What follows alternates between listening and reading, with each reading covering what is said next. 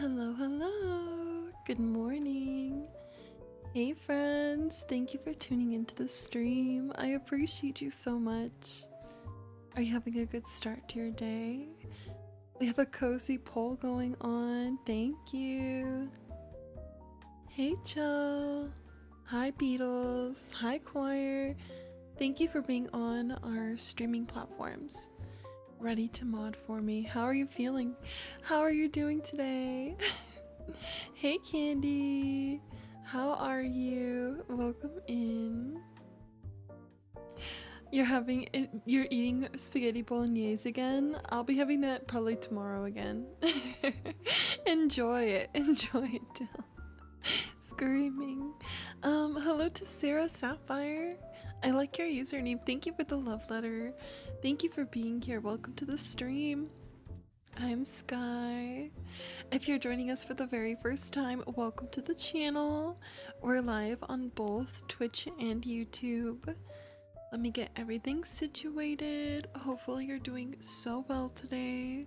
Thank you for tuning into the stream. Did you have a good rest? I swear I just saw all of you. I'm like, weren't we just here? Screaming. Could have sworn we were just here. Matthew was first to cry for the first time, so thank you for crying with me. I appreciate you being the very first friend here. Hi Rox, how am I? I'm good. I'm just hanging out, you know. I'm ready to go. I'm a little nervous. New book, you know. I'm like, oh, we're picking back up. We're picking back up where we left off. I know once I start reading it though, I'll be really into it again. So yeah, I'm excited. I'm excited for that. Hi Jay. It's so good to see Jay with a functioning sleep schedule.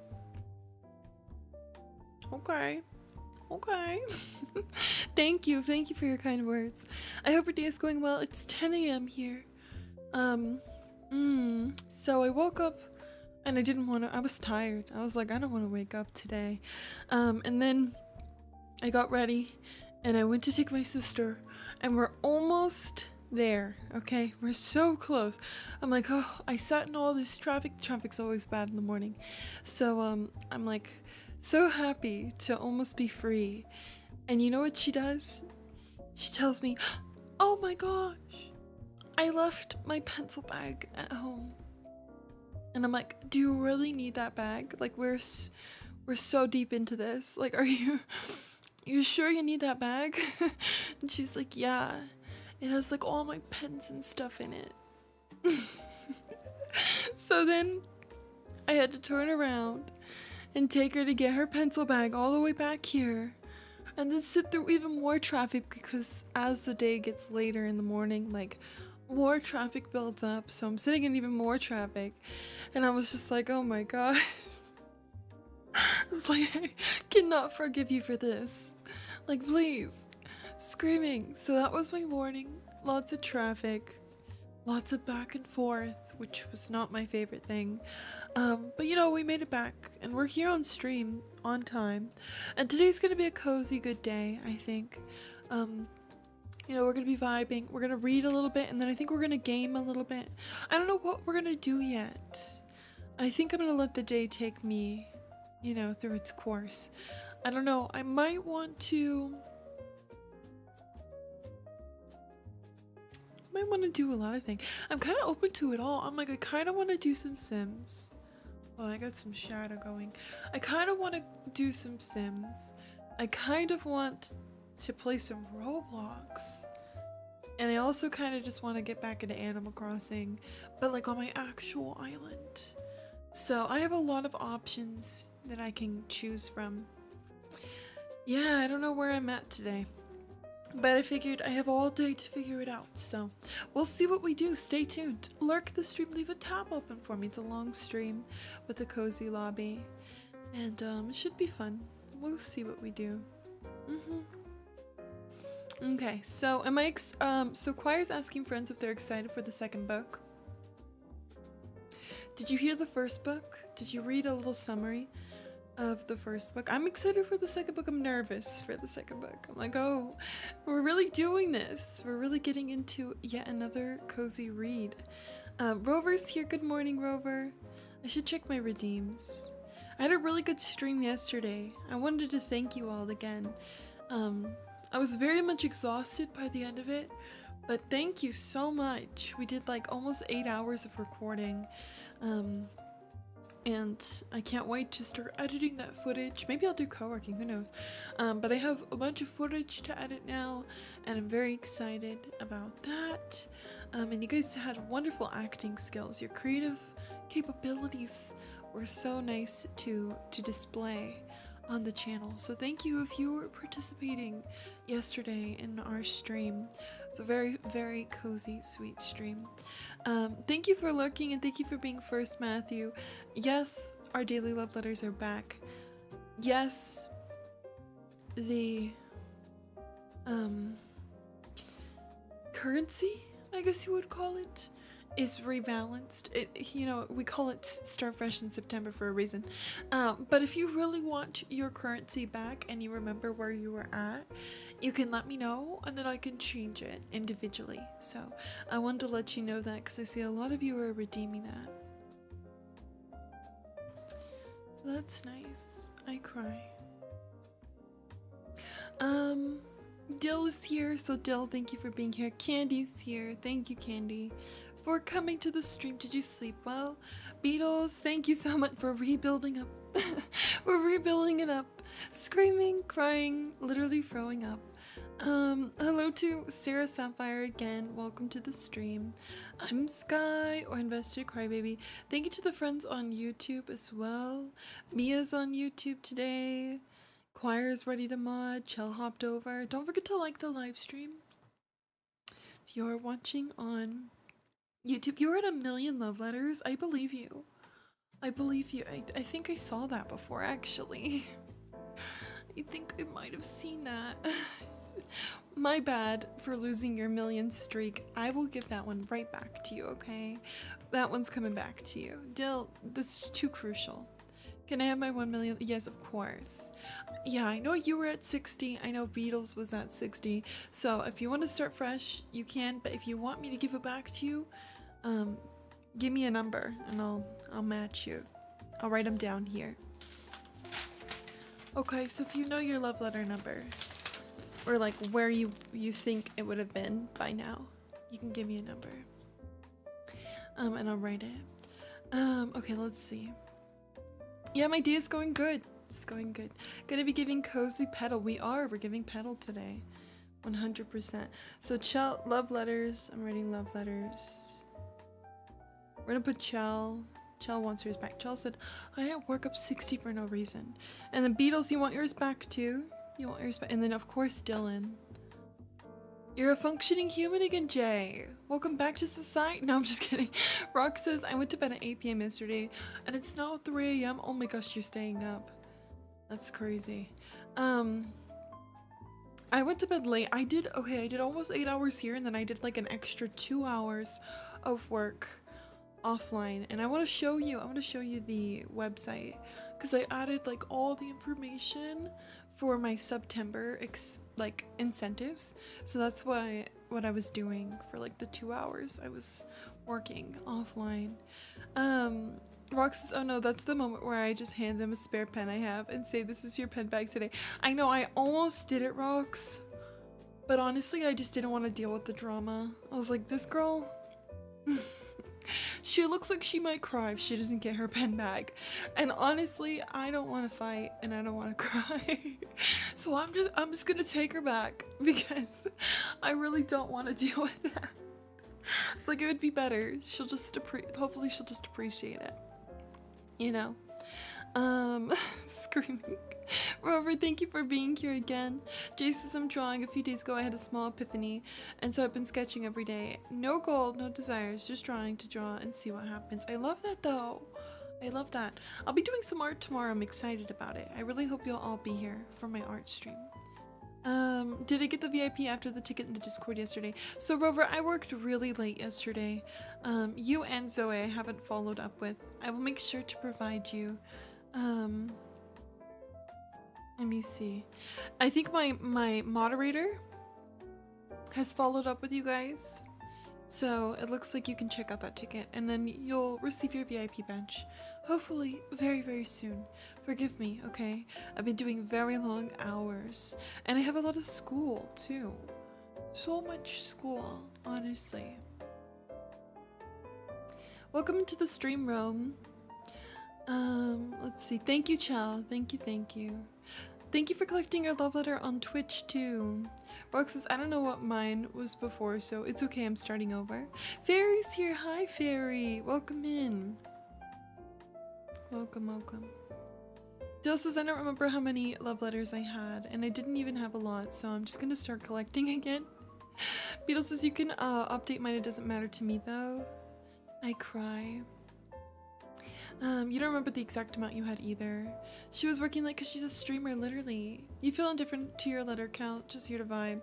I'm gonna do like 69 for the both of you. We'll make you even though Beatles was like, I think 5 ahead. Stu, come back tomorrow for number 70, okay? Or maybe number 69 will be tomorrow. Screaming. We'll see. She was, yeah, Beatles was like 5 ahead. They were. Screaming. We're gonna balance you out. We'll see if you can keep up your streaks together. We'll see. We'll give you a love letter partner. Since you were like the 2 at the top love letter collections. We'll see if you can balance them. Keep in sync. Keep in sync. I cry. Anyways, guys, thanks for tuning into the stream. Thank you for being on YouTube as well. I appreciate the support. I hope you're feeling cozy this morning. Twinidum.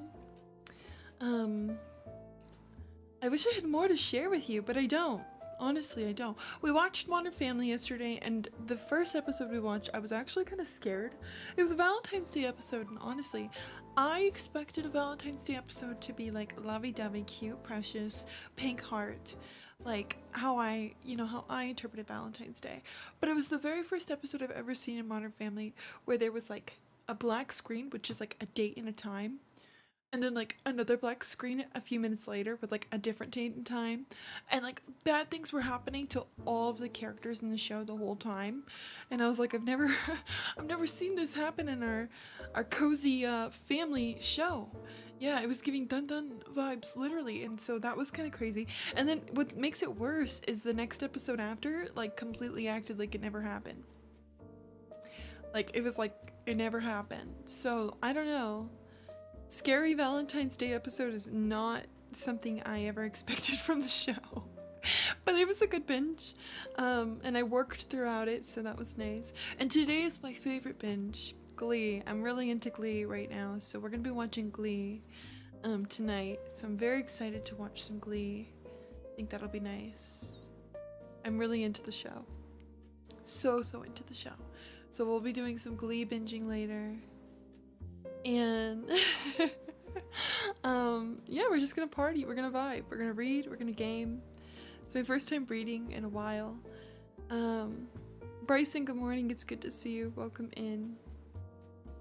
Thanks for showing off the link, Chell. So the link I updated, I'm gonna pull it up for you guys actually, because I did update it. Let's see. It has like all the information now. It took a minute. You know, I didn't realize we had so much information going on. But it took a minute, but we got it down. So I'll take you over to my gameplay screen here for a second. This is the new page. So all you need to know, September with I Cry. And this will tell you like before you sub or resub, wanting an I Cry VIP badge, wanting the 4-year I Cry card, thinking of gifting subs, thinking of sending in bits. So it was a lot of information, but everything is here. And I really hope you'll consider to invest into the channel during September. Push for our goals. You don't think you can sub for 6 months in advance until your sub expiration date? I have no idea how any of that works, unfortunately. Screaming, crying for you. Yours expires on September 30th. This goes till October 1st still. This goes till October 1st. So just in time. Screaming crying. Chell! Thank you for the tier 2. Reporting for duty, Chell says. When you subscribe for tier 2, you give us 2 points. And I want to see if you can change the lights on my background if you'd like to. So let me check that out really fast. We'll pull that up. Tier 2. No, you're on the thank you list. Cute! It's gonna be like, thank you, Chellery. Thank you, Chellery on top. It's just you. Tier 2. My girl. Cheers. Thank you.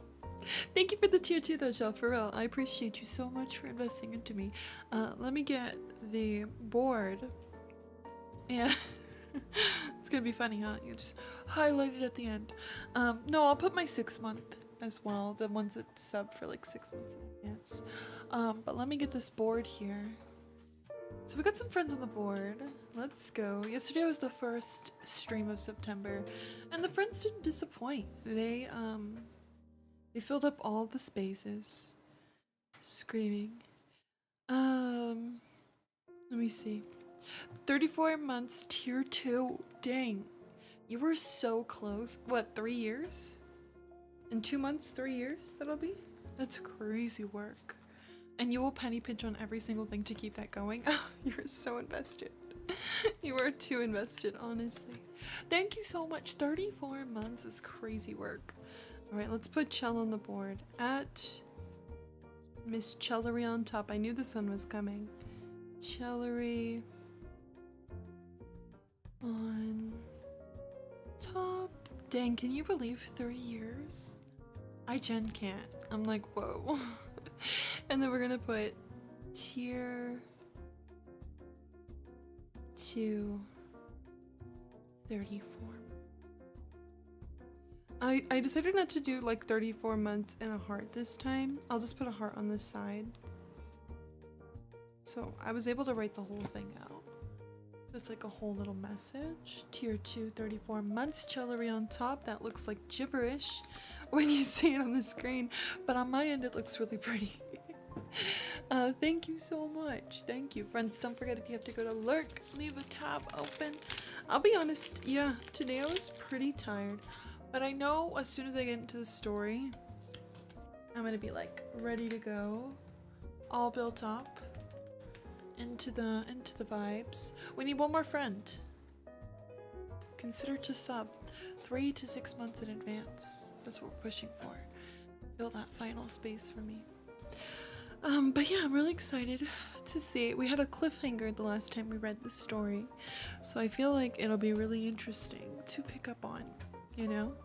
Be fun to see what happens next. So after we're done reading all of the books in the trilogy, we're gonna watch the show. So I'm really intrigued to see how this goes. I'm very much excited. And eventually I think I want to get these books in like physical, just because I have read them. Kind of a slay. It's my first time reading for enjoyment in a while. So I'm like really hype about it.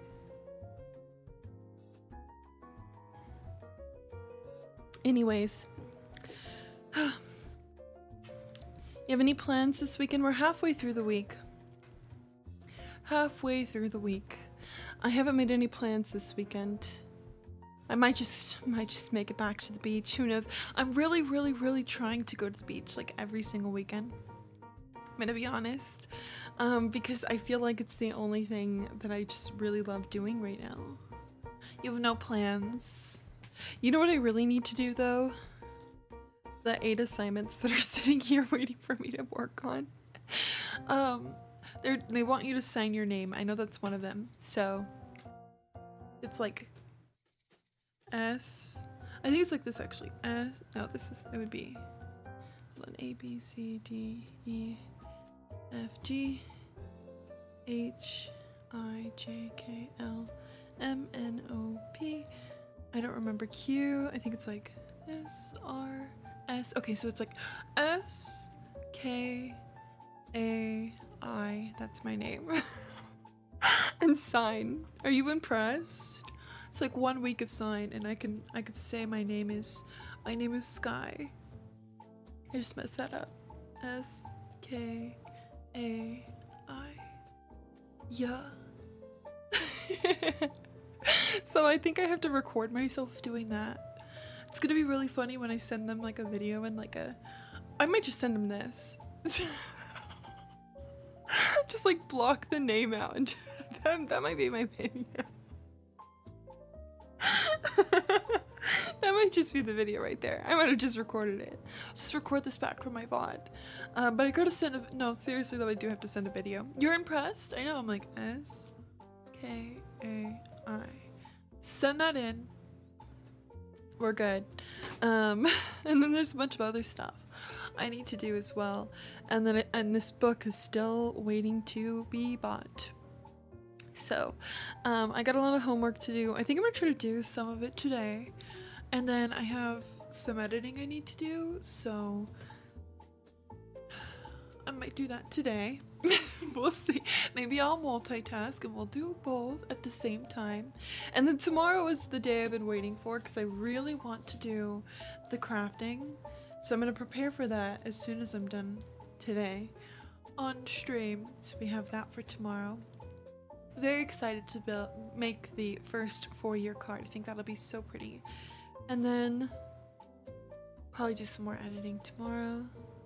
Friday, we'll be playing Dress to Impress. We'll do some open mic.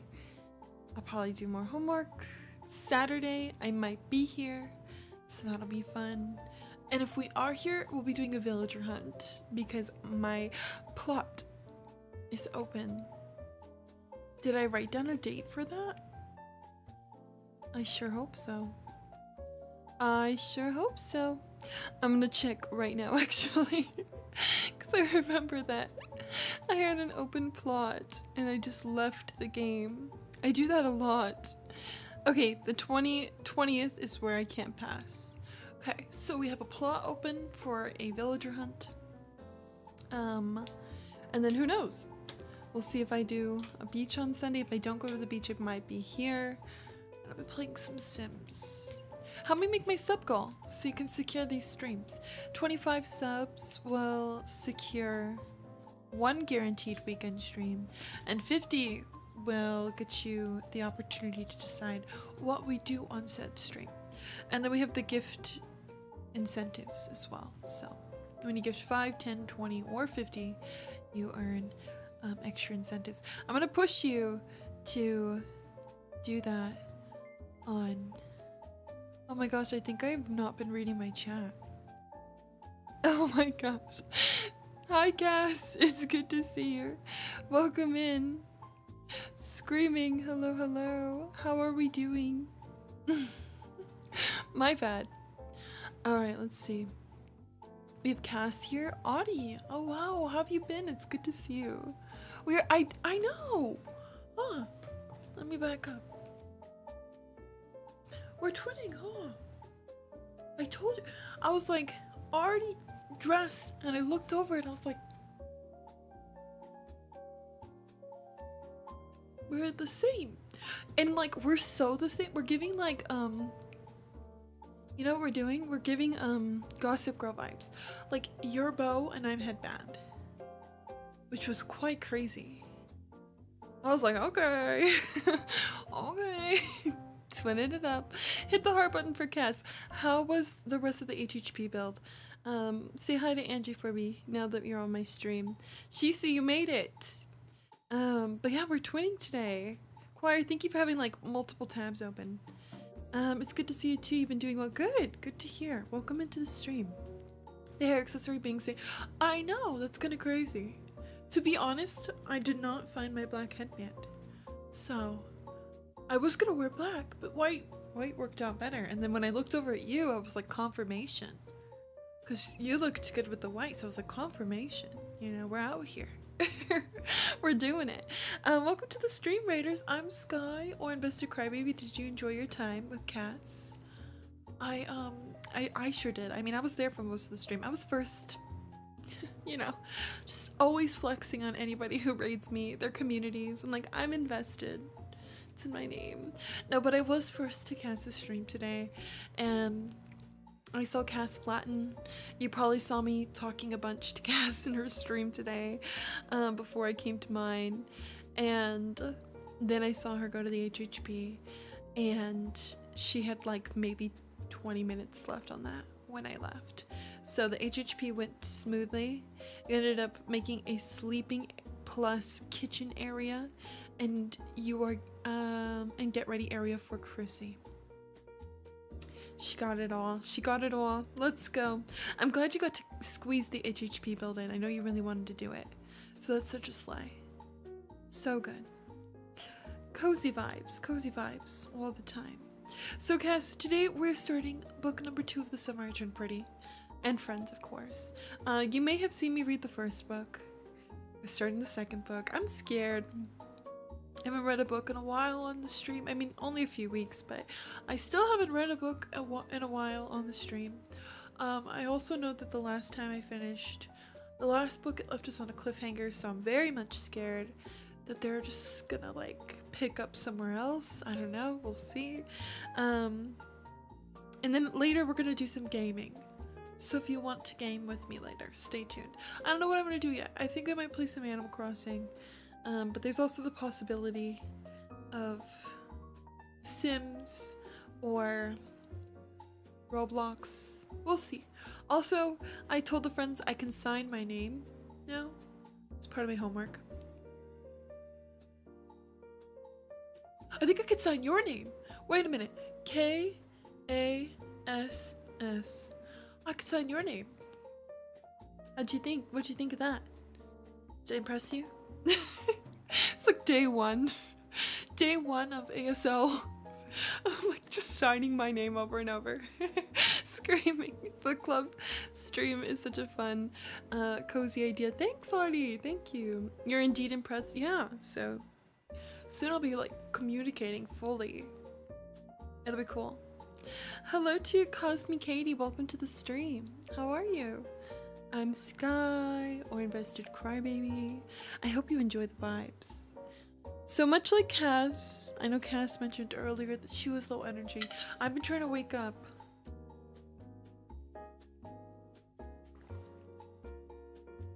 And I'm hoping now that you're all here, we can wake up together. It just turned 10:30 in the morning in California. So good morning. And hello. Thank you for being here. I did a very long stream yesterday, and the day before, and the day before, and the day before, and I plan to do a pretty long stream today, so please consider to lurk, leave a tab open, get cozy with me. It's 1:38 for you. Slay. Slay. Are you gonna have lunch soon? I made a hash brown for breakfast. A nice hash brown. Katie's a fellow Petal Pages member. Cute! So you try your best to pop into everyone's stream. Well, thank you for popping into mine for the first time. It's good to meet you. Very cute. You love hash browns? Me too. It's a good day for you to pop in. We're reading. We're reading today. We're gonna start a new book. It's Not Summer Without You. The Summer I Turned Pretty book 2 of 3. And I'm nervous and excited, and I'm glad you got to catch me screaming. You want to share a little bit about what you do as far as like lifestyle creation goes? And mods, feel free to shout them out as well. They're part of the same stream team as me. Petal Pages. We were giving very much petal today. Very much petal. Today and tomorrow, because we'll be crafting tomorrow, making, you know, cute cards. Choir says, I had a double chocolate chip muffin. Was it good? Was it like so perfectly sweet? Delicious. Rover says, I haven't read the Summer I Turned Pretty books, but I read about them today, and they seem like good books. Oh, you were doing some research before you came? I'm proud. Yeah, I'll give you a summary if you want. Thank you, mods. Oh, let me click the heart button as well. Yay! I've had a lot of petals come in to meet me, so I'm so grateful for them. So sweet. So Katie says they're slowly getting back into reading themselves. So the vibes would be, so you thought the vibes would be good. Ah, let's go. I hope it can inspire you. I really do. And I can't wait to see if and when you decide to read. Dill says, just in time for autumn. I know, huh? And we have our like autumn background. Oh man, once we're done with this book, which I think we're gonna be able to finish this month, I wonder what we'll read next. You know, my biggest desire is to read the Pretty Little Liar books. I don't think I could read them on stream though. I think they're a little too intense. I really want the physicals. I want the entire collection forever and ever and ever. That would be such a good gift.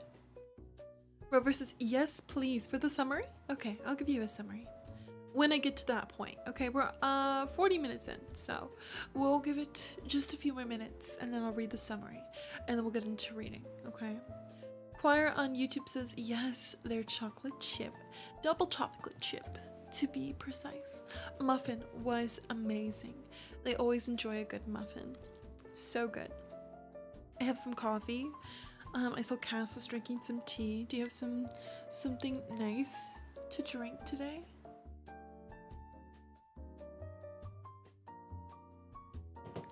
I'm hoping the coffee will bring up my energy. Honestly. Like, wake up, Sky. You love chocolate chip muffins? I like muffins, but I really like muffin tops. And I know you know what those are, Choir, because we've talked about it. You've talked about getting one before. I like the muffin tops. I like that texture. One time, we got a case, and it was banana chocolate chip muffin tops. So it's just the tops of the muffins. Oh my gosh, it was so divine. Like, it was just... I love banana, though. Oh my gosh, that makes me want to make another banana bread. If I ever find the time. Screaming with school and everything. I'm like, yeah, we'll see if you're baking, girl. We'll see if you get into the kitchen. I cry. Thank you to my friends who are lurking and getting cozy with me. I hope you'll leave a tab open so you can stay in the stream for all the different experiences that I will be presenting today. We're going to be reading for a while, and then we're going to game in a little bit. We will have a cozy lobby today while I step away to get my sister, but it goes by pretty quickly, so I hope you'll be here to experience it all. If you came in with Cass, don't forget to refresh the page as well. I'd really appreciate that. And yes, we are live on both Twitch and YouTube, so if you haven't joined me on the other platform, consider to. And don't forget to like the live stream. You're so close to finishing the one-shot you've been working on for 2 weeks. You've really been working. Oh my gosh, it must be good. I'm proud of you for staying consistent. So good. It is my stream anniversary month, friends, so that's super exciting. Celebrating 4 years on September 28th. I feel like the days are going to fly by. We should start preparing an Animal Crossing soon for like the party we'll have there. I'll probably do that in a few weeks. And I have some stuff on my wish list if you'd like to help me prepare in real life to decorate for the party. The theme is storybook, so I'm very excited. Super excited to have that theme this year. And I still have the schedule to build up. But yesterday we were talking about incentives, and you guys gave me some great ideas for incentives that you wanted to see. So that's pretty exciting. I can't wait to see what we can unlock this year. Choir says, I'm hoping it's good. It's gone through a lot of phases. All the best writing does. Revisements are key, 100%. I'm excited. You think you'll share it at open mic one day? We have an open mic every single Friday night, friends, on my Discord server. If you like the idea of singing or sharing your voice in any capacity, or you just want to hear others similar to how you listen to mine, I hope you'll consider to join our Discord and tune into our open mics on Fridays. Choir says, it was one prompt at the beginning, but I changed it to the prompt it is now, so it's been through some transitions as well. Let's go. Coming up with your main points. I like that. So good. Okay, I'm gonna read you the summary of The Summer I Turned Pretty, the first book. Are you ready for that? Oh, it's an emotional one. Well, we are crybabies after all. But I get the intimate aspects of something emotional. So if you don't feel comfortable reading it, I totally get that too. Alright, let's get cozy. Show me you're ready for the summary. I'm going to read you a summary offline. This is not my summary, by the way. I do not have time to write my own summary. So please forgive me. But if you are curious what happened in the first book before we jump into the second one today, show me your excitement in the chat with some emotes, and then I'll read you the summary that I found online that I think sums it up pretty good for the first book that we read, which is literally called The Summer I Turned Pretty. Thank you for the good vibes. Don't forget to get some water too. Stay hydrated while you're here. Thank you for the hearts on YouTube. Alright, let's see. Let's read our summary of the first book. Remember, it left us on a cliffhanger last time, and it was like such a dramatic cliffhanger. I was like, oh my gosh. If you plan to read this book, don't listen. Turn down the volume for a second, or just lurk, because I'll be reading the second one, so I don't want to spoil it for you. Alright. Oh, here we go. They get serious with the summary. They get so serious, but they like say her full name at the beginning. Oh, this is crazy. Oh wow, they really got into it. Okay. As far as teenager Isabel Conklin is concerned, summer's the only season that matters. For Isabel, nicknamed Belly, winter and spring are merely waiting periods. Not only is her birthday in August, but each June, she, her mother Laurel, and her brother Stephen travel to Cousins Beach to spend 3 months with the Fisher family at their beach house on the Atlantic coast. Ooh, they're giving us like such specifics. Anyways, Laurel Conklin and Susanna Fisher have been best friends since childhood and now spend summers together with their children. Susanna has 2 teenage sons. Conrad, the eldest, is about to attend his freshman year of college, and Jeremiah is still in high school. The Fisher boys have been a source of friendship and fascination for Belly for as long as she can remember, and she's been harboring a crush on Conrad for years. Both families have faced challenges. Susanna had cancer, and the Conklins recently divorced. The summer that Belly turned 16, major changes impact everyone staying at the Fisher's beach house. After the Conklins arrive, the 2 families begin to settle in for what at first seems like a typical vacation, but it soon becomes clear that this summer won't be the same as those before. Belly has blossomed into a beautiful young woman, and both boys notice the change in her appearance. However, Conrad's moodiness makes Belly feel more distant from him than ever before. She learns that Conrad has quit the football team, broken up with his girlfriend, and started smoking. Initially, the cause of Conrad's sullen mood is unclear. As the story progresses, the reader learns more about the difficulties facing the Fisher family. Fearing that Conrad will never reciprocate her feelings, Belly tries to ignore her crush on him. Soon after her brother Stephen leaves to tour colleges with their father, Belly begins to pursue a relationship with a boy named Cam. They meet at a beach party and realize they've met once before when they were 13 at a convention for Latin students in Washington, D.C. Cam and Belly begin to date, and she likes that he is different from both Jeremiah and Conrad. Cam is straight edge, which means that he does not drink alcohol, do drugs, or practice other risky behavior. Although she appreciates this, Belly also becomes frustrated with the lack of physical intimacy between the 2 of them. She wishes that he would kiss her without asking first, and take part in more risque activities like skinny dipping. Flashbacks throughout the novel show moments from different summers from the years that Belly was aged 10 through 14. Several chapters focus on the previous summer when Belly's best friend Taylor comes to Cousins Beach to visit for a week. In the past, Belly was something of a non-threatening sidekick for her pretty friend. However, during the visit, Taylor noticed that Belly is becoming attractive in her own right, and begins to see her as competition for male attention. That's a crazy clocked sentence. They clocked her so crazy. Oh god.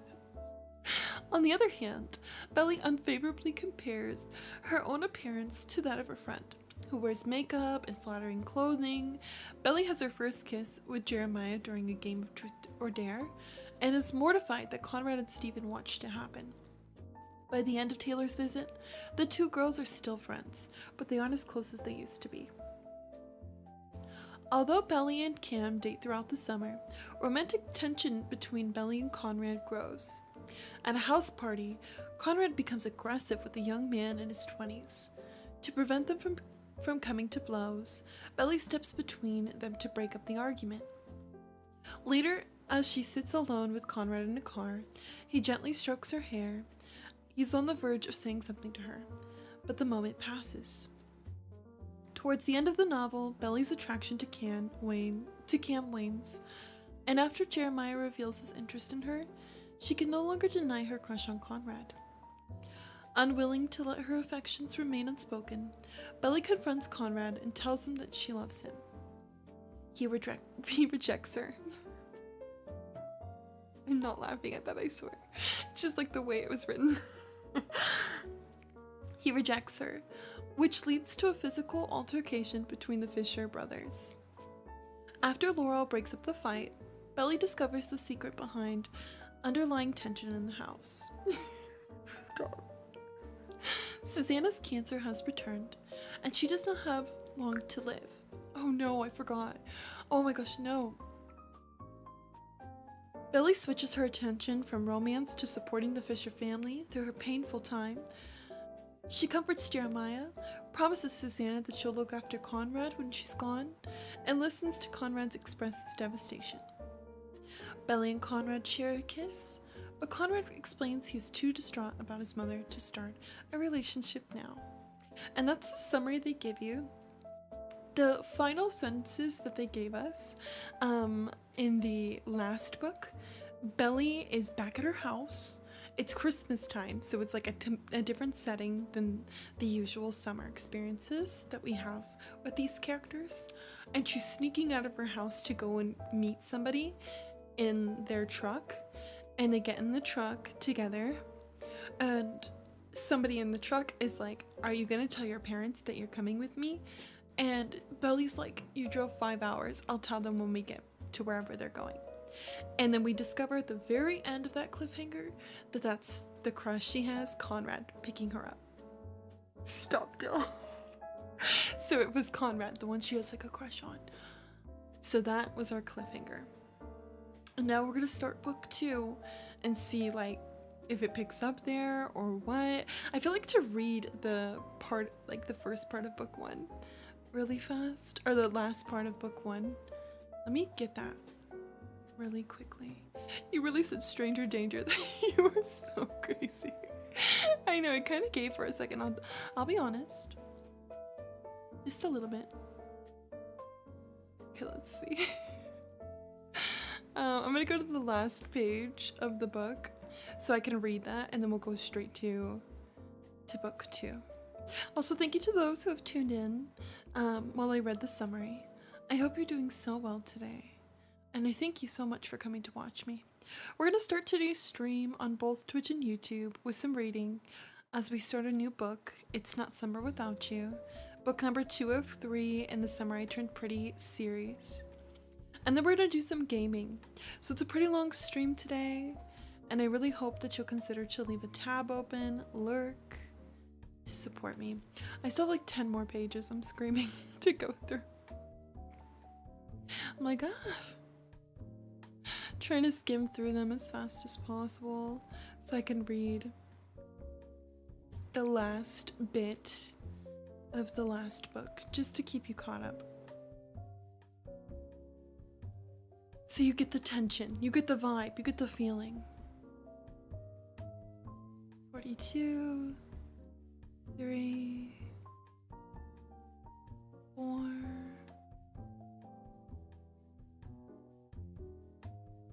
45,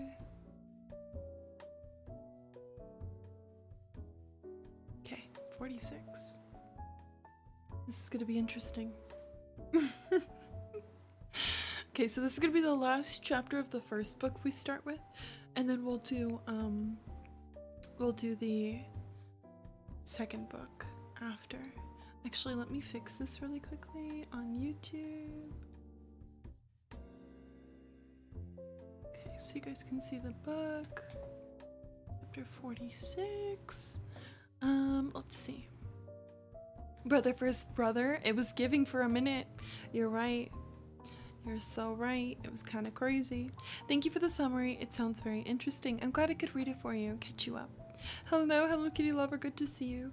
My guest, how I'm doing today? I'm doing good. I'm excited. I'm happy you're here. I hope you like the story.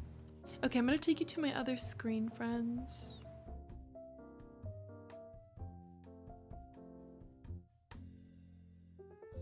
We're going to be starting on chapter 46 of the final book, the last book we were reading.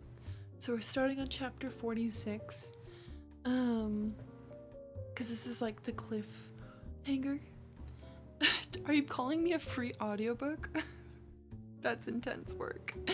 And then we'll go on to the beginning of the next book, okay? And I'm going to read several chapters today.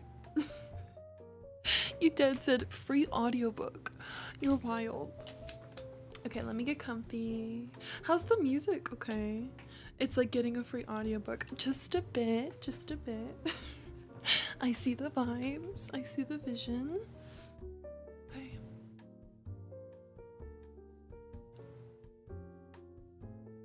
Let me know how the volume of the music is for you guys.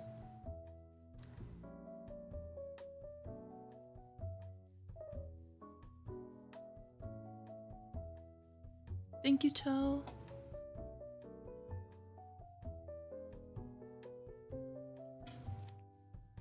It's good. Not too loud, not too soft. Sounds lovely. I love that mic. I feel like I'm gonna save the money on this. Not only if we could save money on textbooks. Okay, here we go. So this is the final chapter in book number 1. I just read the summary for you, and now we're gonna read the final chapter, and then we're gonna go on to the next story, okay? If you can, consider to lurk. Leave a tab open, I'd really appreciate it. That way you can support our channel. Later we'll be doing some gaming, it's a long stream, so your company, your lurks, your tabs definitely support me and my goals on Twitch greatly. Alright, you're good? You have water? Are you ready to listen? Let me know by putting emotes or hearts on YouTube.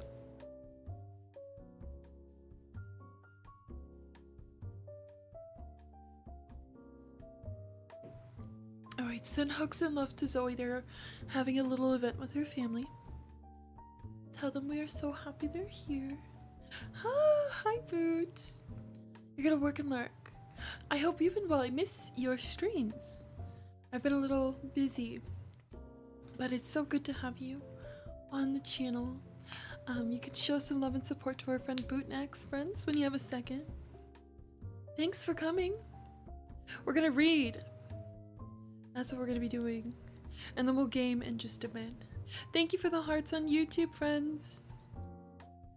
Alright, let's go. Show me you're ready to read the final chapter of the first book, which we read previously. And then we're just gonna jump right into the new story. I'm so scared to start the new story. Oh gosh. Let me write down I need to update my about section as well. Update the reading list. Thank you. Show me you're ready. Reading list on about section. So I could do that after stream. So we have the love letters to update, and then we have the reading list to update. It's crazy work. All right, let's see. So the final chapter in the last story was chapter 46. And this is a flashback, so if you feel lost when I'm reading it, know that we felt just as lost, okay? We felt just as lost. It's a good time to like jump into the story. Chapter 46, The Summer I Turned Pretty. When he called, I didn't recognize his voice, partly because I wasn't expecting it, and partly because I was still half asleep. He said, "I'm in my car, on my way to your house. Can I see you?" It was 12:30 in the morning. Boston was 5.5 hours away. He had driven all night. He wanted to see me. It's really hard to read this a second time knowing what Dill said a second ago. It's like I'm like trying so hard not to laugh. Because I'm like thinking of that perception now. I'm like, oh gosh. I'm so sorry to break the immersion. It just gets worse. It really feeds into Dill's perspective. I told him to park down the street and I would meet him on the corner after my mother had gone to bed. He said he'd wait. I turned the lights off and waited by the window, watching for the taillights. As soon as I saw his car, I wanted to run outside, but I had to wait. I could hear my mother rustling around in her room, and I knew she would read in bed for at least half an hour before she fell asleep. It felt like torture, knowing he was out there waiting for me, not being able to go to him. In the dark, I put on my scarf and hat that Grandma knit me for Christmas. Then I shut my bedroom door and tiptoed down the hallway to my mother's room, pressing my ear against the door. The light is off, and I could hear her snoring softly. Steven's not even home yet, which is lucky for me, because he's a light sleeper, just like our dad. My mother is finally asleep. The house is still and silent. Our Christmas tree is still up. We keep the lights on all night because it makes it still feel like Christmas. Like any minute, Santa could show up with gifts. I don't bother leaving her a note. I'll call her in the morning when she wakes up and wonders where I am. I creep down the stairs, careful on the creaky step in the middle, but once I'm out of the house, I'm flying down the front steps, across the frosty lawn. It crunches along the bottoms of my sneakers. I forgot to put on my coat. I remembered the scarf and hat, but no coat. His car is on the corner, right where it's supposed to be.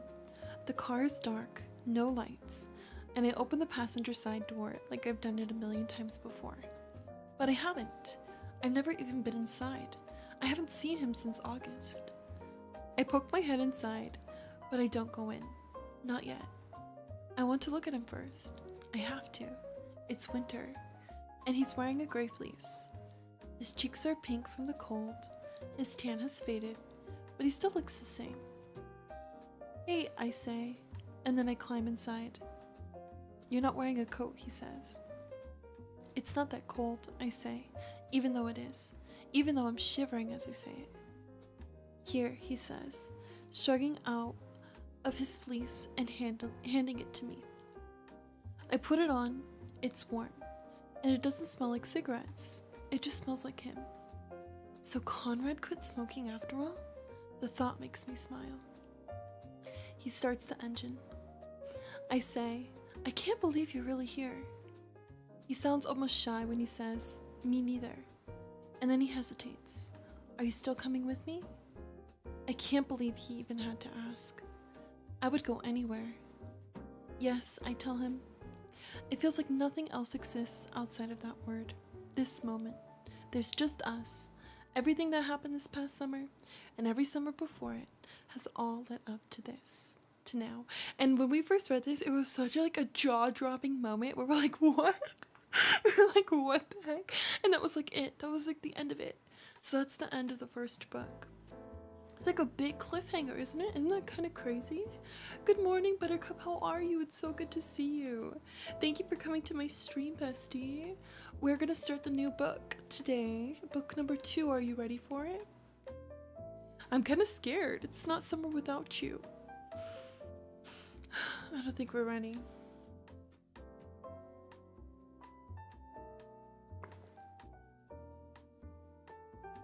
Did I like the books like you told me I would? Yeah. The first one's good. I'm still scared for the second one. Did you read the second one? I'm still scared. I'm intimidated to start the next book. I'm nervous with how the storyline will be. And I don't want to lose any characters. But obviously the title entails. So I'm a little bit nervous, I'm a little bit scared, but hopefully it's gonna be good.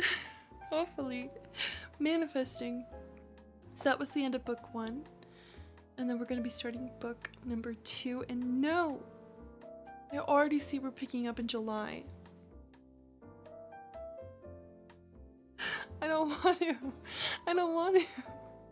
I don't want to pick up in July. You're done with it and I will love it. Okay, I'm trusting. I'm trusting that I will love it. Damn it. They couldn't just pick up where they left off. We have to go back. We have to have this. No, I'm not ready. I'm so not ready. I knew it was gonna do this to us. So sad. I don't want to read it. I think I'll go back to Animal Crossing. I think I'm done. Thank you. That's all I have today. So sorry. Good night. I'm just kidding. Oh my gosh. Okay.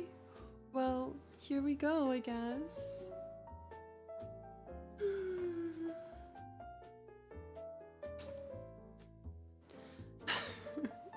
This is gonna be a wild ride, I just know it. Chapter 1, It's Not Summer Without You. Summer number 2. July 2nd. It was a hot summer day in Cousins. I was lying by the pool with a magazine on my face. My mother was playing solitaire on the front porch. Susanna was inside, puttering around the kitchen. She'd probably come out soon with a glass of sun tea and a book. I should read. Something romantic. Okay, alright. It's good signs. Conrad and Jeremiah and Stephen had been surfing all morning. There'd been a storm the night before. Conrad and Jeremiah came back to the house first. I heard them before I saw them. I walked up the steps, cracking up over how Stephen had lost his shorts after a particularly ferocious wave. Conrad strode over to me, lifted the sweaty magazine from my face, and grinned. He said, "You have words on your cheeks." I squinted up at him. What do they say? He squatted next to me and said, "I can't tell, let me see." And then he peered at my face in a serious Conrad way.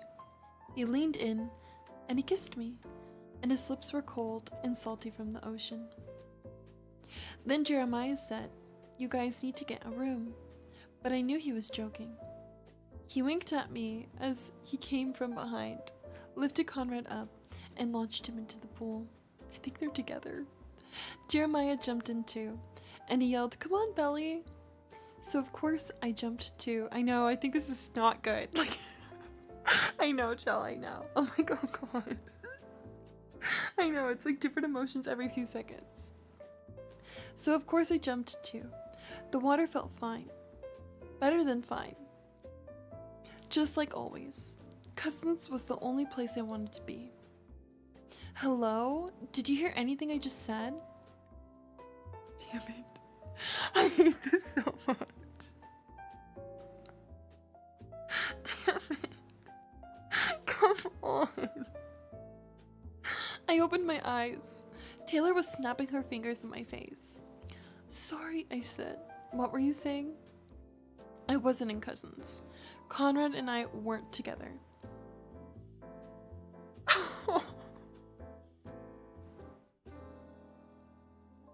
No.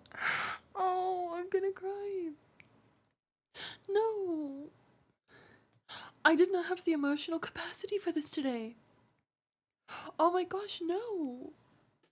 Oh my gosh, no. No, I don't want to. Oh my gosh, what are we doing here? I think I'm done once again. I think I'm done.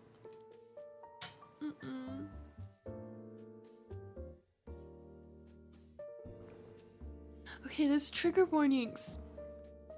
With death. I'm sorry, I had no idea. I had no idea. Well, I kind of did, but not really. Like, I didn't want it to be true. Oh my gosh, this is bad. I feel bad. I don't feel good reading this. Oh no. Okay, cover your ears if you are going to be sensitive to this. I wasn't in cousins. Conrad and I weren't together, and Susanna was dead. Nothing would ever be the same again. It had been. How many days had it been? How many days exactly? 2 months since Susanna had passed away, and I still couldn't believe it. I couldn't let myself believe it. When a person you love dies, it doesn't feel real. It's like it's happening to someone else. It's someone else's life. I've never been good with the abstract. What does it mean when someone is really and truly gone? Sometimes I close my eyes, and in my head, I said over and over again, it isn't true, it isn't true, this isn't real, this wasn't my life, but it was my life. It was my life now, after. I was in Marcy Yu's backyard. The boys were messing around in the pool, and us girls were lying on beach towels, all lined up in a row. I was friends with Marcy, but the rest, Katie and Evelyn and those girls, those were more Taylor's friends. It was 87 degrees already, and it was just afternoon. It was going to be a hot one. I was on my stomach, and I could feel sweat pooling in the small of my back. I was starting to feel sunsick. It was only the 2nd day of July, and already I was counting the days until summer was over.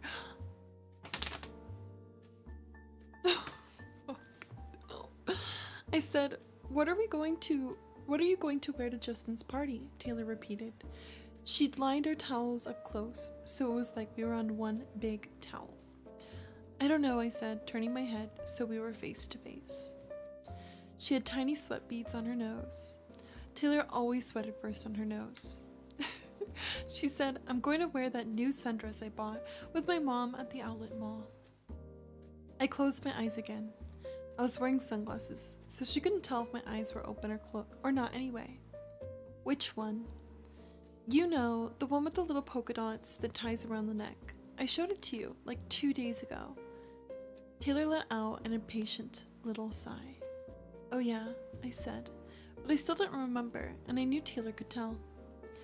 I started to say something else, something nice about the dress, but suddenly I felt ice-cold aluminum sticking to the back of my neck. I shrieked, and there was Corey Wheeler, crouched down next to me with a dripping Coke can in his hand, laughing his head off. These characters? Like, who are these? Who are you people? I sat up and glared at him, wiping off my neck. I was so sick of today. I just wanted to go home. What the crap, Corey? He was still laughing, which made me madder. I said, God, you're so immature. But you looked really hot, he protested. I was trying to cool you off. I didn't answer him. I just kept my hand on the back of my neck.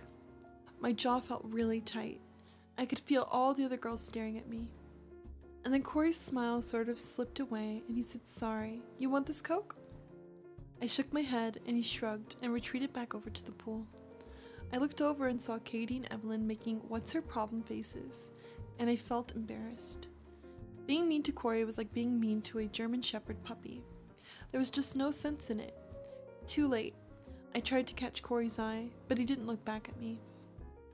In a low voice, Taylor said, it was just a joke, Belly. I laid back down on my towel, this time face up. I took a deep breath and let it out slowly. The music from Marcy's iPod deck was giving me a headache. It was too loud, and I was actually thirsty. I should have taken the Coke from Corey. Taylor leaned over and pushed up my sunglasses so she could see my eyes. She peered at me. Are you mad? No, it's just too hot out here. I wiped sweat off my forehead with the back of my arm. Don't be mad. Corey can't help being an idiot around you. He likes you. Corey doesn't like me, I said, looking away from her. But he sort of did like me. I knew I knew it. I just wished he didn't. Whatever, he's totally into you. I still think you should give him a chance. It'll take your mind off of you know who. I turned my head away from her and she said, how about I French braid your hair for the party tonight? I could do the front section and pin it to the side like I did last time. Okay. What are you going to wear? I'm not sure. Well, you have to look cute because everyone's going to be there, Taylor said. I'll come over early and we can get ready together. Welcome back, Zoe. We're just starting book number 2 of The Summer I Turned Pretty, and it's definitely something, bestie. It's definitely something so far. I hope that you enjoy the read, and I hope that you had fun with your family and your event.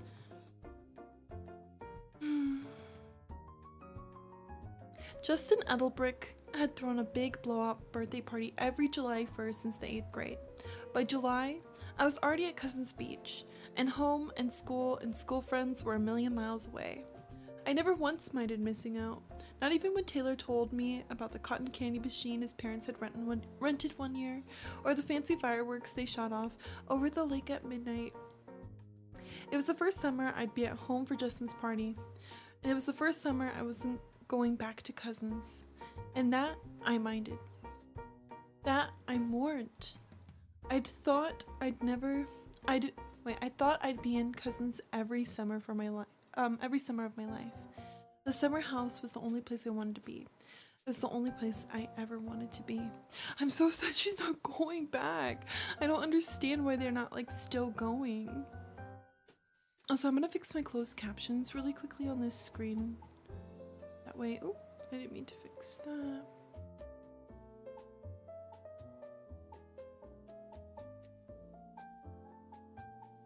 Maybe it's not summer in Cousins without Belly. Screaming and literally crying right now. Hold on, let me see.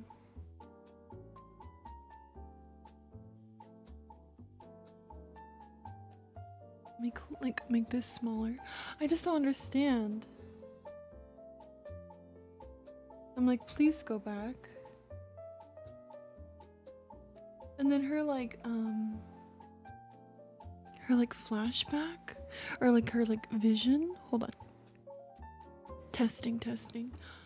Screaming. Okay, I think that's gonna be okay. It's because I noticed that the closed captions weren't like accessible as intended for. So I wanted to make sure that we had them. New computer things. You never read these books before? Me either. And I don't like them. The first one was so good.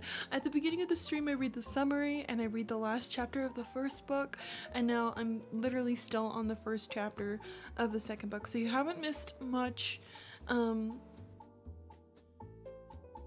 Sky 10 minutes ago. Yes, I love them. I don't love them. I don't love them. I don't like it. I'm not a fan. I don't want to read it. I think I'm done. And I think I'm gonna continue saying I'm done too, because I just don't like it. I'm not feeling it. You haven't watched the show either? Me either. I've never seen the show. I don't know if I want to see the show. There's sad moments. And I don't like them. There's sad moments and I don't like them. Okay, back to the read. I'm gonna go back for a second. Hold on. It was the first summer I would be at home for Justin's party, and it was the first summer I wasn't going back to Cousins, and that I minded. That I mourned. I thought I'd be in Cousins every summer of my life. The summer house was the only place I wanted to be. It was the only place I ever wanted to be. You're still coming, right? Taylor asked me. Yeah, I told you I was. Her nose wrinkled. I know, but Taylor's voice broke off. Why is there a bunch of question marks in this? Never mind. I knew Taylor was waiting for things to go back to normal again, to be like before, but they could never be like before. I was never going to be like before. I used to believe. I used to think that if I wanted it bad enough, wished hard enough, everything would work out the way it was supposed to. Destiny, like Susanna said. I wished for Conrad on every birthday, every shooting star, every lost eyelash, every penny in a fountain was dedicated to the one I loved. I thought it would always be that way. Taylor wanted me to forget about Conrad, to just erase him from my mind and memory. She kept saying things like, everybody has to get over a first love. It's a rite of passage. But Conrad wasn't just my first love. He wasn't some rite of passage. He was so much more than that. He and Jeremiah and Susanna were my family. In my memory, the three of them would always be intertwined, forever linked. There couldn't be one without the others. If I forgot Conrad, if I evicted him from my heart, pretended like he was never there, it would be doing those things to Susanna. And that I couldn't do. The question marks are really bothering me. I scream. All your friends being, are you team Jeremiah or team Conrad? And you're like, it's neither an option. Screaming. Hi, Fauna. Are the question marks supposed to indicate speech? Maybe. I thought for a second, but then it seems like something off. I don't know. Hello, Camila. Welcome back. It's good to see you again. Thank you for being on YouTube. Thank you. Friends, don't forget to lurk and leave a tab open, okay, while we read the story. Later we'll be gaming, and I'd appreciate your company. Okay, we're about to go on chapter 2. That was a long chapter for chapter 1, honestly. No, I'm so sad still. I'm just like, I'm not. How you feeling out there? I'm feeling sad. It seems like there's some kind of glitch in the text whenever an apostrophe shows up. I know, it's so weird. It's so weird. Almost all punctuation except full stops and commas are question marks. You'll be lurky, but you'll send so much love to each of us. Thank you. I didn't like the first chapter. I'm not liking it so far. Chapter 2, It's Not Summer Without You, Book 2.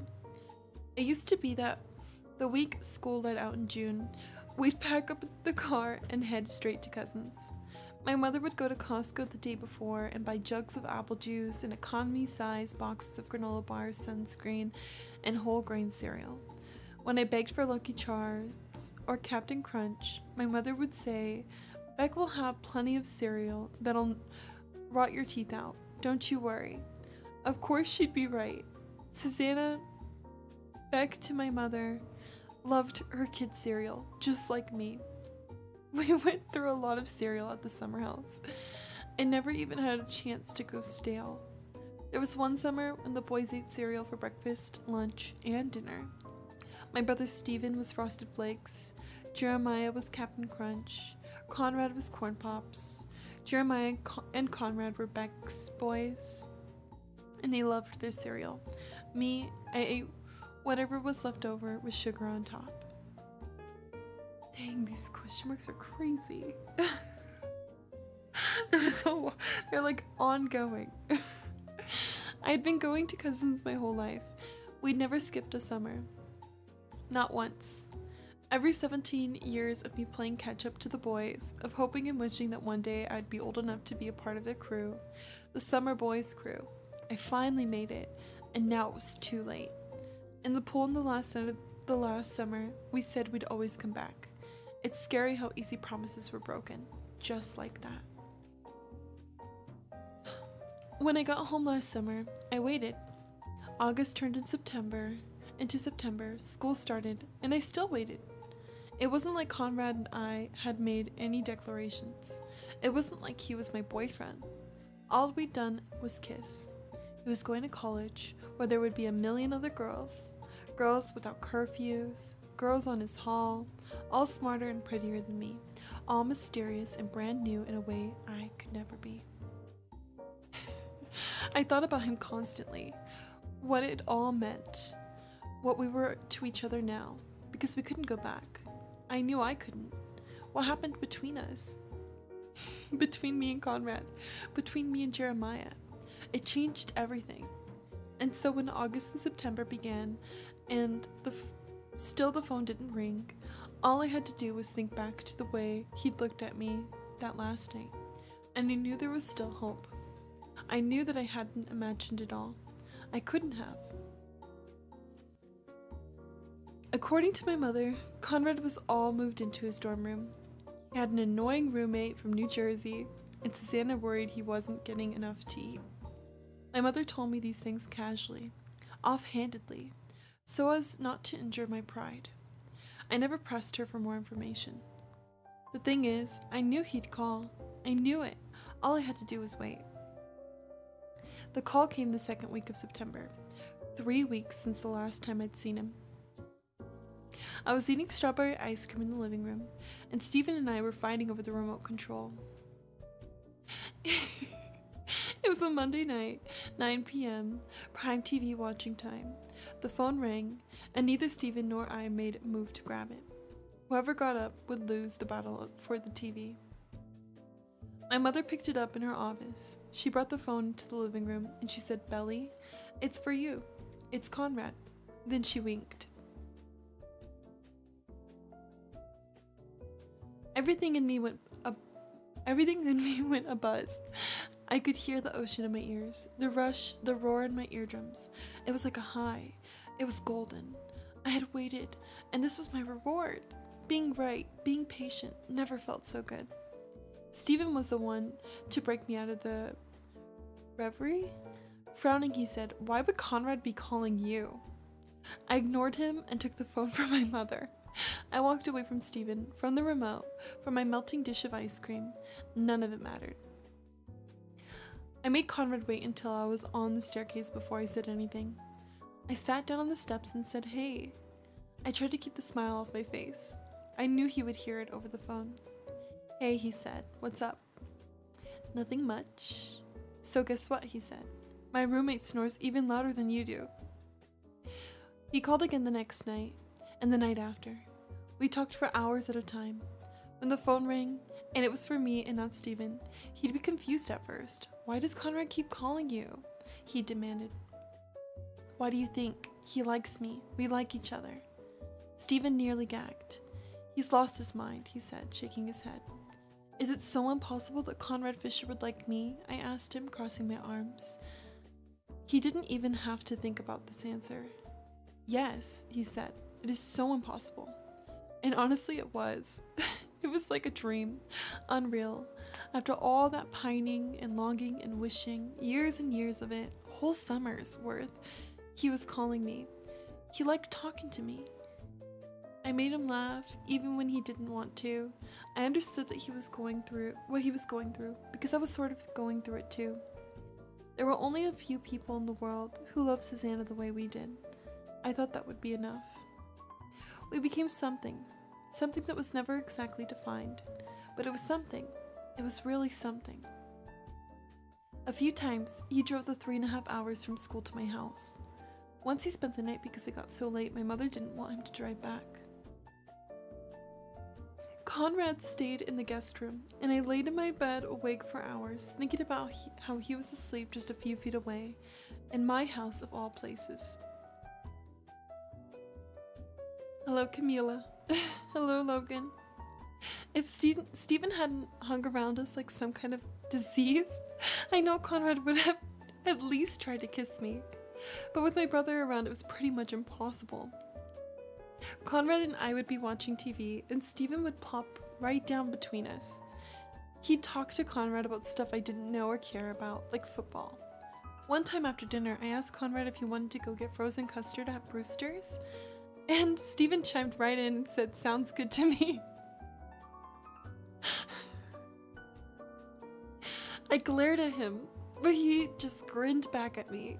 And then Conrad took my hand right in front of Stephen, and he said, "Let's all go." So we all went. My mother too.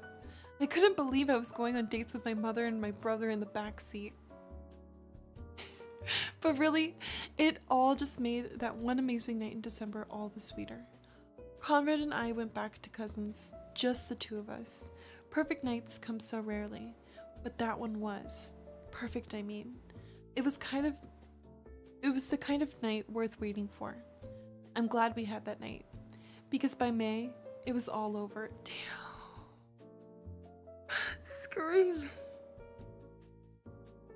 Zoe says it's the fact that Conrad and Jeremiah are brothers fighting over the same girl. It's the fact we haven't heard of anything of Jeremiah. They're so close, they're friends, and we haven't heard a single thing about Jeremiah once. We're on chapter 3 of book 2. We haven't had a single like conversation about what's going on with Jeremiah. Where is Jeremiah? How is the dynamic between Belly and Jeremiah? We're getting flashbacks, like vibes, like she's telling us like what happened on the cliffhanger of book 1, but then like by May it's over. It's so weird. This whole thing is crazy. Hello to Hey on YouTube. They said, OMG, I met Conrad yesterday, like the actor in the show. I haven't seen the show, Hey. I'm barely reading the books, and then I'm gonna watch the show after. Did you meet the actor? Is that what you mean? Or just like a random Conrad? Because that would be funny too. Screaming. The question marks are confusing, I know. You just have to like look past them. Unfortunately. I'm trying to look past them. It's kind of hard because then I don't know like if there's a question or if like it's just these random question marks. Our first book was perfect, but you know, these are free online books, so can't complain. Can't complain. Literally 3 question marks. We're about to read chapter 3.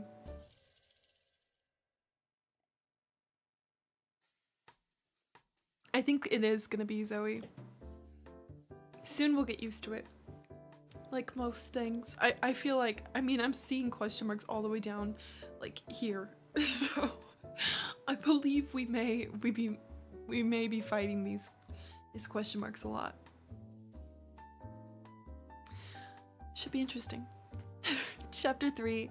It's Not Summer Without You, book 2. Literally. I took a shower this morning. Question mark? Chapter 3. It's Not Summer Without You, book 2. I left Marcy's house early. I told Taylor it was so I could rest up for Justin's party that night. It was partly true. I did want to rest, but I didn't care about the party. As soon as I got home, I put on my big cousin's t-shirt, filled a water bottle with grape soda, and crushed ice, and I watched TV until my head hurt. It was peacefully, blissfully silent. Just the sounds of the TV and the air conditioning, kicking it off and on. I had the house to myself. Steven had a summer job at Best Buy. He was saving up for a 50-inch flat screen he'd like to take to college with him in the fall. My mother was home, but she spent all day locked away in her office, catching up on work, she said.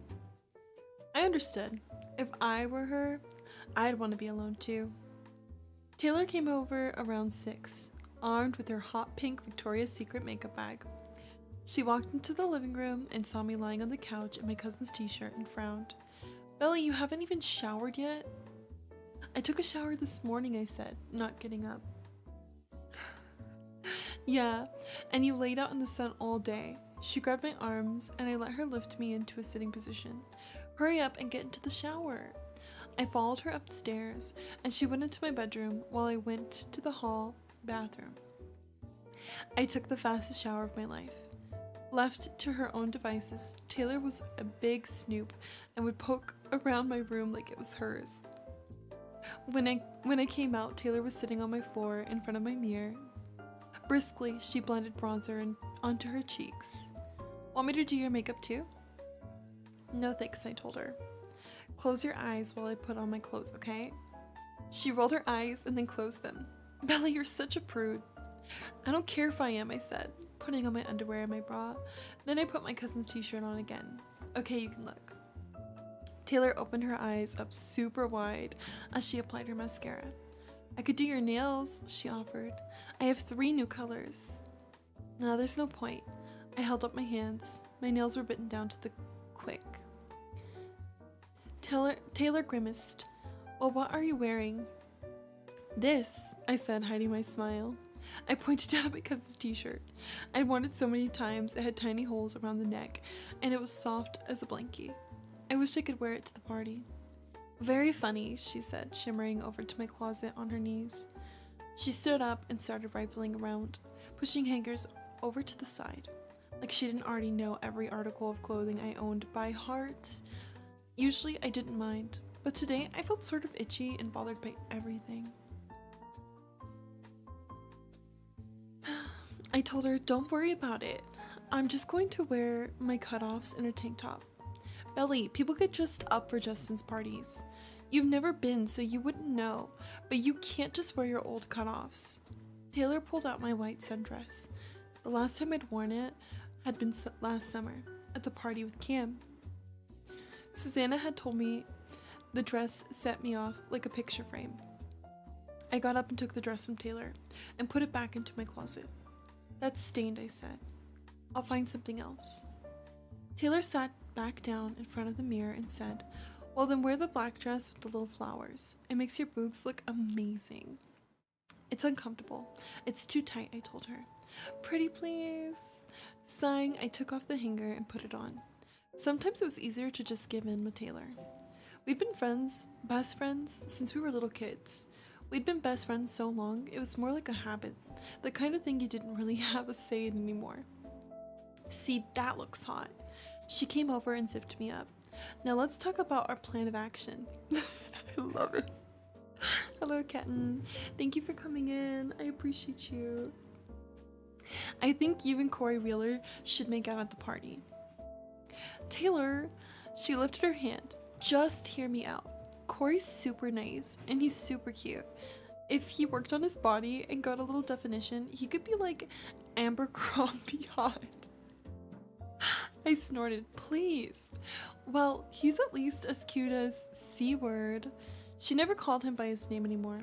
Now he was just you-know-who or C-word. Taylor, quit pushing me. I can't be over him just because you want me to. Can't you at least try? She wheedled. Corey could be your rebound. He wouldn't mind. If you bring up Corey one more time, I'm not going to the party, I told her.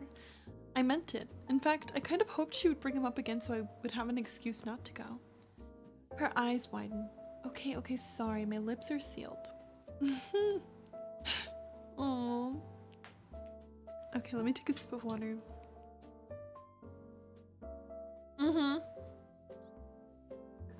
Sometimes the question marks give flair. Okay, sometimes it's just a little flair. That's all. I'll try to find another version of this book for next time though. I scream. Okay, sorry, my lips are sealed. Then she grabbed her makeup bag and sat down on the edge of my bed, and I sat down at her feet. She pulled out a comb and sectioned off my hair. She braided quickly, with fast and sure fingers. And when she was done, she pinned the braid over the crown of my head, to the side. Neither of us spoke while she worked until she said, I love your hair like this. You look sort of Native American, like a Cherokee princess or something. I started to laugh, but then I stopped myself. Taylor caught my eye in the mirror and said, it's okay to laugh, you know. It's okay for you to have fun. Taylor is something else, guys. Her friend is always so crazy. I know I said, but I didn't.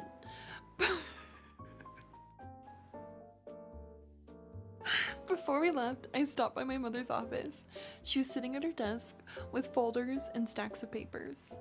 Susanna had made my mother executor of her will, and there was a lot of paperwork involved with that, I guessed. My mother was on the phone with Susanna's lawyer a lot, going over things. She wanted it to go perfect. Beck's last wishes. Susanna had left both Stephen and me some college money. She'd also left me jewelry. A sapphire tennis bracelet I couldn't picture myself ever wearing. A diamond necklace for my wedding day. She'd written that specifically. I'm gonna cry. Opal earrings and an opal ring. Those were my favorite. Mom, she looked up at me. Yes? Have you had dinner? I knew she hadn't. She hadn't left her office since I'd been home. I'm not hungry, she said. If there isn't any food in the fridge, you can call for pizza if you want. I could fix you a sandwich, I offered. I'd gone to the store earlier that week. Stephen and I had been taking turns. I doubted she even knew it was 4th of July weekend. No, that's alright. I'll come down and fix myself something later. Okay, I hesitated. Taylor and I are going to a party. I won't be home too late. Part of me hoped she'd tell me to stay home. Part of me wanted to offer to stay and keep her company, to see if she maybe wanted to see what was on Turner Classic Movies, pop some popcorn. She'd already gone back to her paperwork. She was chewing on her ball-peen pen. Sounds good, she said. Be careful. I closed the door behind me.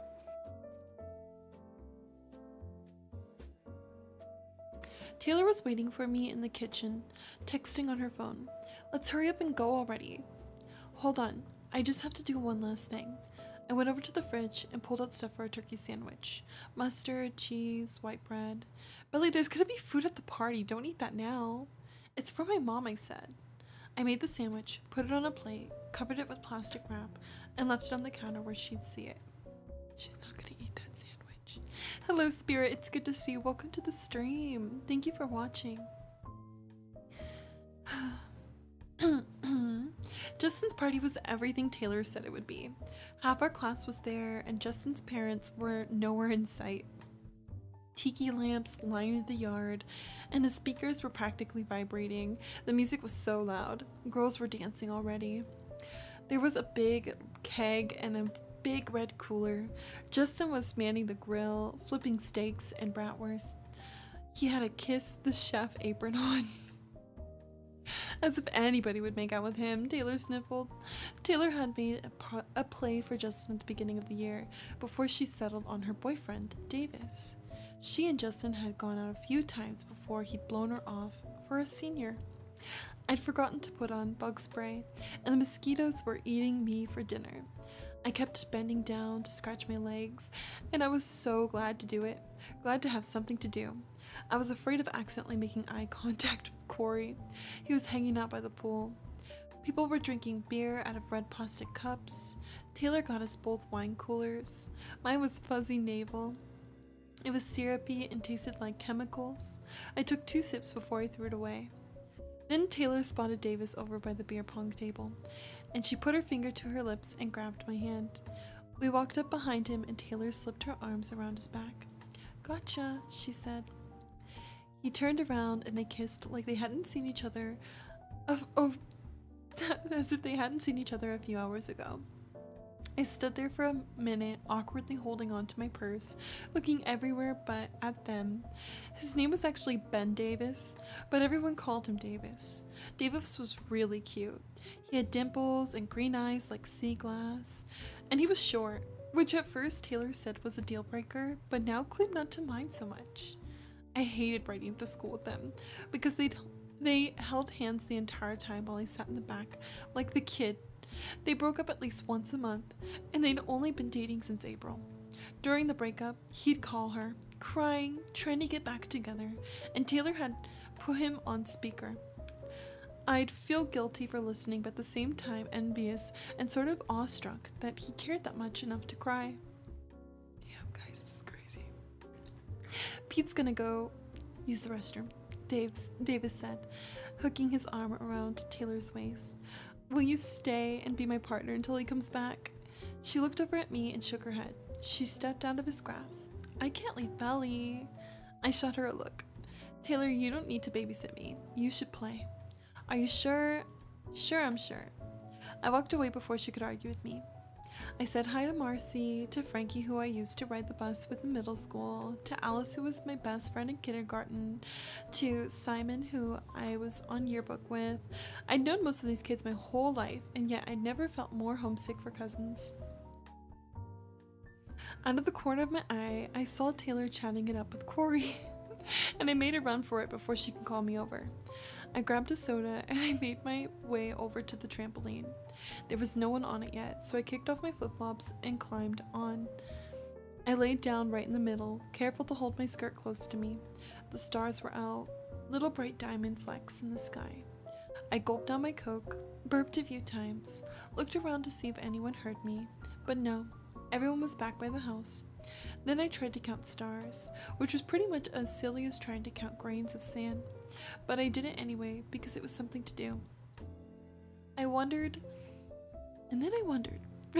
I wondered when I'd be able to sneak away and go back home. We'd taken my car, her car, oh my gosh, and Taylor could get a ride home with Davis. Then I wondered if it would look weird if I wrapped up a few hot dogs to take with me for later. I hadn't thought about Susanna in 2 hours at least. Maybe Taylor was right. Maybe this was where I was supposed to be.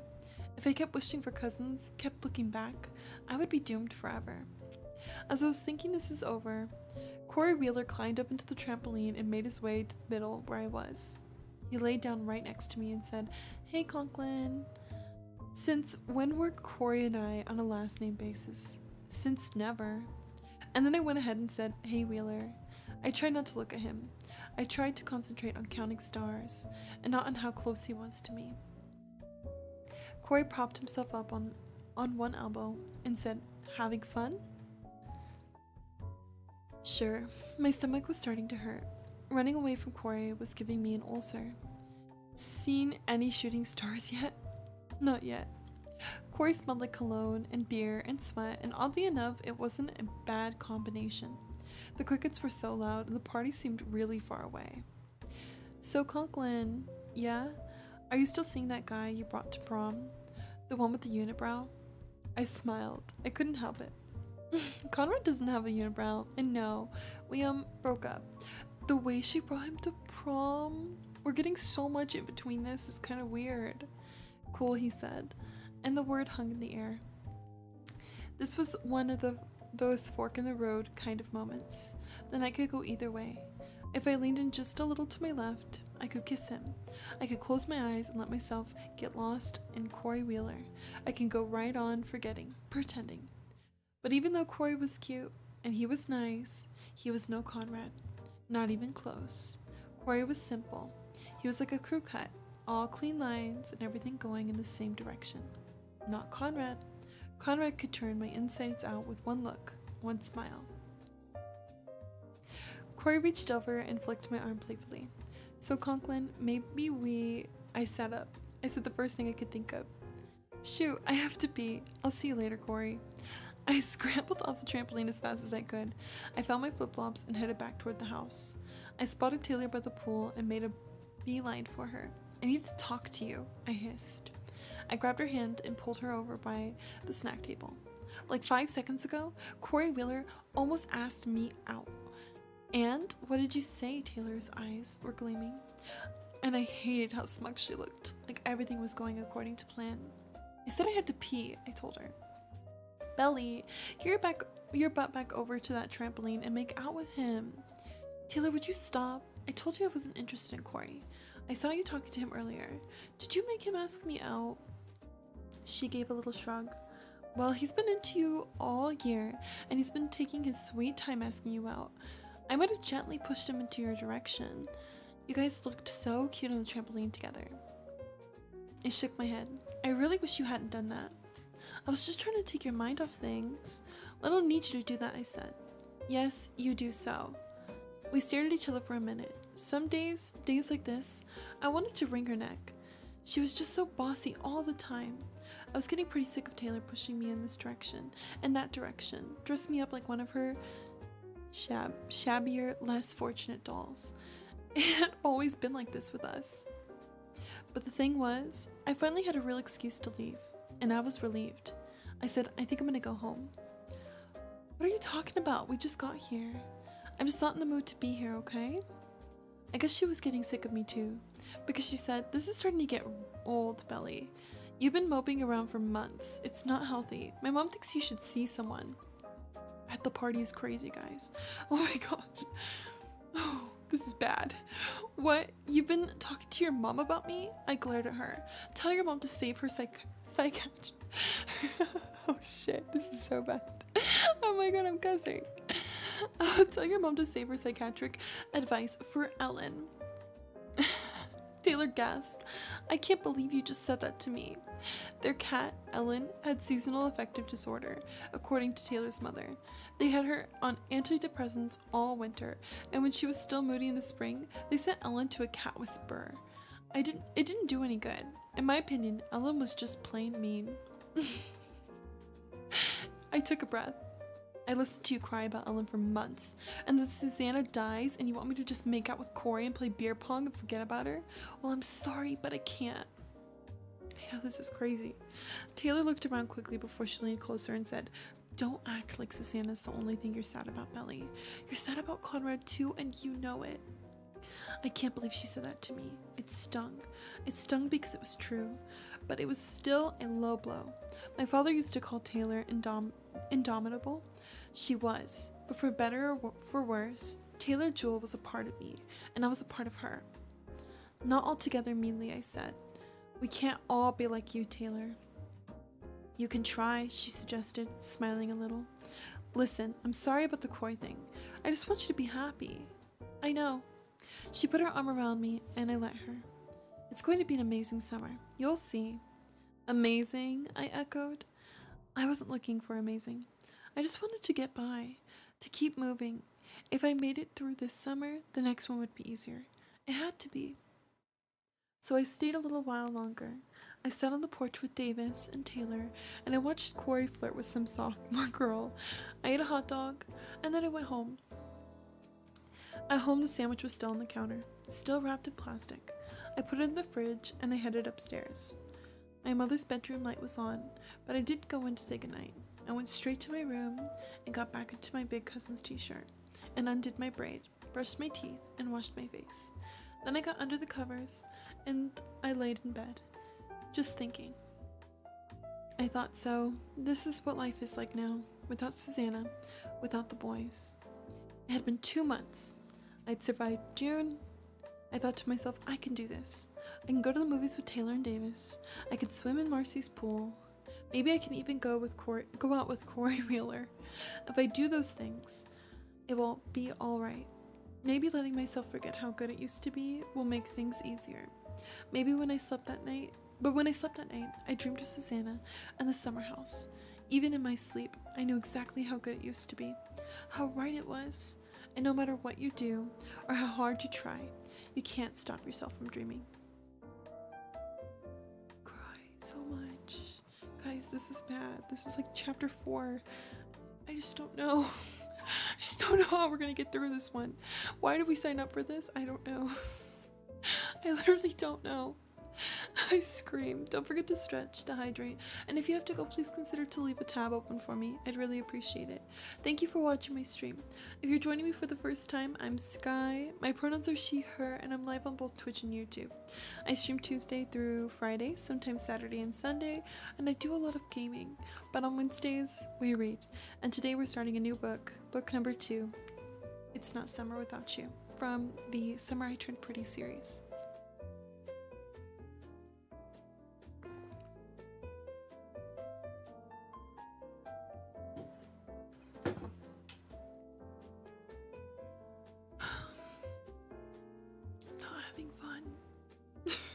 This was supposed to be more fun. It was more fun before. Book number 1 was so much more fun. Let's hope there's a turnaround for book number 2. Chapter 4, It's Not Summer Without You. Book 2, Jeremiah. Seeing your dad cry really messes with your mind. Maybe not for some people. Maybe some people have dads who are cool with crying and are in touch with their emotions. Not my dad. He's not a crier, and he for sure never encouraged us to cry either. But at the hospital, and then at the funeral home, he cried like a lost little kid. My mom died early in the— This is Jeremiah talking. Oh my gosh, I had to process this. This is Jeremiah talking. Anyways, my mom died early in the morning. Everything happened so fast. It took me a minute to catch up and realize it was all really happening. It doesn't hit you right away. But later that night, the first night without her, it was just me and Conrad at the house. The first time we'd been alone in days.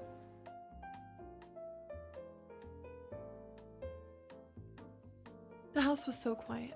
Our dad was at the funeral home with Laurel. The relatives were at a hotel. It was just me and Con. All day, people had been in and out of the house, and now it was just us. We were sitting at the kitchen table.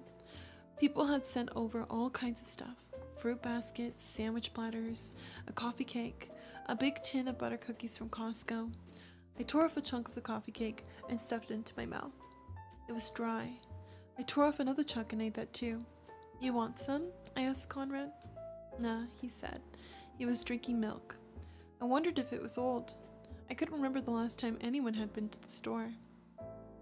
"What's happening tomorrow?" I asked. "Is everyone coming over here?" Conrad shrugged. "Probably," he said. He had a milk mustache. That was all we said to each other. He went upstairs to his room, and I cleaned up the kitchen, and then I was tired, and I went up too.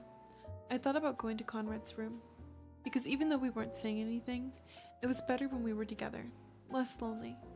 I stood in the hallway for a second, about to knock, and then I heard him crying. Choked sobs. I didn't go inside.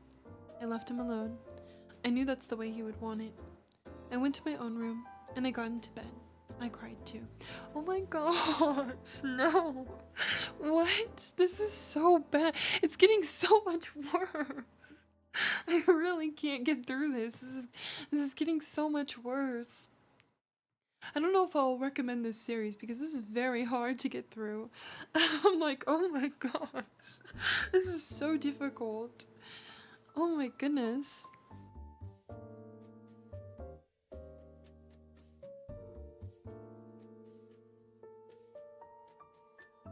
Chapter 5.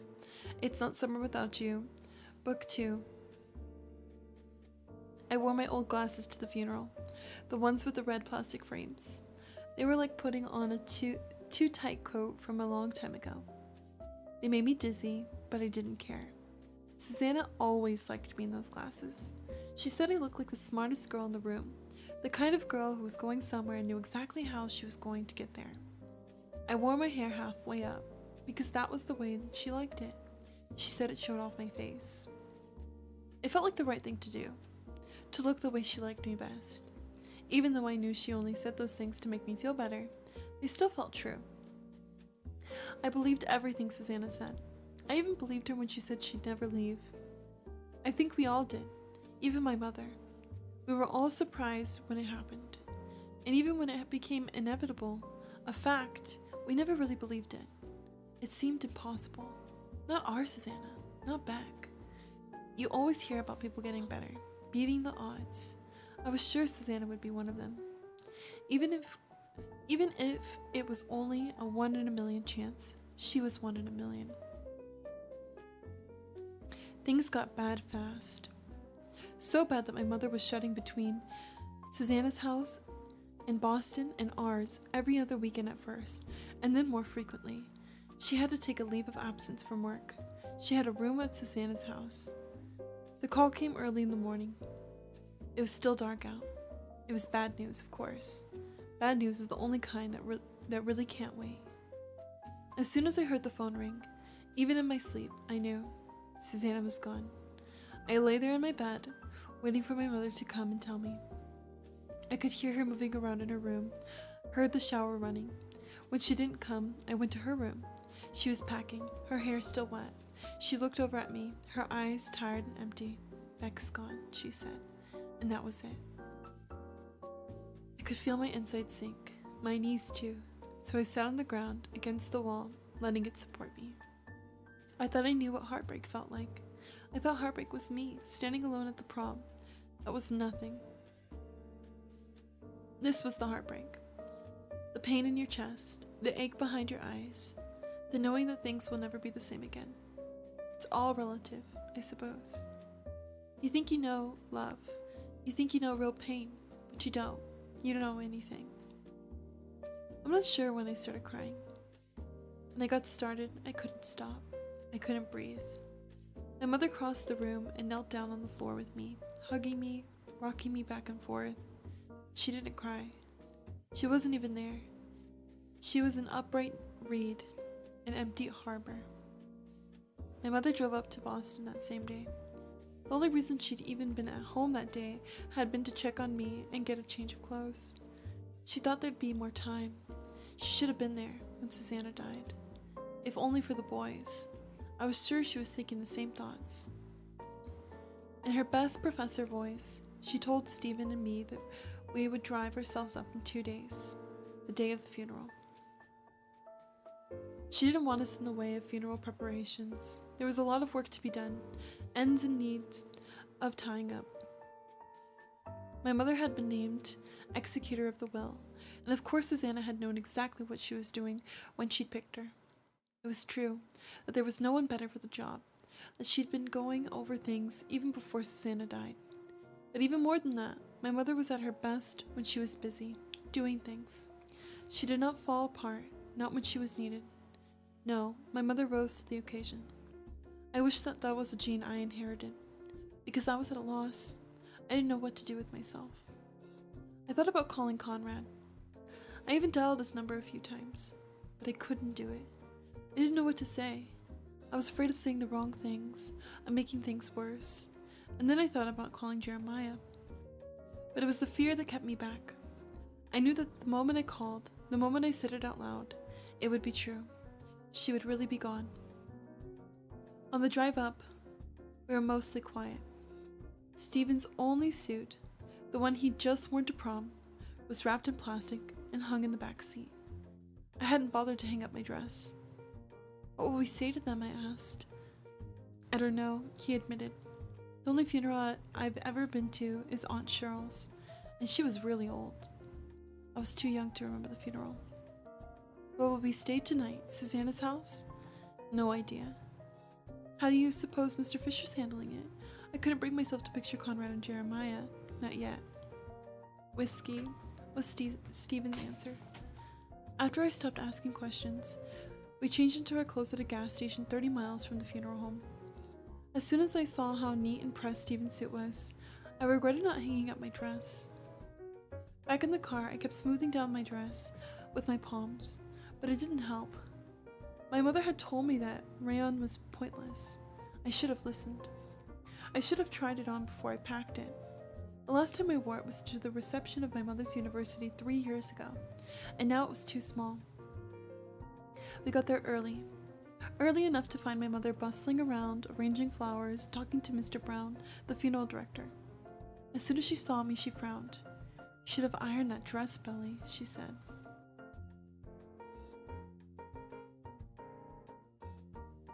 I bit the bottom of my lip to keep from saying something I knew I'd regret. There wasn't any time, I said, even though there had been. There had been plenty of time. I tugged down the skirt so it didn't look so short. She nodded. "Go find the boys, will you? Belly, talk to Conrad." Stephen and I exchanged a look. What would I say? It had been a month since prom, since we'd last spoken. We found them in the side room. It had pews and tissue boxes under locker covers. Jeremiah's head was bent, like he was praying, something I'd never known him to do. Conrad sat straight, his shoulders squared, staring into nowhere. "Hey," Stephen said, clearing his throat. He moved toward them, hugging them roughly. It occurred to me that I'd never seen Jeremiah in a suit before. It looked a little too tight. He was uncomfortable. He kept tugging at his neck, but his shoes looked new. I wondered if my mother had helped pick them out. When it was my turn, I hurried over to Jeremiah and hugged him as hard as I could. He felt stiff in my arms. "Thanks for coming," he said, his voice oddly formal. I had the fleeting thought that maybe he was mad at me, but I pushed it away as quickly as it had come. I felt guilty for even thinking it. This was Susanna's funeral. Why would he be thinking about me? I patted his back awkwardly, my hand moving in small circles. His eyes were impossibly blue, which was what happened when he cried. "I'm really sorry," I said, and immediately regretted saying it, because the words were so ineffectual.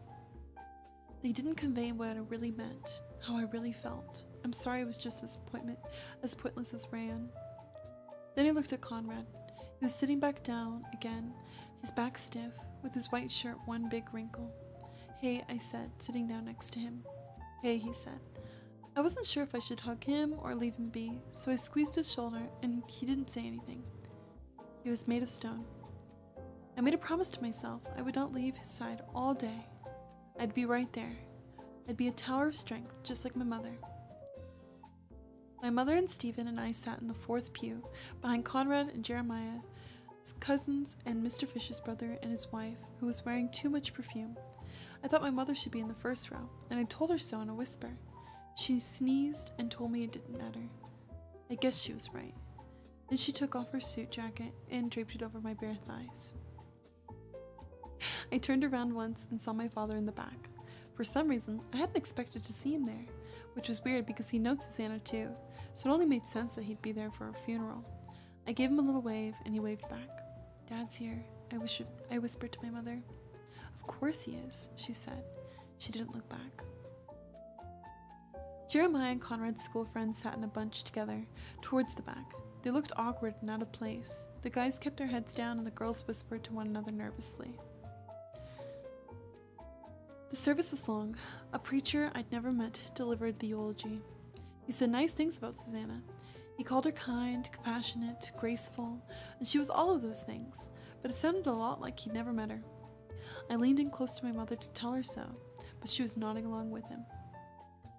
I thought I wouldn't cry again, but I did. A lot. Mr. Fisher got up and thanked everyone for coming, told us we were welcome to come by the house afterward for the reception. His voice broke a few times, but he managed to keep it together. When I last saw him, he was tan and confident and tall.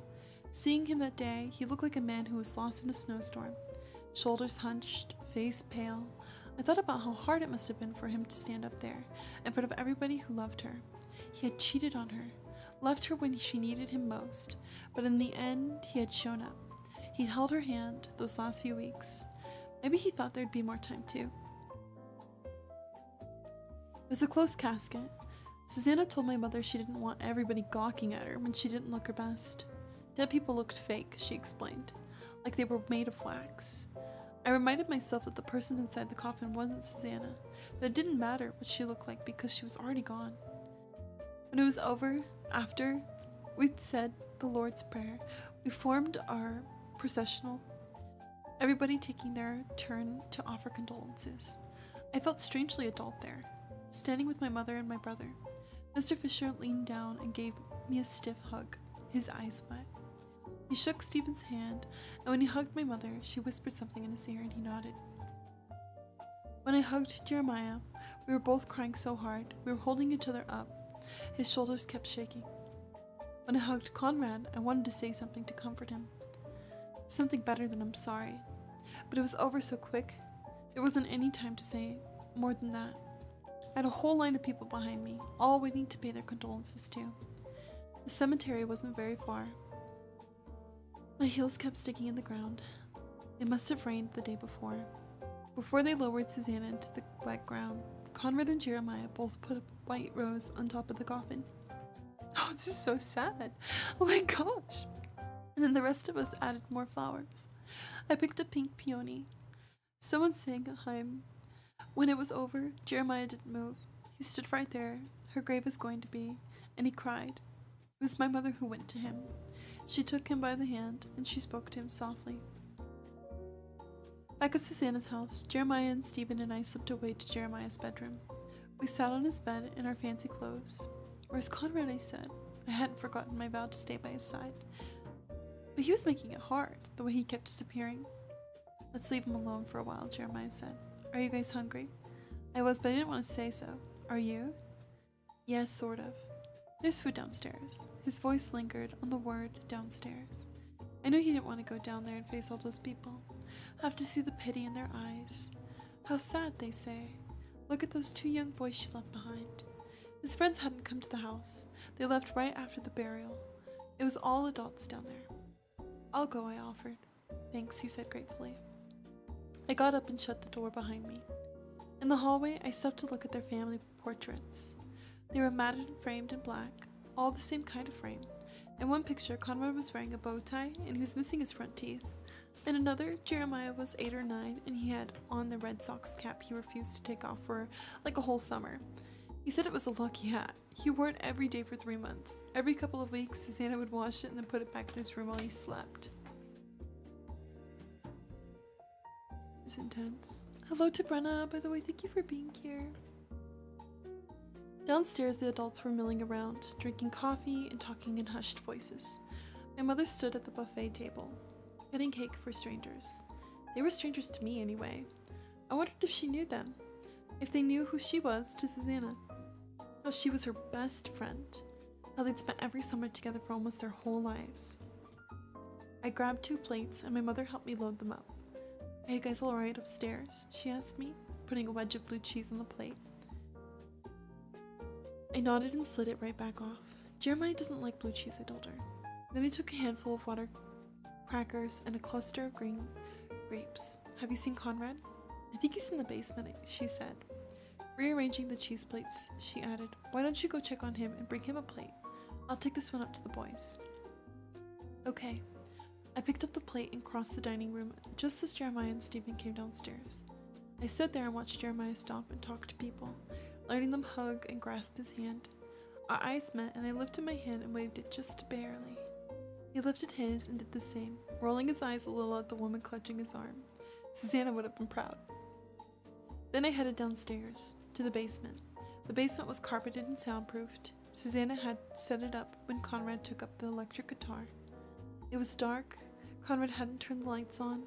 I waited for my eyes to adjust and then I crept down the stairs, feeling my way. I found him soon enough. He was lying down on the couch with his head in a girl's lap. She was running her hands along the top of his head, like they belonged there.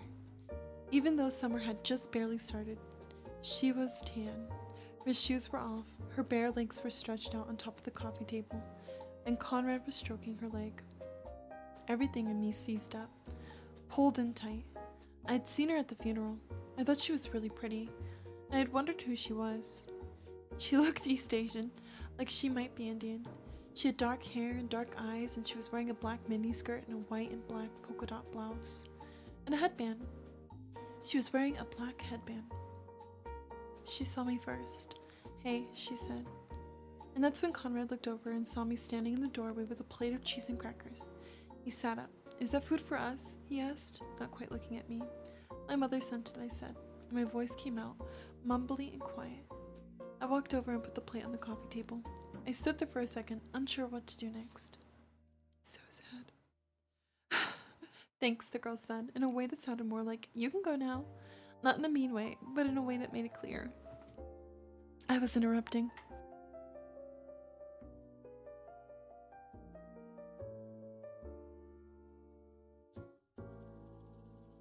I choked.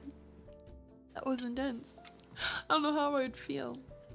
Oh, that's crazy. Crazy work.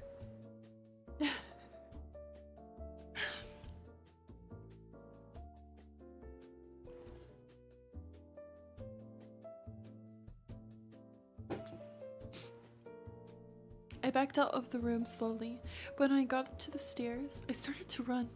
I ran by all the people in the living room, and I could hear Conrad coming after me. Wait a minute, he called out. I almost made it through the foyer when he caught up to me and grabbed my arm. What do you want? I said, shaking him off. Let go of me. That was Aubrey, he said, letting go. Aubrey, the girl who broke Conrad's heart. I pictured her differently. I pictured her blonde. This girl was prettier than what I had pictured. I could never compete with a girl like that. I said, sorry I interrupted your little moment. Oh, grow up, he said. There are moments in life that you wish with all your heart you could take back. Like just erase from existence. Like if you could erase yourself right out of existence too, just to make that moment not exist. What I said next was one of those moments for me. On the day of his mother's funeral, to the boy I loved more than I ever loved anything or anyone, I said, go to hell. It was the worst thing I've ever said to anyone, ever. It wasn't that I'd never said the words before. The look on his face, I'll never forget it. The look on his face made me want to die. It confirmed every mean and low thing I'd ever thought about myself, the stuff you hope and pray no one will ever know about you. Because if they knew, they would see the real you, and they would despise you.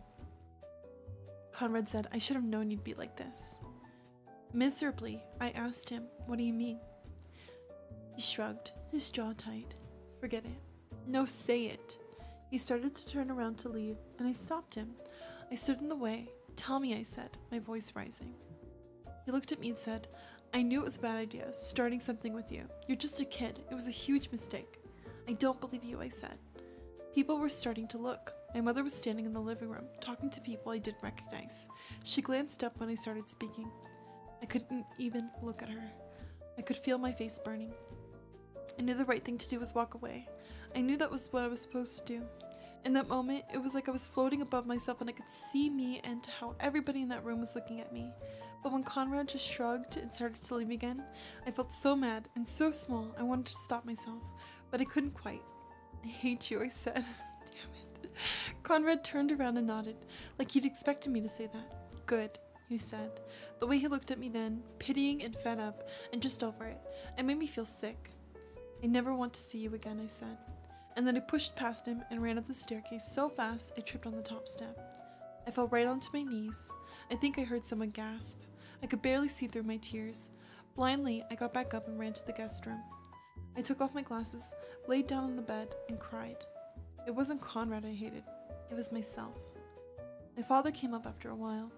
He knocked a few times, and when I didn't answer, he came in and sat on the edge of the bed. Are you all right? He asked me. His voice was so gentle. I could feel tears leaking out of the corners of my eyes again. No one should be this nice to me. I didn't deserve it. I rolled away so my back was turned to him. Is Mom mad at me? No, of course not, he said. Come back downstairs and say goodbye to everyone. I can't. How could I go back downstairs and face everyone after I'd made that scene? It was impossible. I was humiliated. I had done it to myself. You said poor Belly? Okay. I don't know how I feel. I'm like, oh, Belly. I'm more like, oh, Belly, not poor. I'm just like, oh, Belly. What happened with you and Conrad, Belly? Did you have a fight? Did you two break up? It was so odd to hear the words break up come out of my dad's mouth. I couldn't discuss it with him. It was just too bizarre. Dad, I can't talk about this stuff with you. Could you just go? I want to be alone. All right, he said. And I could hear the hurt in his voice. Do you want me to get your mother? She's the last person I wanted to see. Right away I said, no, please don't. The bed creaked as my father got up and closed the door. The only person I wanted was Susanna. She was the only one. And then I had a thought, clear as day. I would never be somebody's favorite again. I would never be a kid again. Not in the same way.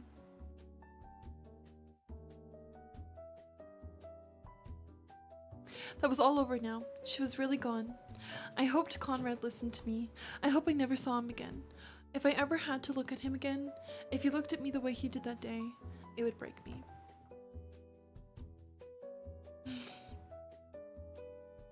What an intense chapter. That was so intense. That one was so intense. It just gets more and more intense as we go. Thank you to all the friends who are still watching, lurking, vibing, relaxing in my stream. I really appreciate you and I hope you're enjoying this very, very hectic story. I scream. I cry. If you have to go at any point, consider to lurk and leave a tab open. Don't forget to like the live stream as well. I'd really appreciate it. And today's stream's supposed to be longer, so hopefully you'll lurk for me. That way we can play some games and try to forget about this after. We're gonna go on to chapter 6.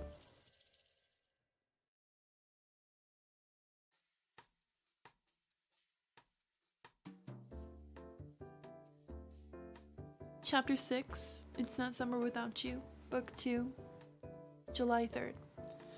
When the phone rang early the next morning, my first thought was, the only kind of calls you get this early in the morning are bad ones. And I was right, sort of. I think I was still in a dream state when I heard his voice. For one long second, I thought it was Conrad. And for that second, I could not catch my breath. Conrad? Calling me again? That was enough to make me forget how to breathe. But it wasn't Conrad. It was Jeremiah. They were brothers after all. Their voices were alike. Alike, but not the same. He, Jeremiah, said, Ellie, it's Jeremiah. Conrad's gone. What do you mean gone? Suddenly I was wide awake and my heart was in my throat. Gone had come to me to mean something different, in a way that I hadn't used to, something permanent. He took off from summer school a couple days ago, and he hasn't come back. Do you know where he is? No. Conrad and I hadn't spoken since Susanna's funeral.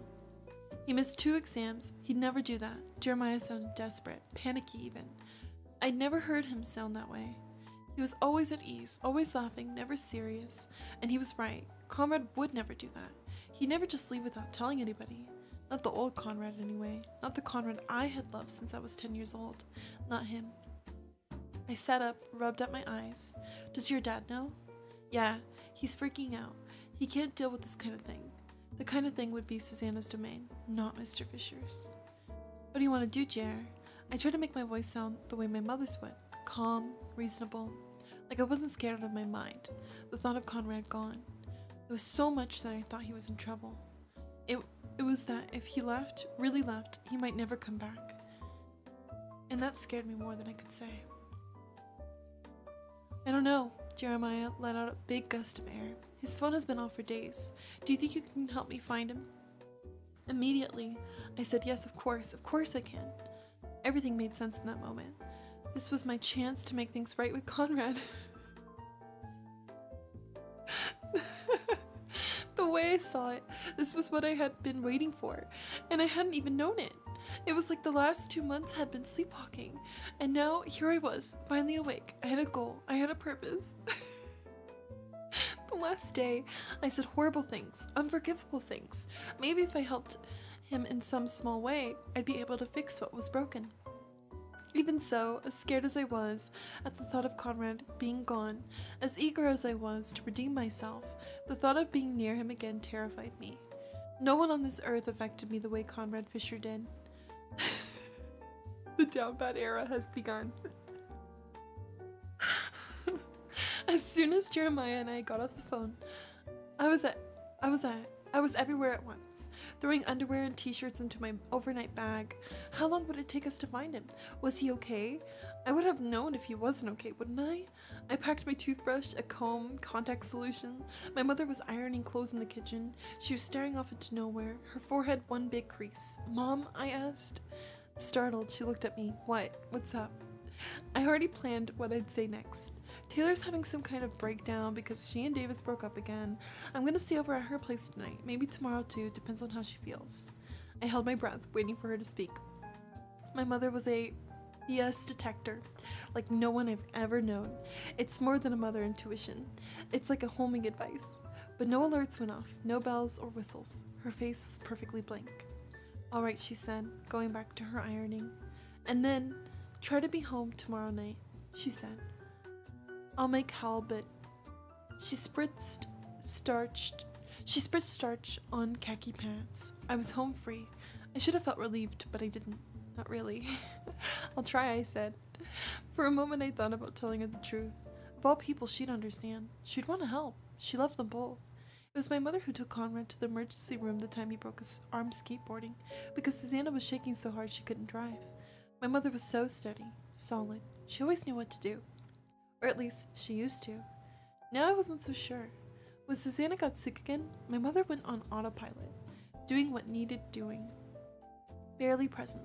The other day I'd come downstairs to find her sweeping I found her sweeping the front hallway, and her eyes were red. I'd been afraid. She wasn't the crying kind. Seeing her like that, like an actual person and not just my mother, almost made me not trust her. My mother set down her iron. She picked up her purse from the counter and pulled out her wallet. Buy Taylor some Ben & Jerry's on me, she said, handing me a 20. Thanks, Mom, I said, taking the 20 and stuffing it into my pocket. It would come in handy for gas money later. Have fun, she said. And she was gone again, absent, ironing the same pair of khaki pants she'd just gone over. When I was in the car, driving away, I finally let myself feel it. Relief. No silent, sad mother. Not today. I hated to leave her, and I hated to be near her, because she made me remember what I wanted most to forget. Susanna was gone, and she wasn't coming back, and none of us would be the same ever again. Thank you for lurking. Screaming, crying, and literally throwing up. Dang, so they're gonna go on an adventure. Okay, let's go. Don't forget to hydrate.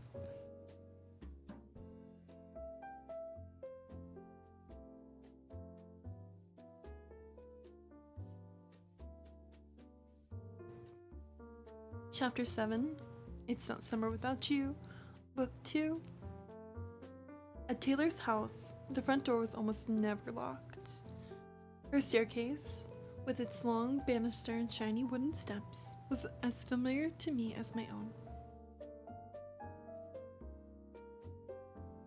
After I let myself into the house, I went straight up to her room. Taylor was lying on her stomach, flipping through gossip magazines. As soon as she saw me, she sat up and said, "Are you a masochist or what?" I threw my duffel bag on the floor and sat down next to her. I called her on the way over. I told her everything. I hadn't wanted to, but I'd done it. "Why are you going off looking for him?" she demanded. "He's not your boyfriend anymore." I sighed. Like he ever really was. My point exactly. She thumbed through a magazine and handed it to me. "Check it out. I could see you in this bikini. The white bandeau one. It'll look hot with your tan." "Jeremiah's gonna be here soon," I said, looking at the magazine and handing it back to her. I couldn't picture me in that bikini, but I could picture her in it. "You so should have picked Jeremy," she said. "Conrad is basically a crazy person." I told her and told her how it wasn't as easy as picking one or the other. Nothing ever was. It wasn't as though I had even had a choice. Not really. "Conrad's not crazy, Taylor." She'd never forgiven Conrad for not liking her the summer I brought her to Cousins. The summer we were 14. Taylor was used to all the boys liking her. She was unaccustomed to being ignored, which was exactly what Conrad had done. Not Jeremiah, though. As soon as she batted her big brown eyes at him, he was hers. Her Jeremy. That's what she'd call him. In that teasing kind of way. The kind that boys love. Jeremiah lapped it right up too. Until she ditched him for my brother Stephen. Of the throwback. Hello to Sean Taylor. You're watching with your partner? I hope you enjoy the story. Thank you for being here. Pursing her lips, Taylor said, "Fine. Maybe that was a little harsh. Maybe he's not crazy. But like what? Are you always going to be sitting around waiting for him whenever he wants?" "No, but he's in some kind of trouble. He needs his friends now more than ever," I said, picking at a loose strand on the carpet. "No matter what happened between us, we'll always be friends." She rolled her eyes. "Whatever. The only reason I'm signing off on this is for you to get closure." Closure? Yes, I could see now that it's the only way. You need to see Conrad face to face and tell him you're over him and you're not going to play his games anymore. And then, and only then, you can move on from his lame ass. "Taylor, I'm not innocent in all this either," I swallowed. "Last time I saw him, I was awful." "Whatever. The point is, you need to move on. On to greener pastures." She eyed me. "Like Corey, who, by the way, I doubt you even have a chance with anymore after last night." Last night seemed like 1,000 years ago. I did my best to look contrite and said, "Hey, thanks again for letting me leave my car here. If my mom calls, please, Belly, show a little respect. I'm the queen of lying to parents, unlike you." She sniffed. You're gonna be back in time for tomorrow night, right? We're all gonna go out on Davis's parents' boat, remember? You promised. That's not until 8 or 9. I'm sure I'll be back by then. Besides," I pointed out, "I never promised you anything." "Then promise now," she commanded. "Promise you'll be here." "Hi, Johnny. It's good to see you. Welcome in. Thank you for being here. Wanted to check out comm streams before you start your shift. Our shift flight simulator as ATC. Well, thank you so much for joining me. Yeah, we're just reading right now, Sean Taylor, and later we'll be playing some games, so I hope you enjoy." Let's see. "Then promise now," she commanded. "Promise you'll be here." I rolled my eyes. "Why do you want me back here so bad? So you can sick Corey Wheeler on me again? You don't need me. You have Davis." "I do so need you. Even if you are a terrible best friend. Boyfriends aren't the same as best friends, and you know it. Pretty soon we'll be in college, you know. What if we go to different schools? What then?" Taylor glared at me, her eyes accusing. Okay, I promise. Taylor still had her heart set on us going to the same school, the way we'd always said we would. She held her hand to me and we hooked pinkies. Is that what you're wearing? Taylor asked me suddenly, looking down at my gray camisole. I said, well, yeah. She shook her head so fast her blonde hair swished all around. Is that what you're wearing to see Conrad for the first time? This isn't a date I'm going on, Taylor. When you see an ex, you have to look better than you've ever looked. It's like the first rule of breakups. You have to make him think, damn, I missed out on that. It's the only way. I hadn't thought of that. I don't care what he thinks, I told her. She was already rifling through my overnight bag. All you have in here is underwear and a t-shirt. And this old tank top. Ugh, I hate this tank top. It needs to be officially retired. Quit it, I said. Don't go through my stuff. Hi, Yuki Tony, welcome in. Taylor leaped up, her face all glowy and excited. Oh, please let me pack for you, Belly. Please, it would make me so happy. No, I said, as firmly as I could. With Taylor, you had to be firm. I'll probably be back tomorrow. I don't need anything else. Taylor ignored me and disappeared into her walk-in closet. My phone rang then, and it was Jeremiah. Before I answered it, I said, I'm serious, Tay. Don't worry, I've got it all covered. Just think of me as your fairy godmother, she said from inside the closet. I popped up my phone and said, hey, where are you? I'm pretty close, about an hour away. Are you at Taylor's? Yeah, I said. Do you need me to give you the directions again? No, I've got it. He paused, and for a second I thought he'd already hung up. Then he said, thanks for doing this.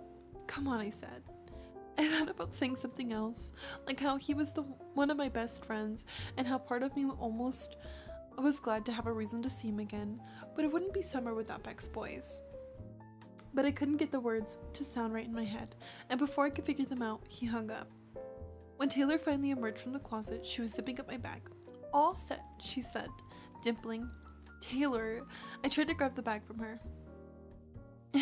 No, just wait until you get wherever you're going. You'll thank me, she said. I was very generous, even though you're totally deserting me. I ignored the last bit and said thanks, Tay. You're welcome, she said, checking out her hair in her bureau mirror. See how much you need me? Taylor faced me, her hands on her hips. How are you guys even planning on finding Conrad anyway? For all you know, he's under a bridge somewhere. I hadn't given that part, the actual details, much thought. I'm sure Jeremiah has some ideas, I said. He's so intense. Jeremiah showed up in an hour, just like he said he would. We watched from the living room window when his car pulled into Taylor's circular driveway. Oh my god, he looks so cute, Taylor said, running over to the dresser and putting on lip gloss. Why didn't you tell me how cute he got? Last time she'd seen Jeremiah, he'd been a head shorter and scrawny, and it was no wonder she'd gone after Steven instead. But he just looked like Jeremiah to me. I picked up my bag and headed outside, with Taylor right on my heels. When I opened the front door, Jeremiah was standing on the front steps. He was wearing his Red Sox cap, and his hair was shorter than the last time I'd seen him. It was strange to see him there, on Taylor's doorstep. Surreal. I was just about to call you, he said, taking off his hat. He was a boy unafraid of hat hair, of looking stupid. It was one of the most endearing qualities, one I admired because I pretty much lived in constant fear of embarrassing myself. I wanted to hug him, but for some reason, maybe because he didn't reach out for me first, maybe because I felt shy all of a sudden, I held back. Instead I said, you got here really fast. I sped like crazy, he said. And then, hey Taylor. She got on her tiptoes and hugged him, and I regretted not hugging him too. Then she stepped away. Taylor surveyed him approvingly and said, Jeremy, you look good. She smiled at him, waiting for him to tell her she looked good too. When he didn't, she said, that was your cue to tell me how good I look. Duh. Jeremiah said, same old Taylor. You know you look good. You don't need me to tell you. The two of them smirked at each other. We'd better get going, I said. He took my overnight bag off my shoulder and we followed him to the car. While he made room for my bag in the trunk, Taylor grabbed me by the elbow and said, call me when you get wherever you're going. Cinderbelly. She used to call me that when we were little, when we were obsessed with Cinderella. She'd sing it right along with the mice. I felt a sudden rush of affection for her. Nostalgia, a shared history. Counted for a lot. More than I'd realized. I'd miss her next year, when the two of us were at a different college. Thanks for letting me leave my car here, Tay. She nodded and then mouthed the word closure. Bye, Taylor, Jeremiah said, getting into the car. I got in too. His car was a mess, like always. There was empty water bottles all over the floor and back seat. Bye, I called out as we began to drive away. She stood there and waved and watched us. She called back, "Don't forget your promise, Belly." "What'd you promise?" Jeremiah asked me, looking at the rear view mirror. I promised her I'd be back in time for her boyfriend's 4th of July party. "It's going to be on a boat." Jeremiah nodded. "You'll be back in time. Don't worry. Hopefully I'll have you back by tonight." "Oh," I said. "Okay. I guess I wouldn't need that overnight bag after all." Then he said, "Taylor looks exactly the same." "Yeah, I guess she does." And then neither of us said anything. We were just silent. Hectic. So hectic. And that was chapter 7.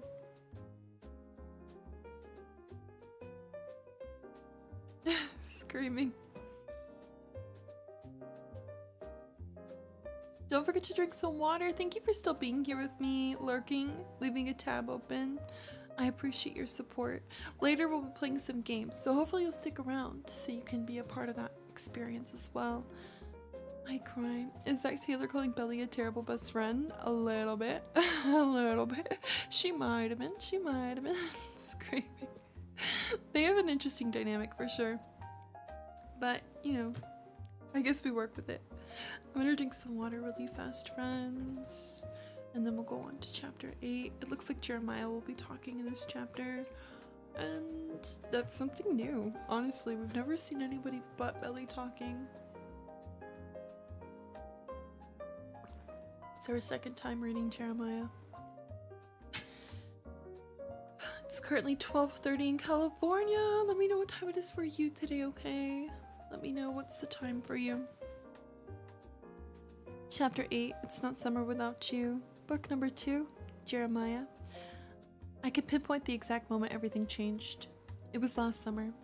Con and I were sitting on the porch, and I was trying to talk to him about what the new assistant football coach was. Just stick it out, he said. Easy for him to say. He'd quit. You don't get it. This guy's crazy, I started to tell him, but he wasn't listening anymore.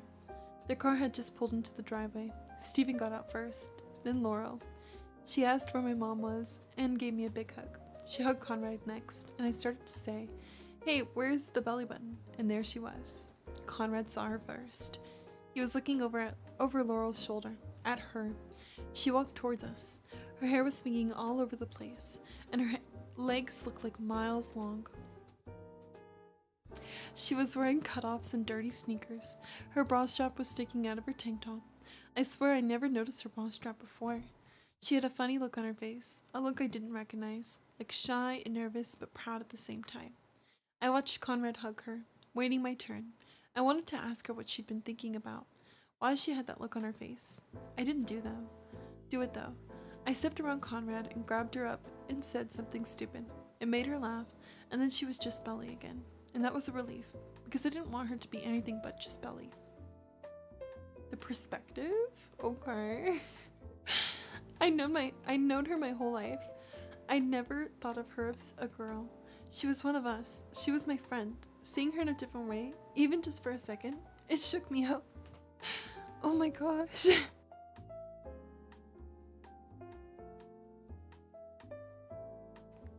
My dad used to say that with everything in life, there's the game-changing moment. The moment everything else hinges upon, but you hardly ever know it at the time. The three-pointer early on in the second quarter that changes up the whole tempo of the game. Wakes people up, brings them back to life. It all goes back to that moment. I might have forgotten about it. That moment when their car drove up and this girl walked out, a girl I barely recognized. I could have just been one of those things, you know? Where a person catches your eyes, like a whiff of perfume when you walk down the street. You keep walking, you forget. I might have forgotten. Things might have gone back to the way they were before. But then came the game-changing moment. It was nighttime, maybe a week into the summer, Belly and I were hanging out by the pool, and she was cracking up over something I said. I don't remember what. I loved that I could make her laugh, even though she laughed a lot, and it wasn't some kind of feat. It felt great. She said, Jarrett, you're like the funniest person I know. This is bad. It was one of the best compliments of my life, but that wasn't the game-changing moment. That happened next. I was really on a roll during an impression of doing an impression of Conrad when he wakes up in the mornings. A whole Frankenstein sort of thing. Then Conrad came out and sat next to her on the deck chair. He pulled on her ponytail and said, "What's so funny?" Belly looked up at him and she was actually blushing. Her face was all flushed and her eyes were shining. "I don't remember," she said. My gut just twisted. I felt like somebody had drop-kicked me in the stomach. I was jealous, crazy jealous, of Conrad. And when she got up a little while later to get a soda, I watched him watch her walk away and I felt sick inside. That was when I knew things would never be the same.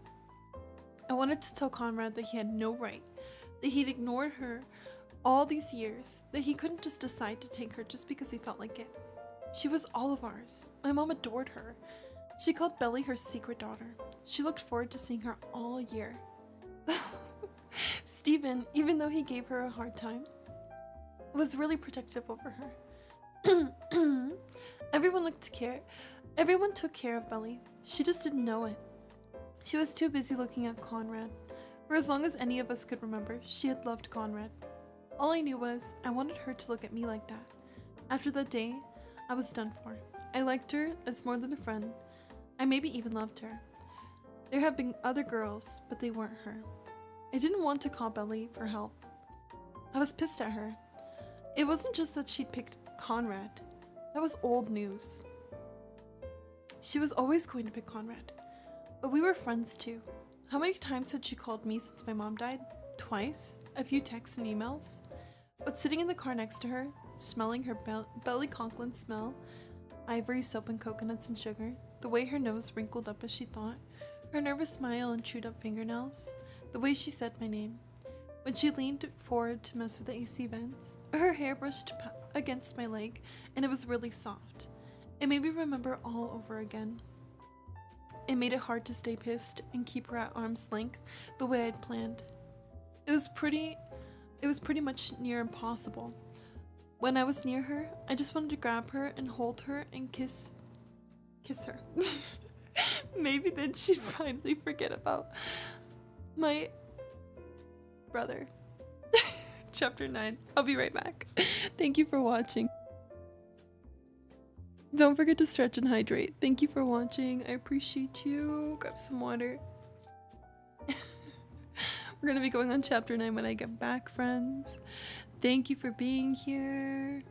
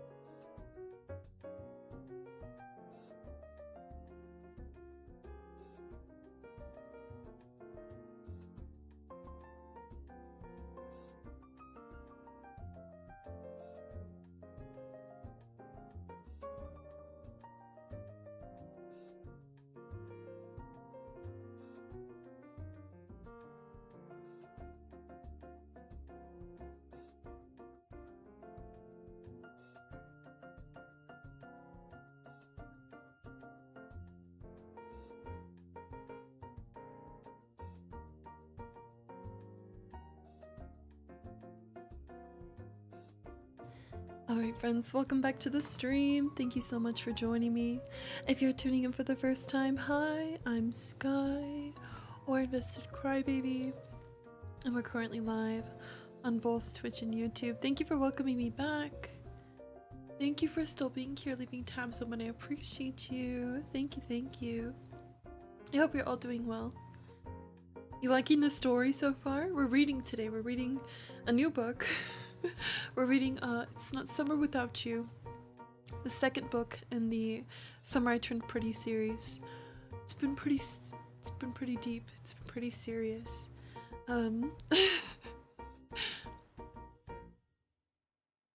Screaming. Thank you for welcoming me back. I have not much to say about it because it's so something. It's so something. But nonetheless, we're about to go into chapter 9 of this new book in just a second, and I'm very grateful for all of you who are keeping me company, lurking, relaxing, vibing, hanging out in the channel. Later we'll be playing some games, so hopefully you'll stick around for my gameplay in a little bit. And yeah, thank you so much. Thank you for keeping me company today. Let me know, what are your weekend plans? What do you have going on? And send me strength as I read this story, because is it something? Is it something? Screaming. I cry. I'm gonna take you back to my reading page here, and we're gonna be on chapter 9, okay? Gosh. I have some pretty bad asthma right now, so I'm gonna keep pushing through, but forgive me if I have to mute at points. Oh, she's not going away, even with an inhaler. Okay. You have an away game first thing in the morning on Saturday, and to your second farthest away trip of the season. At least you're knocking them out. At least you are knocking them out. Hopefully the game goes good and it's all worth it, right? NFL starts this weekend. Oh wow. Something to look forward to. Alright. Thank you again for being here. Lurk the stream, okay? Keep me company.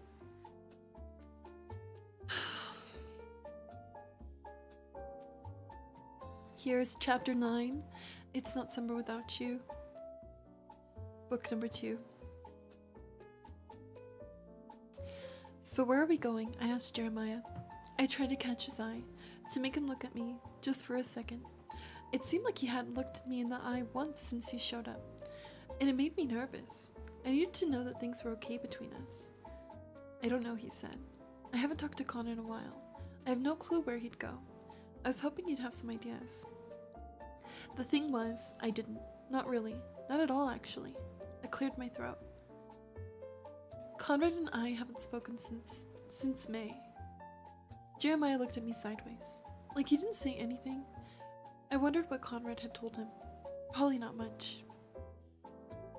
I kept talking because he wasn't. Have you called his roommate? I don't have his number. I don't even know his name. His name is Eric, I said quickly. I was glad to know that at least. It's the same roommate from the school year. They stayed in the same room for summer school. So I guess that's where we'll go then. To Brown. We'll talk to Eric. To people on his hall. You never know, he could just be hanging out on campus.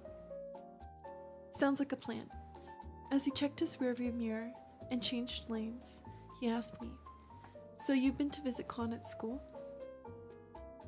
No, I said, looking out the window. It was a pretty embarrassing thing to admit. Have you? My dad and I helped him move into the dorms. Almost reluctantly, he added, Thanks for coming. Sure, I said. So Laurel's cool with it? Oh yeah, totally. I lied. I'm glad I could come. I used to look forward to seeing Conrad all year. I used to wish for summer the way kids wished for Christmas. It was all I thought about. Even now, even after everything, he was still all I thought about. Later, I turned on the radio to fill the silence between Jeremiah and me. Once I thought I heard him saying something, and I said, Did you just say something? He said nope. For a while, we just drove. Jeremiah and me, two people who had never ran out of things to say to each other. But there we were, not saying a word. Finally he said, I saw Nona last week. I stopped by the retirement home she's been working at. Nona was Susanna's hospice nurse. I'd met her a few times. She was funny and strong. Nona was slight.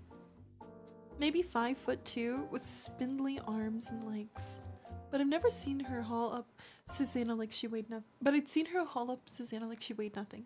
Which toward the end, I guess she very nearly did.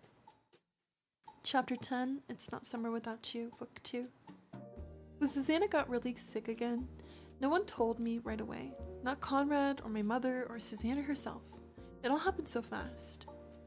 I tried getting out of going to see Susanna the last time. I told my mother I had a trig exam that counted for a quarter of my grade. I would have said anything to get out of going. I'm going to have to study all weekend. I can't come. Maybe next weekend, I said over the phone. I tried to make my voice casual and not desperate. Okay. Oh, I just noticed there's no question marks anymore. Immediately she said, no, not okay. You're coming up this weekend. Susanna wants to see you. But, no buts. Her voice was razor sharp. I already bought your train ticket. See you tomorrow. On the train ride up, I worked hard to come up with things I could say when I saw Susanna.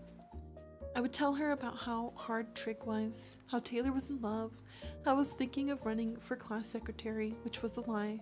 I wasn't going to run for class secretary, but I knew that Susanna would have liked the sound of it. I would tell her all of those things, and I would not ask about Conrad. My mother picked me up at the train station. When I got into the car, she said, I'm glad you came. She went on to say, don't worry, Conrad's not here. I didn't answer her. I just stared out the window. I was unjustifiably mad at her for making me come. Not that she cared. She kept right on talking.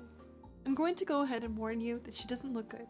She's tired. She's very tired, but she's excited to see you.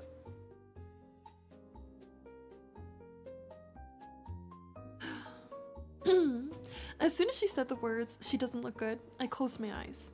I hated myself for being afraid to see her, for not visiting more often. But I wasn't like my mother, as strong and durable as steel. Seeing Susanna like that, it was too hard. I felt like pieces of her, of who she used to be, crumpled away every time. Seeing her like that made it real. When we pulled into the driveway, Nona was outside smoking a cigarette. I'd met Nona a couple of weeks before, when Susanna first moved back home. Nona had a very intimidating handshake.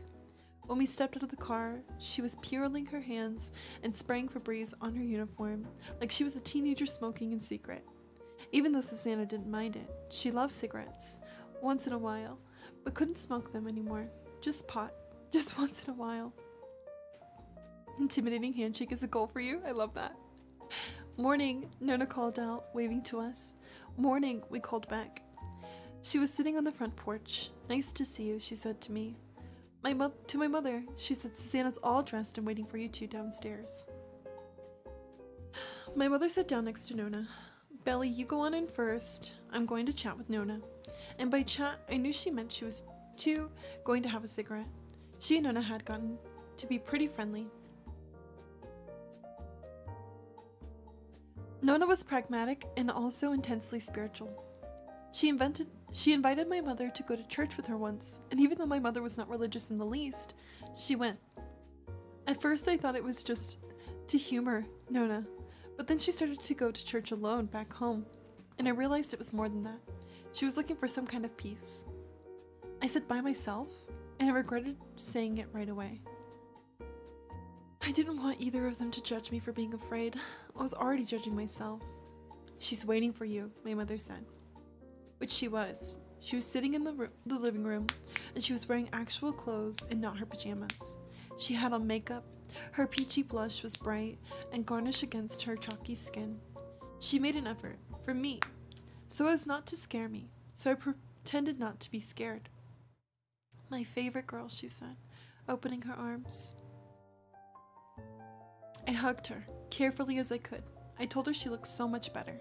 I lied. She said Jeremiah wouldn't be home until later that night, that us girls had the house all to ourselves for the afternoon. My mother came inside then, but left the two of us alone. She came into the living room to say a quick hello, and then she fixed lunch while we caught up. As soon as my mother left the room, Susanna said, "If you're worried about running into Conrad, don't be, sweetie. He won't be here this weekend." I swallowed. "Did he tell you?" She half laughed. That boy doesn't tell me anything. Your mother mentioned that prom didn't go as well as we'd hoped. I'm sorry, honey. He broke up with me, I told her. It was more complicated than that. But when you boiled it all down, that is what had happened. It had happened because he'd wanted it to. It had always been his call, his decision whether or not we were together. Susanna took my hand and held it. "Don't hate Conrad," she said. "I don't. I lied. I hated him more than anything. I hated him more than anything because he was everything, and I hated that too. Connie's having a hard time with all of this. It's a lot." She paused and pushed her hair out of her face, her hand lingering on my forehead, as if I had a fever. As if I was the one who was sick, in need of comfort. "Don't let him push you away. He needs you. He loves you, you know." I shook my head. "No, he doesn't." In my head I added, "The only person he loves is himself, and you." She acted like she hadn't heard me. "Do you love him?" When I didn't answer, she nodded as if I had. "Will you do something for me?" Slowly I nodded. "Look after him for me. Will you do that?" "You don't need me to look after him, Susanna. You'll be here to do it," I said. I tried not to sound so desperate, but it didn't matter.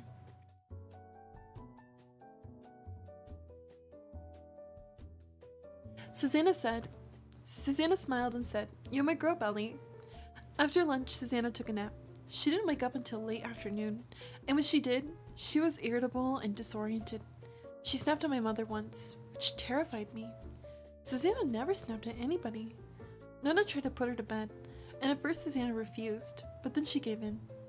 On the way to her bedroom, she gave me a little half-hearted wink. Jeremiah came home around dinner time. I was relieved to see him. He made everything light, easier. Just seeing his face took away some of the strain of being there. He walked into the kitchen and said, "What's that burning smell?" "Oh, Laurel's cooking." "Hey, Laura." My mother swatted at him with the kitchen towel. He dodged her and started looking under pan covers playfully. "Hey, Jer," I said to him. I was sitting on a stool, shelling beans. He looked over at me and said, "Oh, hey, how are you?" Then he walked over to me and gave me a quick half hug. I tried to search his eyes for some clue as to how he was doing, but he didn't let me. He kept moving around, joking with Nona and my mother. In some ways, he was the same Jeremiah, but in other ways, I could see how this had changed him, had aged him. Everything took more effort. His jokes, his smiles, nothing was easy anymore.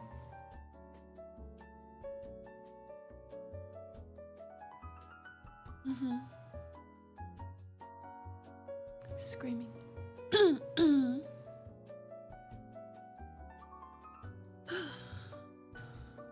We're going into chapter 11. We're getting close to finishing today, but it's intense. The backs and forths are probably the most intense. It's quite crazy, honestly.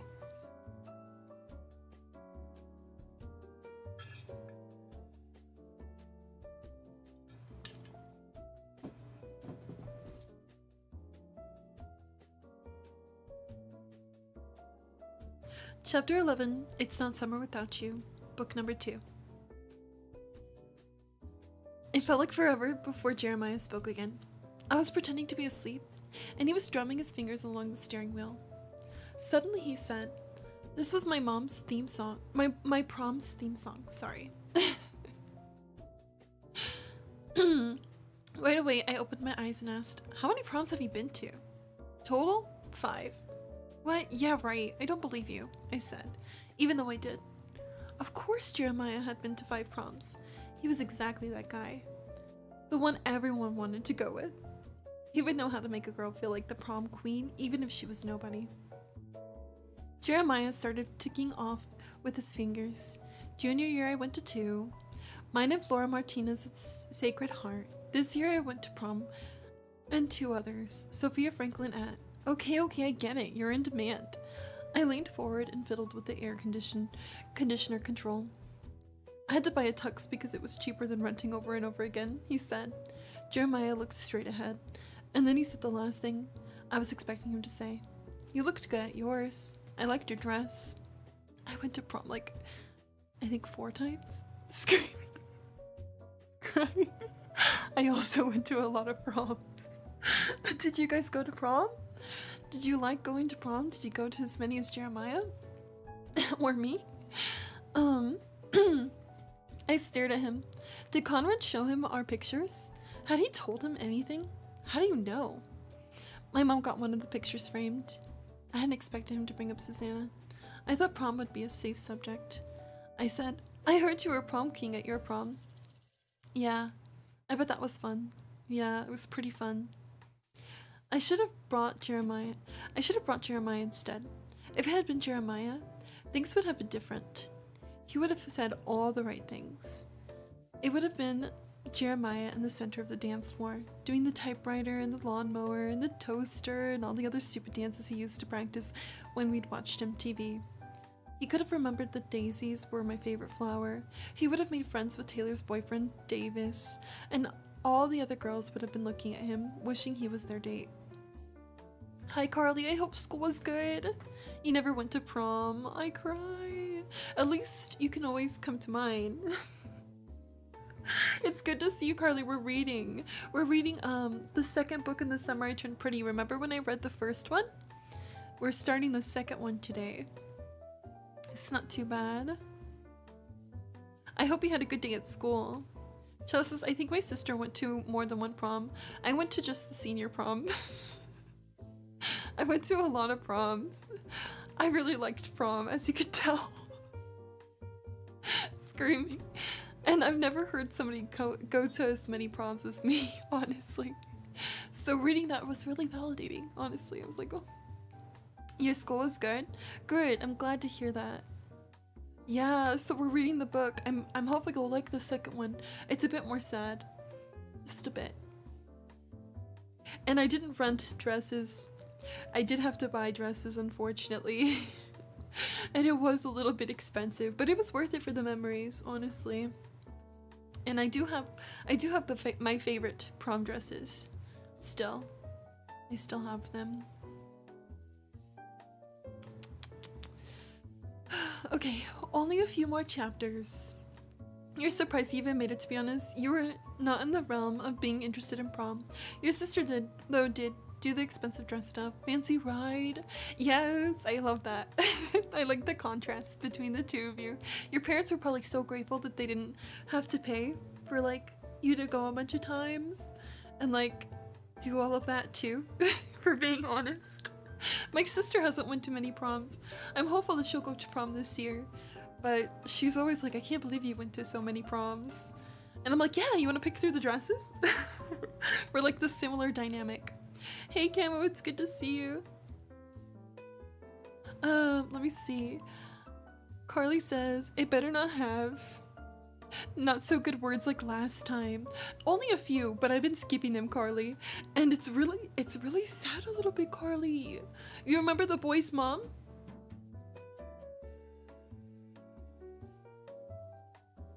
So sad. I don't want to tell you. Campbell, thank you for jumping in. I appreciate it. Thank you so much. And Angel, hello. It's good to see you. Welcome into the stream. We're reading. And then we're going to game in just a little bit as well. Alright, I only have a little bit more time to read today, and then we'll be jumping to games shortly. But I'm so glad to see you all. Don't forget to lurk and leave a tab open, okay? I'm doing so good. I'm so glad you got to come and see me. Thank you so much for coming. I hope you'll enjoy my reading. I'm gonna read chapter 12 real quick, okay, Angel? How are you doing? Let me know. Okay, let's get into it.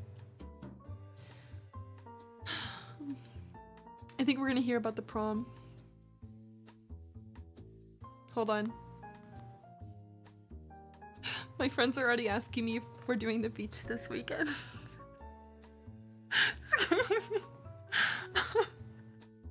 You're doing good. Cookie lasagna? Oh, one of my favorites. Enjoy. Okay, Carly, I'll be here. Alright, chapter 12, It's Not Summer Without You, book 2. From the start, I knew it wasn't going to be easy to get Conrad to go. He wasn't a prom kind of person. But the thing was, I didn't care. I just really wanted him to go with me, to be my date. It had been 7 months since the first time we kissed. 2 months since the last time I'd seen him. 1 week since the last time he'd called. Being a person's prom date is definable. It's a real thing. And I had this fantasy of prom in my head. What it would be like. How he would look at me. How we would slow dance. He'd rest his hand on the small of my back. How he'd eat cheese fries at the diner after. And watch the sunrise from the roof of his car. I had it all planned out. How it would go. When I called him that night, he sounded busy. But I forged ahead anyway. I asked him, "What are you doing the first weekend of April?" My voice trembled when I said the word April. I was so nervous he'd say no. In fact, deep down, I kind of expected him to. Warily, he asked why. "It's my prom." He sighed. "Belly, I hate dances." "I know, but it's my prom and I really want to go, and I want you to come with me. Why did he have to make everything so hard?" "I'm in college now," he reminded me. "I didn't even want to go to my own prom." Lightly I said, "Well, see, that's all the more reason for you to come to mine. Can't you just go with your friends? I was silent. "I'm sorry, I just really don't feel like going. Finals are coming up, and it'll be hard for me to drive all the way down there for one night." So he couldn't do this one thing for me? To make me happy? He didn't like me. Fine, that's okay, I told him. There's plenty of other guys he can go with. No problem. I could hear his mind working on the other end. "Never mind, I'll take you," he said at last. "You know what? Don't even worry about it," I said. "Corey Wheeler, hey, not that. Corey Wheeler already asked me. I could tell him I changed my mind." Ooh. Who the hell is Corky Wheeler? I smiled. I had him now, or at least I thought I did. I said, "Corey Wheeler, he plays soccer with Steven. He's a good dancer. He's taller than you." But then Conrad said, "I guess you'll be able to wear heels then." "I guess I will." I hung up. Was it so much to ask to be my prom date for one freaking night? And I had lied about Corey Wheeler. He hadn't asked me, but I knew he would if I let him think I wanted him to. I know that was so messed up, huh? That was so dirty. In bed, under my quilt, I cried a little. I had this perfect prom night in my mind. Conrad in a suit, me in a violet dress that my mother bought me 2 summers ago, the one I had begged for. He had never seen me dressed up before, or wearing heels for that matter. I really, really wanted him to. Later he called, and I let it go straight to voicemail. On the message he said, "Hey, I'm sorry about before. Don't go with Corey Wheeler or any other guy. I'll come, and you could still wear your heels." I must have played that message 30 times at least. Even so, I never really listened to what he was actually saying. He didn't want me to go with some other guy, but he didn't want to go with me either. Damn. The way I was just as blinded, like, yeah. And then she said that, I'm like, oh. Yeah, you're right. I wore the violet dress. My mother was pleased, I could tell. I also wore the pearl necklace Susanna gave me for my 16th birthday, and that pleased her too. Taylor and the other girls were all getting their hair done at a fancy salon. I decided to do mine myself. I curled my hair in loose waves, and my mother helped with the back. I think the last time she did my hair was in the 2nd grade, when I wore my hair in braids every day. She was good with the curling iron, but then she was good with most things. As soon as I heard his car pull into the driveway, I ran to the window. He looked beautiful in his suit. It was black. I'd never seen it before. Getting flashbacks to earlier. I launched myself down the stairs and flung the front door open before he could ring the bell.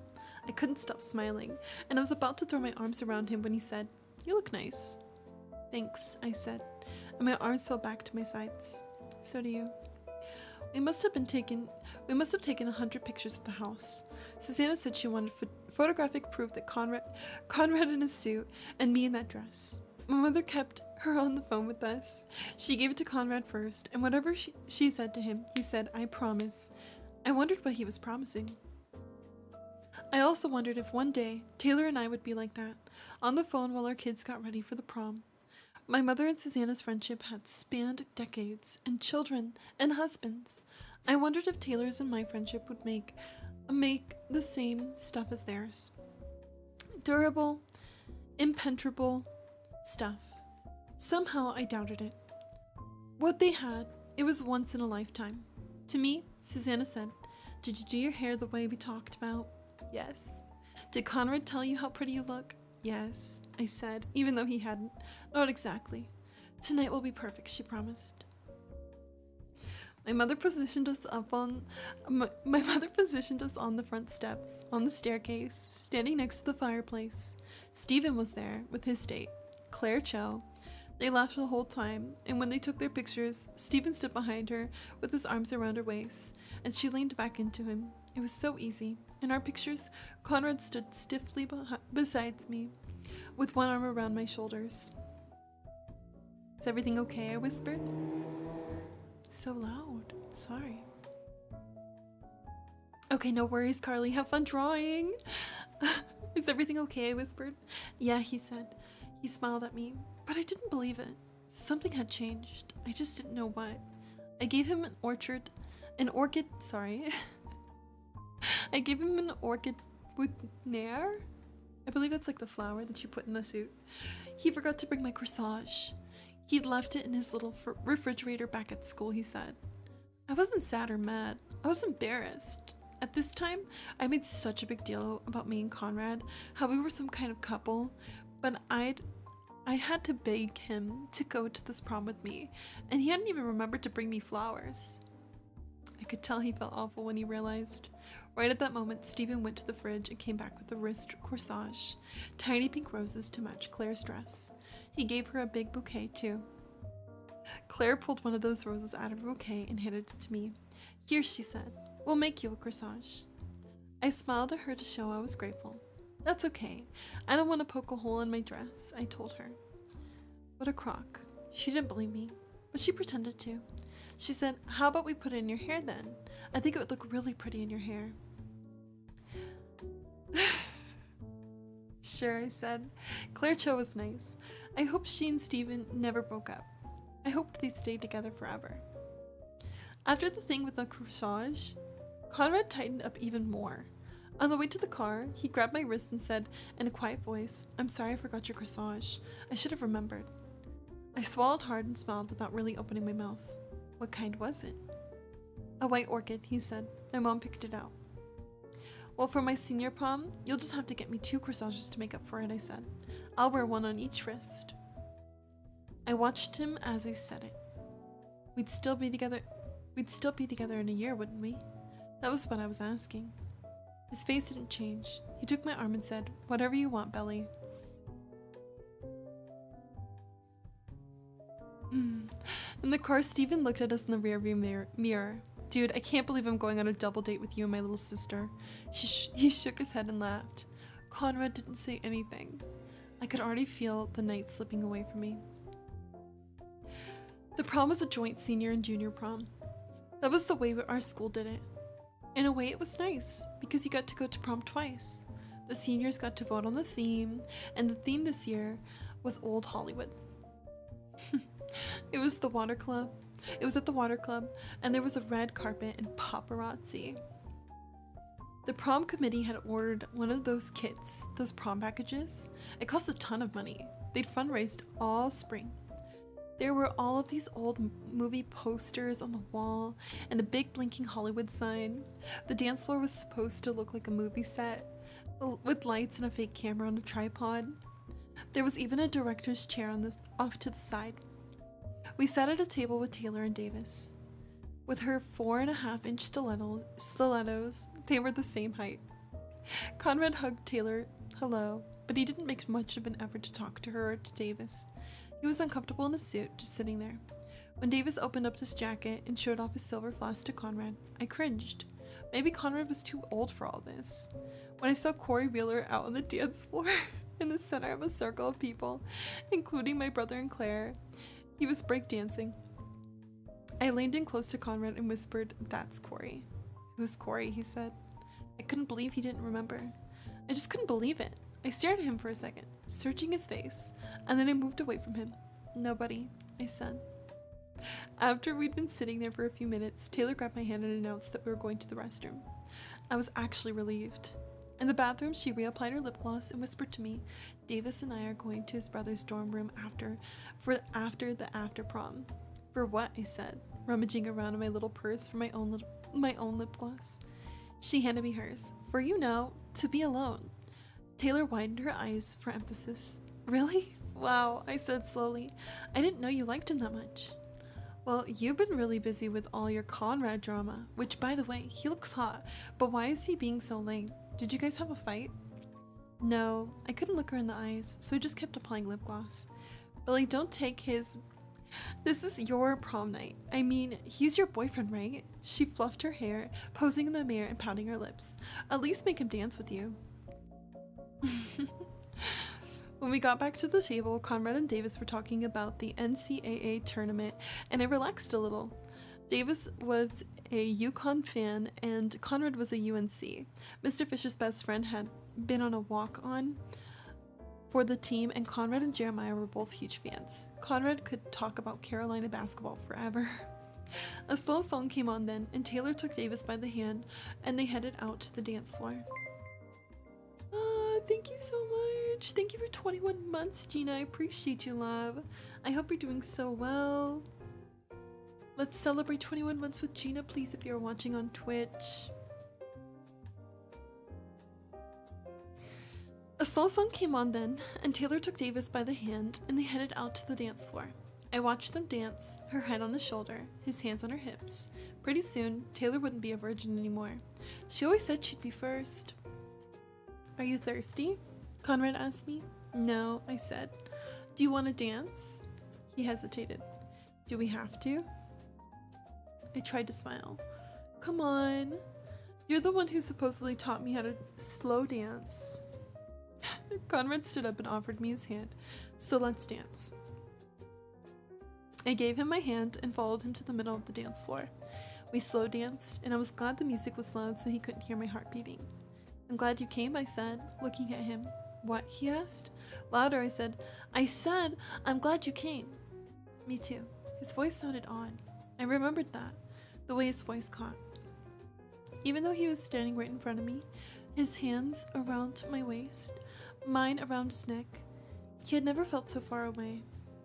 After we sat back down at our table, he said, Do you want to go somewhere? Well, the after prom doesn't start till midnight, I said, fiddling with my pearl necklace. I wound it around my fingers. I couldn't look at him. Conrad said, No, I meant just you and me, somewhere we can talk.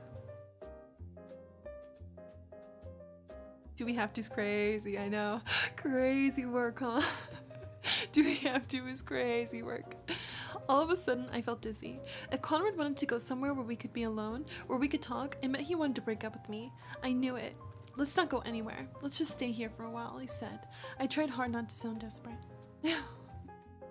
All right, he said. So we sat there, watching everyone around us dance, their faces shiny, makeup running. I pulled the flower out of my hair and put it in my purse. When we had been quiet for a while, I said, Did your mom make you come? It broke my heart to ask, but I had to know. No, he said, but he waited too late to answer. In the parking lot, it had started to drizzle. My hair that I had spent the whole afternoon curling, was already falling flat. We were walking to the car when Conrad said, My head is killing me. I stopped walking. Do you want me to go back inside and see if anybody has an aspirin? No, that's okay. You know what? I might head it back to school. I have that exam on Monday and everything. Would it be alright if I didn't go to the after prom? I could still drop you off. He didn't meet my eyes when he spoke. I thought you were spending the night. Conrad fumbled with his car keys and mumbled. I know, but I'm thinking now that I should get back. His voice trailed off. But I don't want you to leave, I said. I hated the way I sounded like I was begging. This is so horrible. He jammed his head inside his pant pockets. I'm sorry, he said. We stood there in the parking lot, and I thought, if we get inside this car, it's all over. He'll drop me off, and then he'll drive back to school, and he'll never come back. And that'll be it. What happened? I asked him, and I could feel the panic rising up in my chest. Did I do something wrong? He looked away. No, it's not you. It has nothing to do with you. I grabbed his arm, and he flinched. Will you please just talk to me? Will you tell me what's going on? Conrad didn't say anything. He was wishing he was already in his car, driving away from me. I wanted to hit him. Oh, I said, okay, fine then. If you won't say it, I will. If I won't say what? That we're over. That whatever this is, it's over. I mean, it is, right? I was crying, and my nose was running, and it was all mixed up in the rain. I wiped my face with the back of my hand, with the back of my arm. He hesitated. I saw him hesitate, weigh his words. Belly. Don't, I said, backing away from him. Just don't. Don't say anything to me. Just wait a minute, he said. Don't leave it like this. You're the one leaving it like this, I said. I started to walk away as fast as my feet could go in those stupid heels. Wait, he yelled. I didn't turn around. I walked faster, and then I heard him slam his fist on the hood of his car. I almost stopped. Maybe I would have if he'd followed me, but he didn't. He got in his car and he left, just like he said he would. The next morning, Stephen came to my room and sat at my desk. He'd just gotten home. He was still wearing his tux. I'm asleep, I told him, rolling over. No, you're not. He paused. Conrad's not worth it, okay? I knew what it cost him to say that to me, and I loved him for it. Stephen was Conrad's #1 fan. He always had been. When Stephen got up and left, I repeated it to myself. He's not worth it. When I came downstairs the next day around lunchtime, my mother said, "Are you all right?" I sat down at the kitchen table, and I put my head down. The wood felt cool and smooth against my cheek. I looked up at her and said, "So I guess Stephen blabbed?" Carefully, she said, "Not exactly. I did ask him why Conrad didn't stay the night like we planned." We broke up, I said. In a way, it was exciting to hear it said out loud, because if we were broken up, that meant that at one point we had been together. We were real. My mother sat down across from me. She sighed. I was afraid this was going to happen. What do you mean? I mean, it's more complicated than just you and Conrad. There are more people involved than just the two of you. I wanted to scream at her, to tell her how insensitive, how cruel she was, and couldn't she see my heart was literally breaking? But when I looked up at her face, I bit back the words and swallowed them down. She was right. There was more to worry about than just my stupid heart. There was Susanna to think of, and she was going to be so disappointed. I hated to disappoint her. Don't worry about Beck, my mother said to me. Her voice was gentle. I'll tell her you want me to fix you something to eat. I said yes. Later in my room, alone again, I told myself it was better this way, that he'd been wanting to end things all along. So it was better than I had said at first. I didn't believe a word of it though. If he'd called and asked for me back, this one's so bad. It's so hard to read this sentence. If he'd called and asked for me back, if he'd showed up at the house with flowers or a stereo on his shoulders playing our song. Did we even have a song? I didn't know, but if he made even the tiniest gesture, I'd have taken him back, gladly. But Conrad didn't call. When I found out Susanna was worse, that she wasn't going to get any better, I called once. He didn't pick up, and I didn't leave a message. If he had picked up, if he had called me back, I don't know what I would have said. And that was it. We were over. Damn. Chapter 13. It's Not Summer Without You, Book 2. And this is written by Jeremiah. When my mom found out Conrad was taking Belly to prom, she freaked out. She was insanely happy. You'd have thought that they were going to get married or something. I hadn't seen her happy like that in a long time, and part of me was glad that he could give her that. But mostly I was just jealous. My mom kept calling him at school, reminding him of things like to make sure he had rented his tux in time. She said maybe he could borrow mine, and I said I doubted it would fit. She left it at that, which I was relieved about.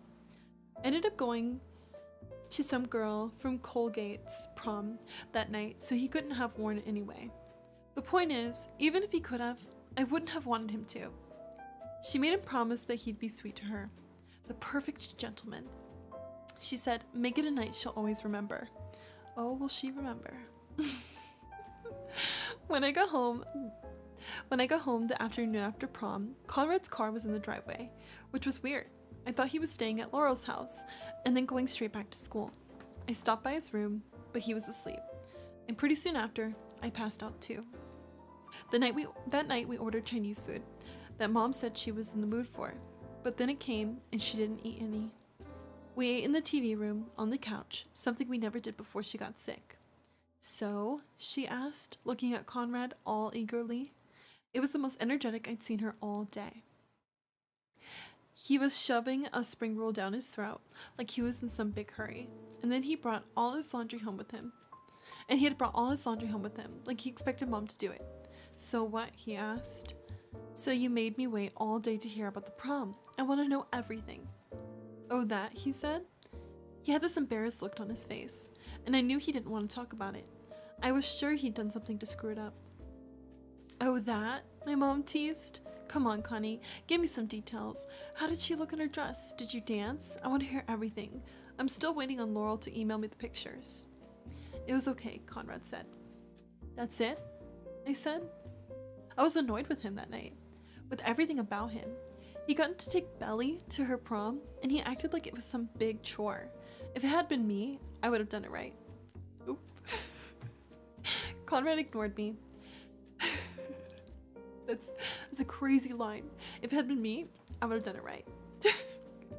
Conrad ignored me. She looked really pretty. She wore a purple dress. My mom nodded, smiling. I know exactly the one. How'd the corsage look? He shifted in his seat.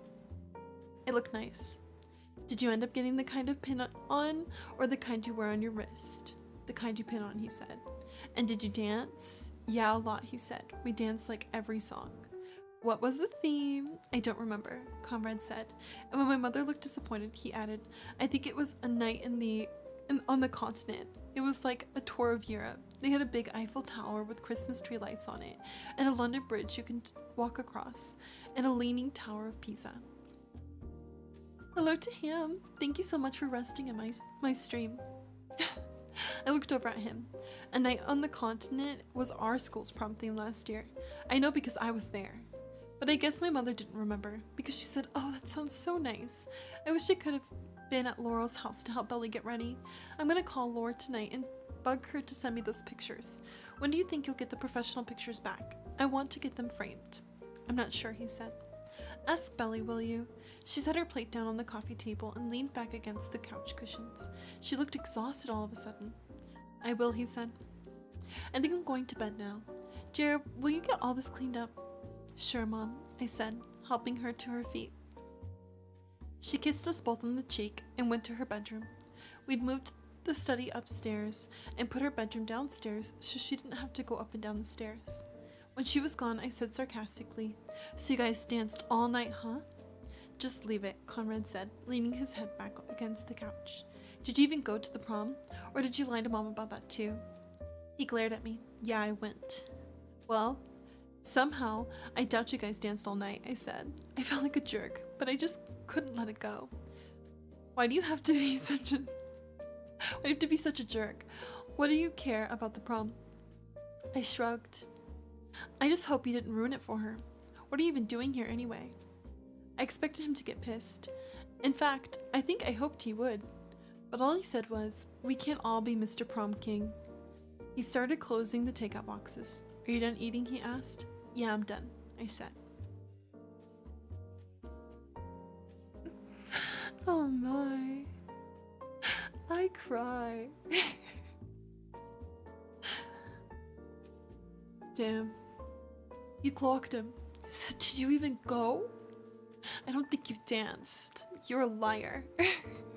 Tomato, tomato, Conrad. It's getting worse and worse for Conrad. Let's go, choir. Good to hear the updates on your writing. Ham says that would actually sleep on the stream, but in a good way somehow. Like my mom was telling me a story to sleep just like how I used to. Oh, it's so cute. Thank you. Very sweet of you. Alright, chapter 14. Here we go. When we drove up to camp, chapter 14, It's Not Summer Without You, book 2. When we drove up to campus, there were people milling around outside on the lawn. I forgot they were looking for him, oh my gosh.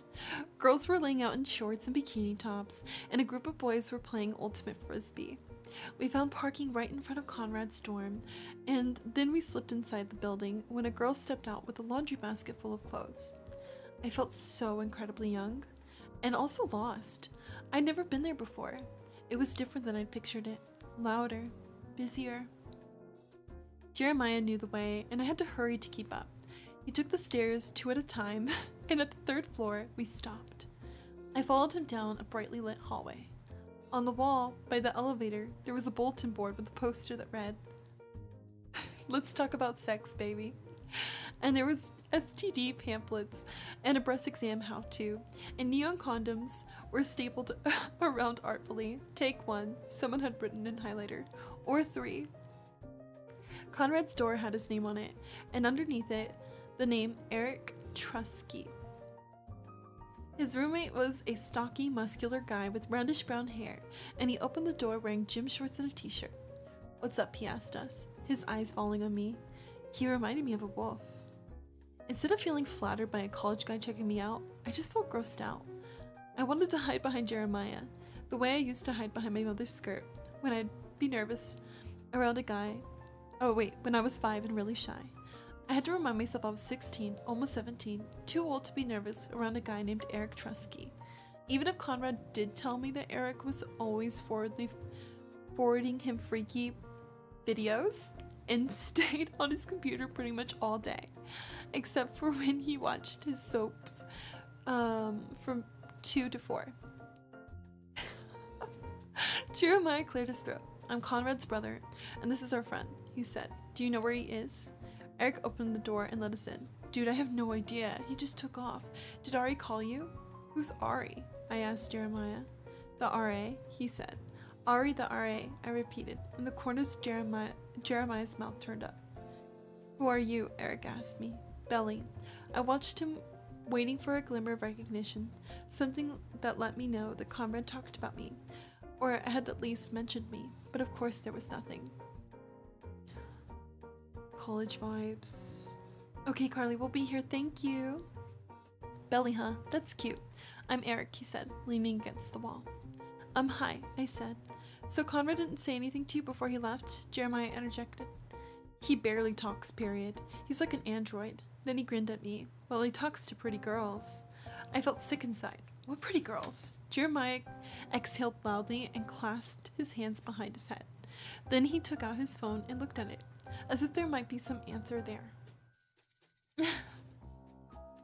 I sat down on Conrad's bed, navy sheets and navy comforter. It was unmade. Conrad always made his bed at the summer house, hotel corners and everything. So this is where he'd been living. This was his life now. He didn't have a lot of things in his dorm room. No TV, no stereo, no pictures hanging up. Certainly none of me. But none of even Susanna or his dad. Just his computer, his clothes, some shoes, books. I was actually about to take off, dudes. I'm going to my parents' country house. Will you guys just make sure the door is closed when you leave? And when you find C, tell him he owes me $20 for the pizza.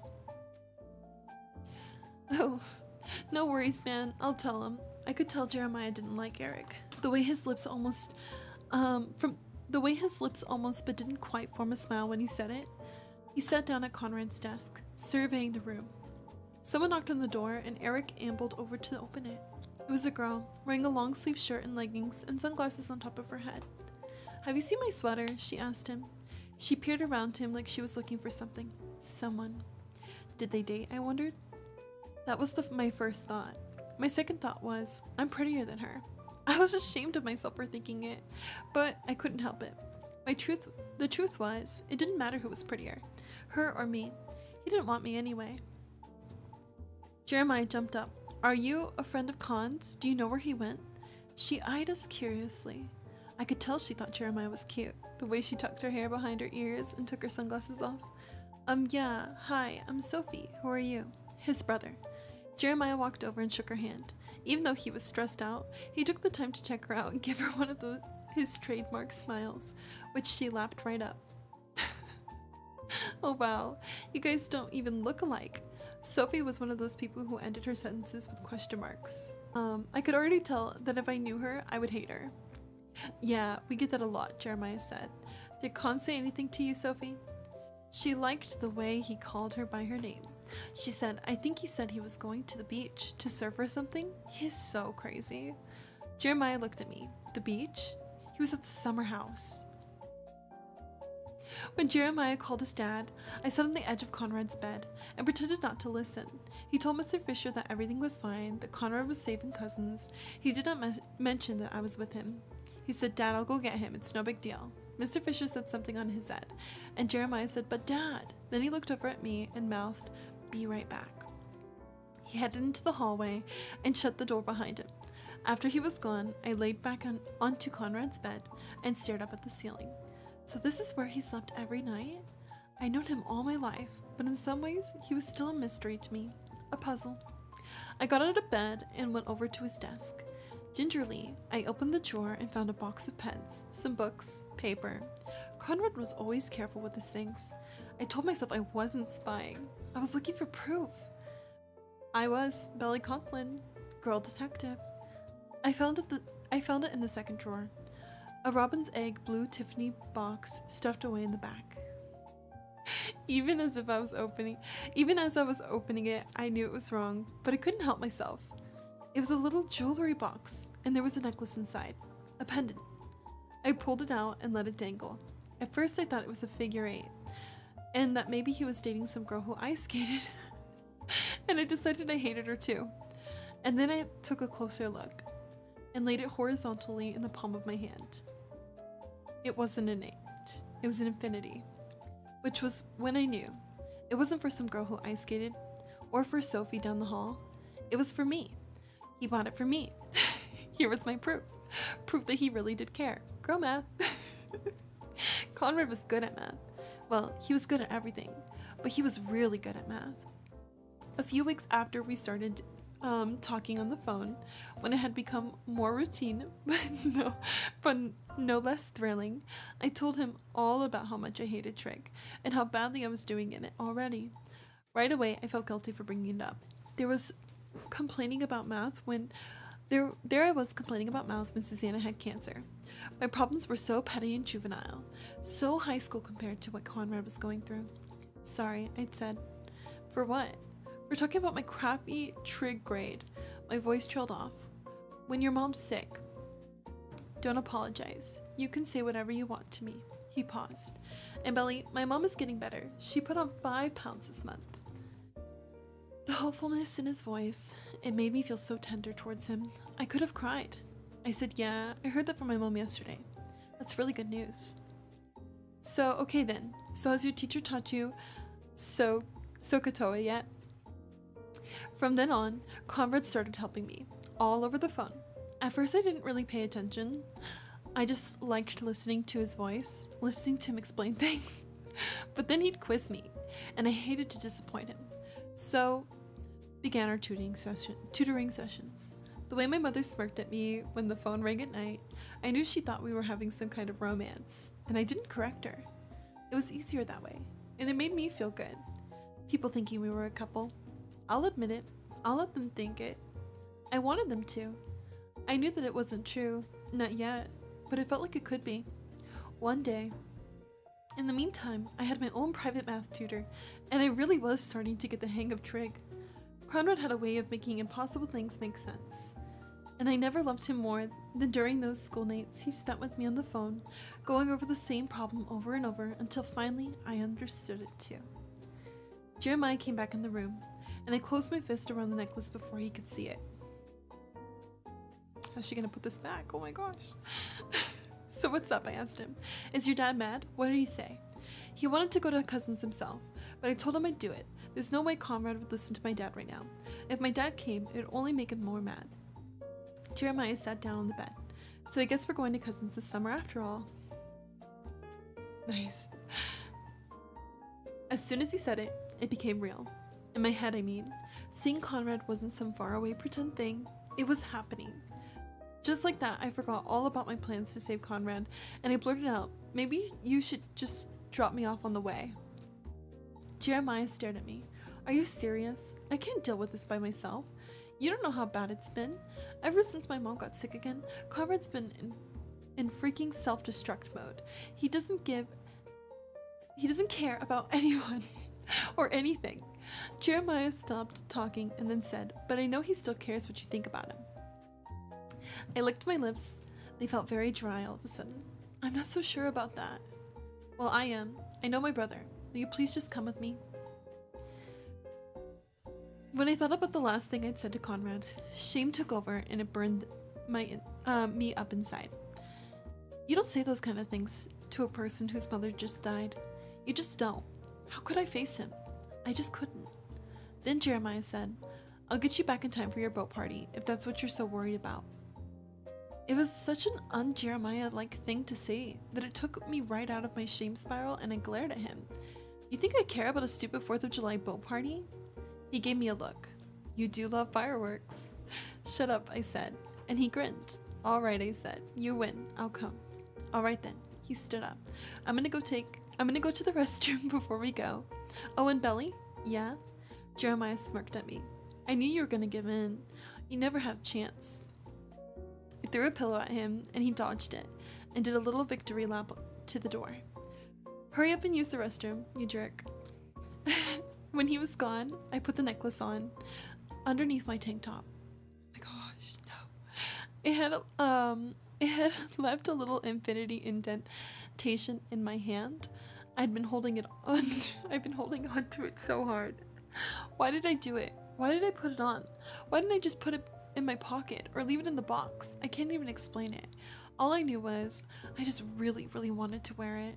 It felt like it belonged to me. No, that's like the worst thing she's done so far. I'm like, girl, why? Leave it in the box. Is the #1 option, girl. Literally, right? Like, please. He'll give it to you eventually, hopefully, manifesting. But like, gosh, why are you gonna wear this? To go and see him?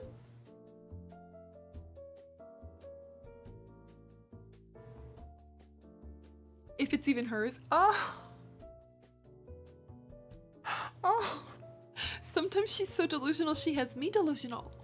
Oh no. Screaming. This is our final chapter for today, friends. The story has gotten better. Thankfully, the beginning chapters were genuinely so hard to read. And I'm so glad we're done with those. I'm so glad that we got through those, honestly. Chapter 15, It's Not Summer Without You, Book 2. Before we headed down to the car, I grabbed Conrad's textbooks and notebooks and his laptop and stuffed as much as I could into the North Face backpack I'd found in his closet. This way he'll be able to study for those midterms on Monday, I said, handing Jeremiah the laptop. He winked and said, I like the way you think, Belly Coughlin. On the way out, we stopped by Ari, the RA's room. His door was open and he was sitting at his desk. Jeremiah popped his head and said, Hey Ari, I'm Conrad's brother, Jeremiah. We found Conrad. Thanks for the heads up, man. Ari beamed at him. No problem. Jeremiah made friends wherever he went. Everyone wanted to be Jeremiah Fisher's friend. Then we were on our way, headed straight to Cousins, full stop. We drove with the windows down, the radio up. We didn't talk much, but this time I didn't mind. I think we were both too busy thinking. Me, I was thinking about the last time I headed down this road, only it had been with Jeremiah. It hadn't been with Jeremiah, it had been with Conrad. Oh my gosh, that's it? Oh my gosh, no way, that was the end of the chapter. Oh my gosh, no way. They gave us the smallest chapter. And then it goes on to chapter 16. So we're going to Cousins. We're going to Cousins Beach. We're going to Cousins Beach. And we're going to see Conrad. And we're wearing this necklace that we found in Conrad's freaking dresser. That wasn't ours. And our mom does not know where we're at. And our friend packed us really hot clothes, so hopefully we're gonna change. And yeah, that's where we're at. Screaming. What did you think of the first 15 chapters of this book? For me, I think the first 7 chapters The first, yeah, like, no. Probably more than half. The first, we'll just say the first half was really hard, and I honestly was not enjoying reading it as much as I wanted to. I was like really sad at points. I was like, oh my gosh, this is hard to read. And I was like, dang, we're bringing a real gloomy cloud over us today with these conversations, like, and experiences. But now things are finally heating up. I feel like we left off at a really good spot, and next time we'll be reading right where we left off. We'll be picking up right when they start heading over to Cousins Beach. I'm really glad they're going to Cousins Beach.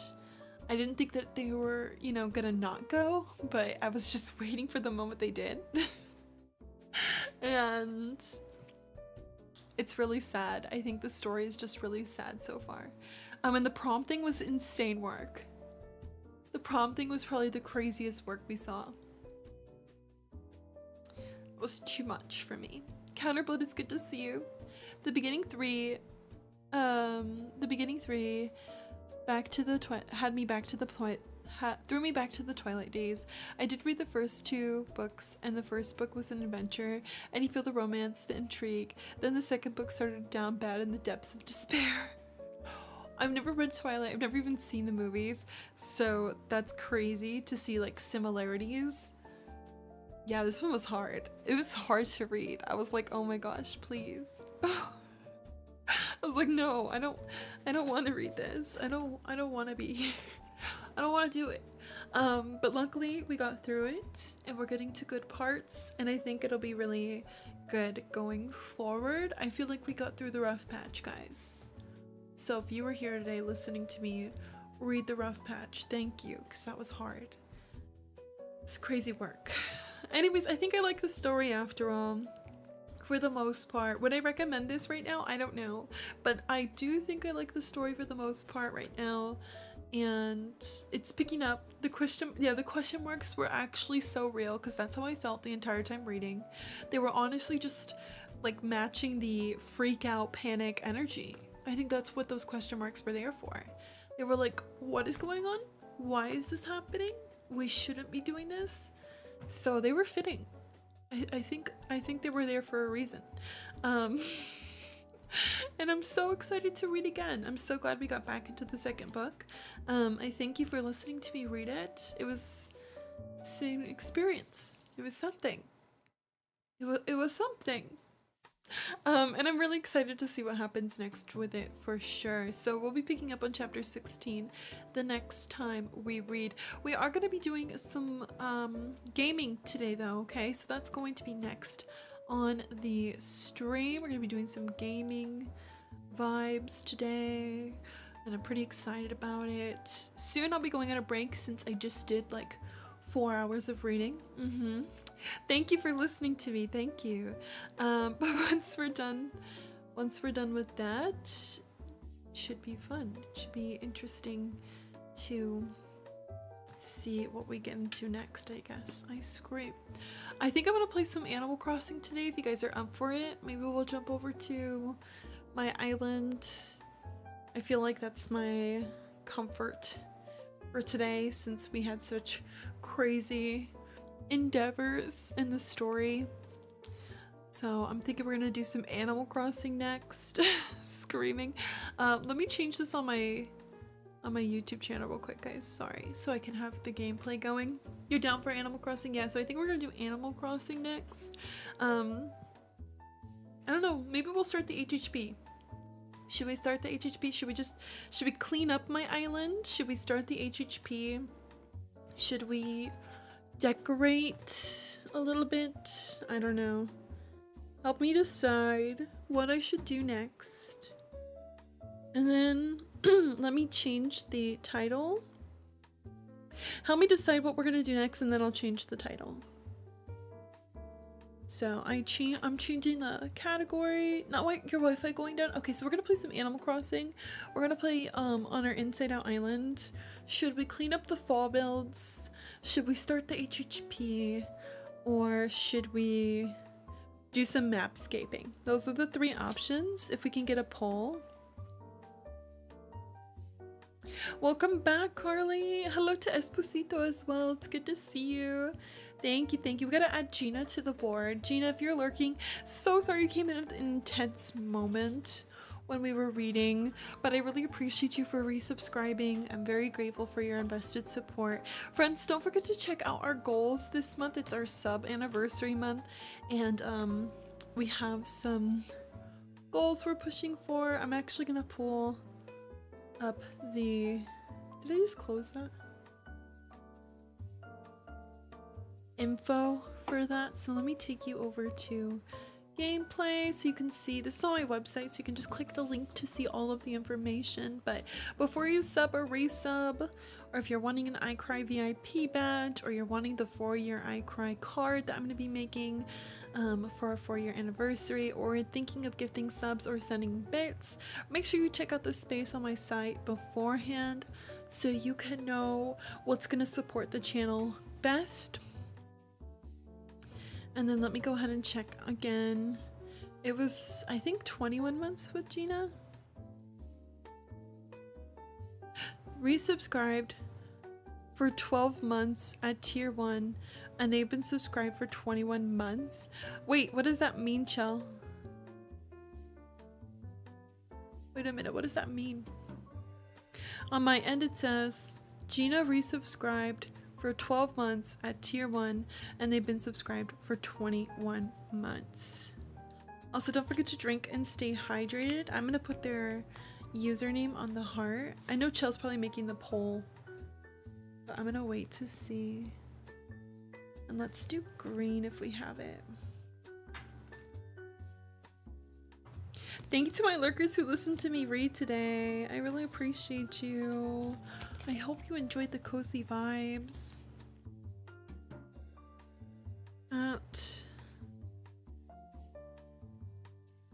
Sincerely.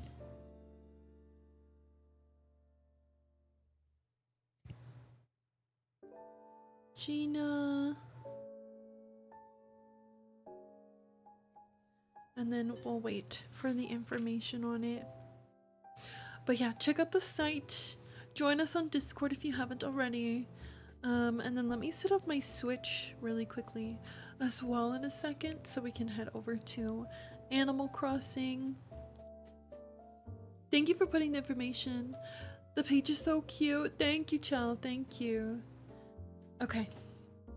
So we're gonna do a poll. You're gonna on Twitch. We're gonna do a poll, and you're gonna decide if we should do some mapscaping, some HHP decorating, or some Animal Crossing cleanup today.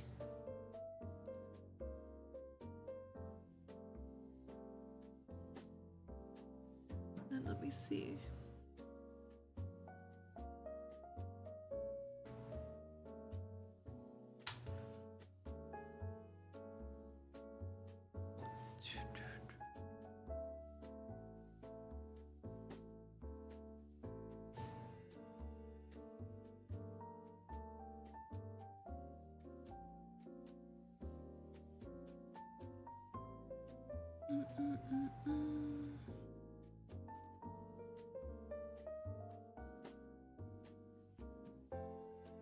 Okay.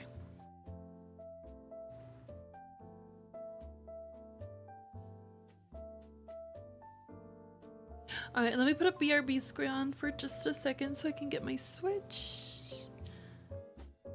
Let me do that here as well.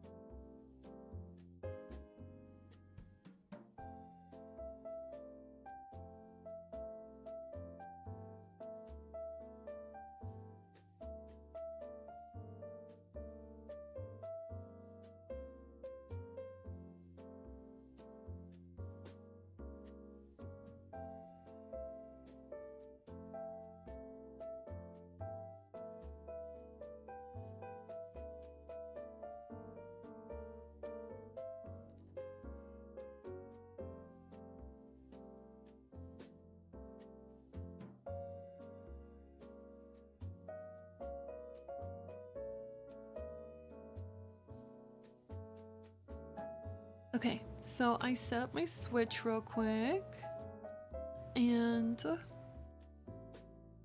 me bring us back to full screen. Welcome, and if you're just joining me, I'm Sky. I changed the title and like the game category, so we're jumping over to Animal Crossing. We're gonna make sure my plot didn't fill really fast before we decide what we're gonna do, and then we'll do a poll here in a second, and then we're gonna add Gina to the board. Thank you for welcoming me back. Thank you for still being here. Okay, let me take away this here. Take you over here for a moment. Loading in to our game. Hoping my plot didn't fail. I have it on the right day, so we should be good. The plot should still be just Mitzi. What time is it for me? 2 o'clock exactly. 2 p.m. exactly. And for you? What time is it for you?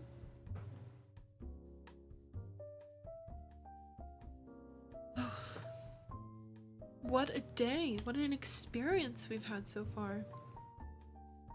It's 5 p.m. for you? Oh my gosh. And 5 p.m. for you too, Shizu? Okay, let me just check the map. Okay, Mitzi's still here, so I believe we're okay. Since she's still here, we definitely don't have boxes. So I think we're still on the day she asked to move. And then the next day is going to be her plot open. So we've successfully kept this bubble and like plot for like over a week now, guys. Slay to us. I go run over there really fast. I just have to hold it off for just a little bit longer. Because I want to hunt. Oh my. Do not have space nor a vaulting pole. These are shovels. Maybe I can have you guys come over. Anyone want to come over? Maybe we can clean up all of this stuff. Anyone having a fall island?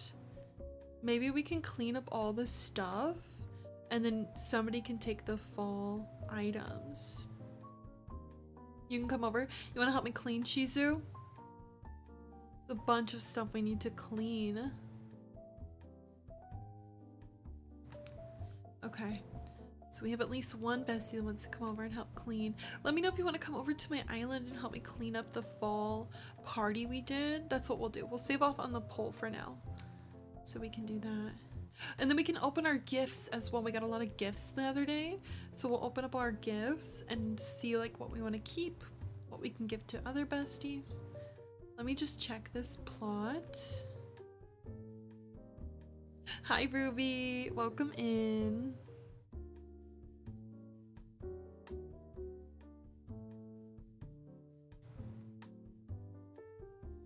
Let me see, I still can't jump over. Oh my gosh, we're stuck over here. Hello, hello, welcome in. How are you doing today? Let's see, let's see. Okay. Oh, they look so cute. Anaconda over there, so cute. Okay, here's Mitzi's house. All right. Mitzi's house, and I believe they should just be like cleaning up like in boxes. Anyone want Mitzi? I'm doing good. We're gonna have some people come over and clean up the island with me from my party. We have Mitzi in boxes if anyone wants to take Mitzi. They're so cute. Let me know if you'd like Mitzi. We're gonna have Mitzi in boxes for a few more days. If you want her, let me know. And then, okay, there's a bunch of items. We could probably organize them too, Shisu. We'll like decide like what's inside out worthy and what's just like fall. So we'll check them. Okay, we're gonna have some people come over. So if you want to come over to help me clean my island up from the party, let me know. And then we're also gonna open up the gifts from the party we had the other day. And we're gonna be giving away some of these items, so if you really want some items, you can grab them. How did I get back over here? Oop, oop. I I think I need to go this way.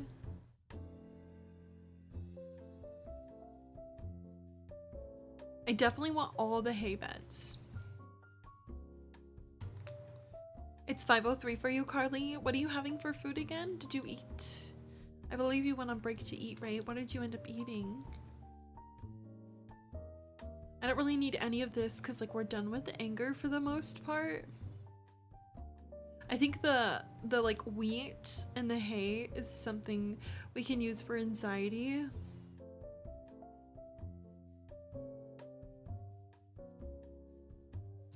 But like most of this stuff I can give away for the most part.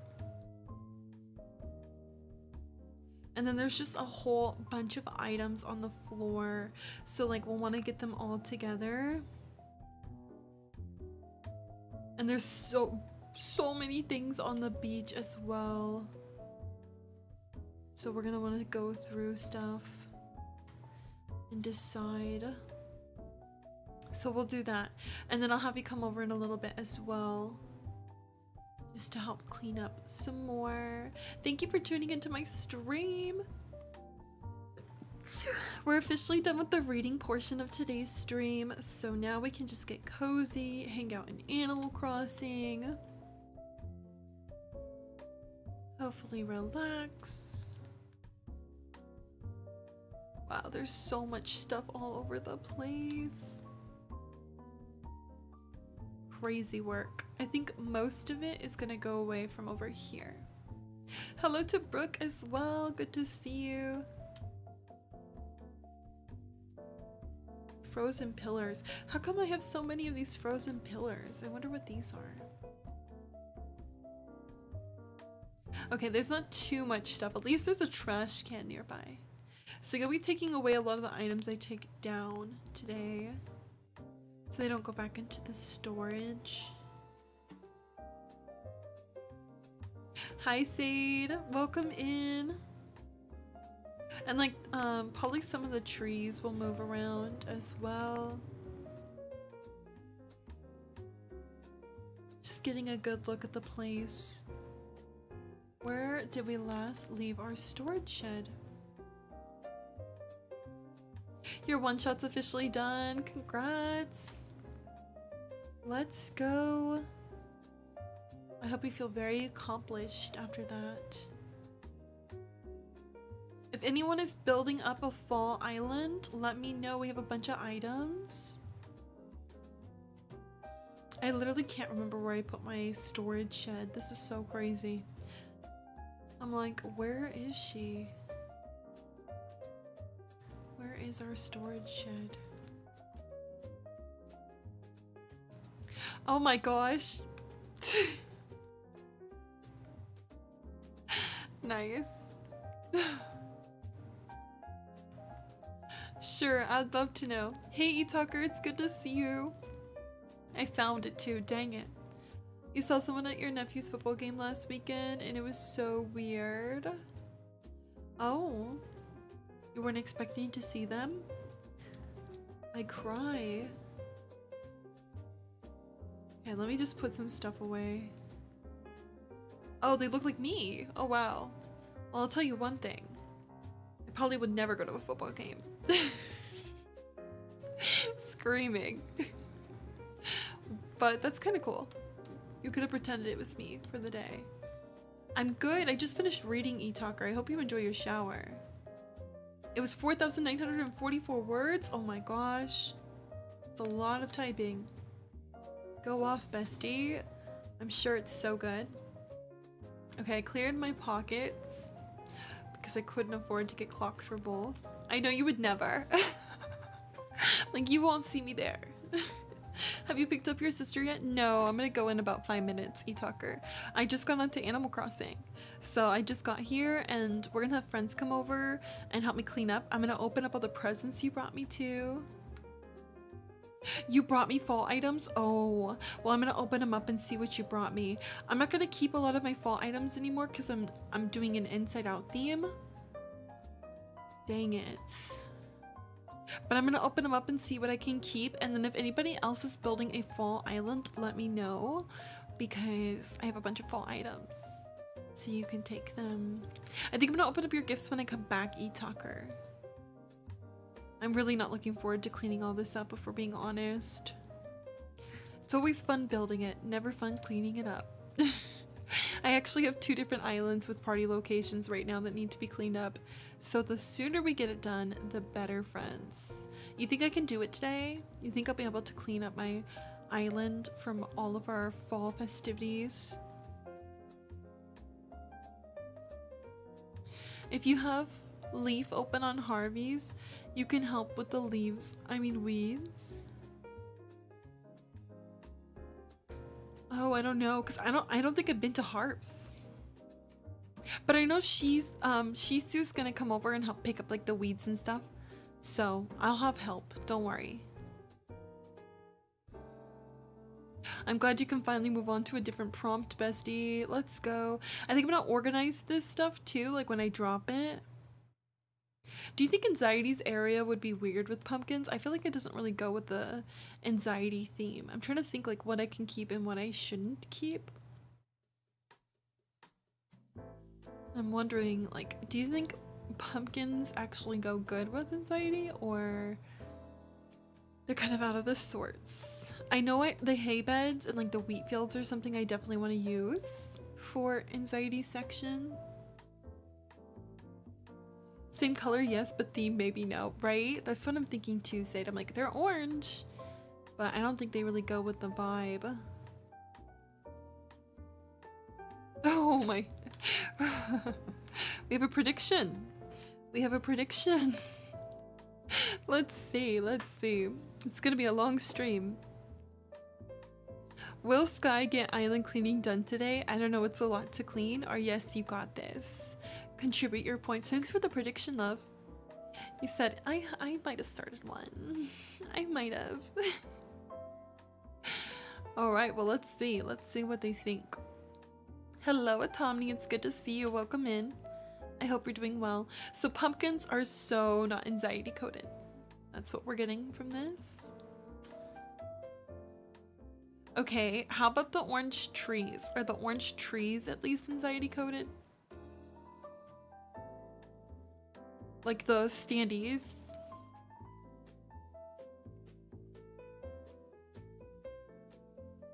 Or are they more like anger coded? What do you think? Contribute your points towards the prediction that we have going, friends.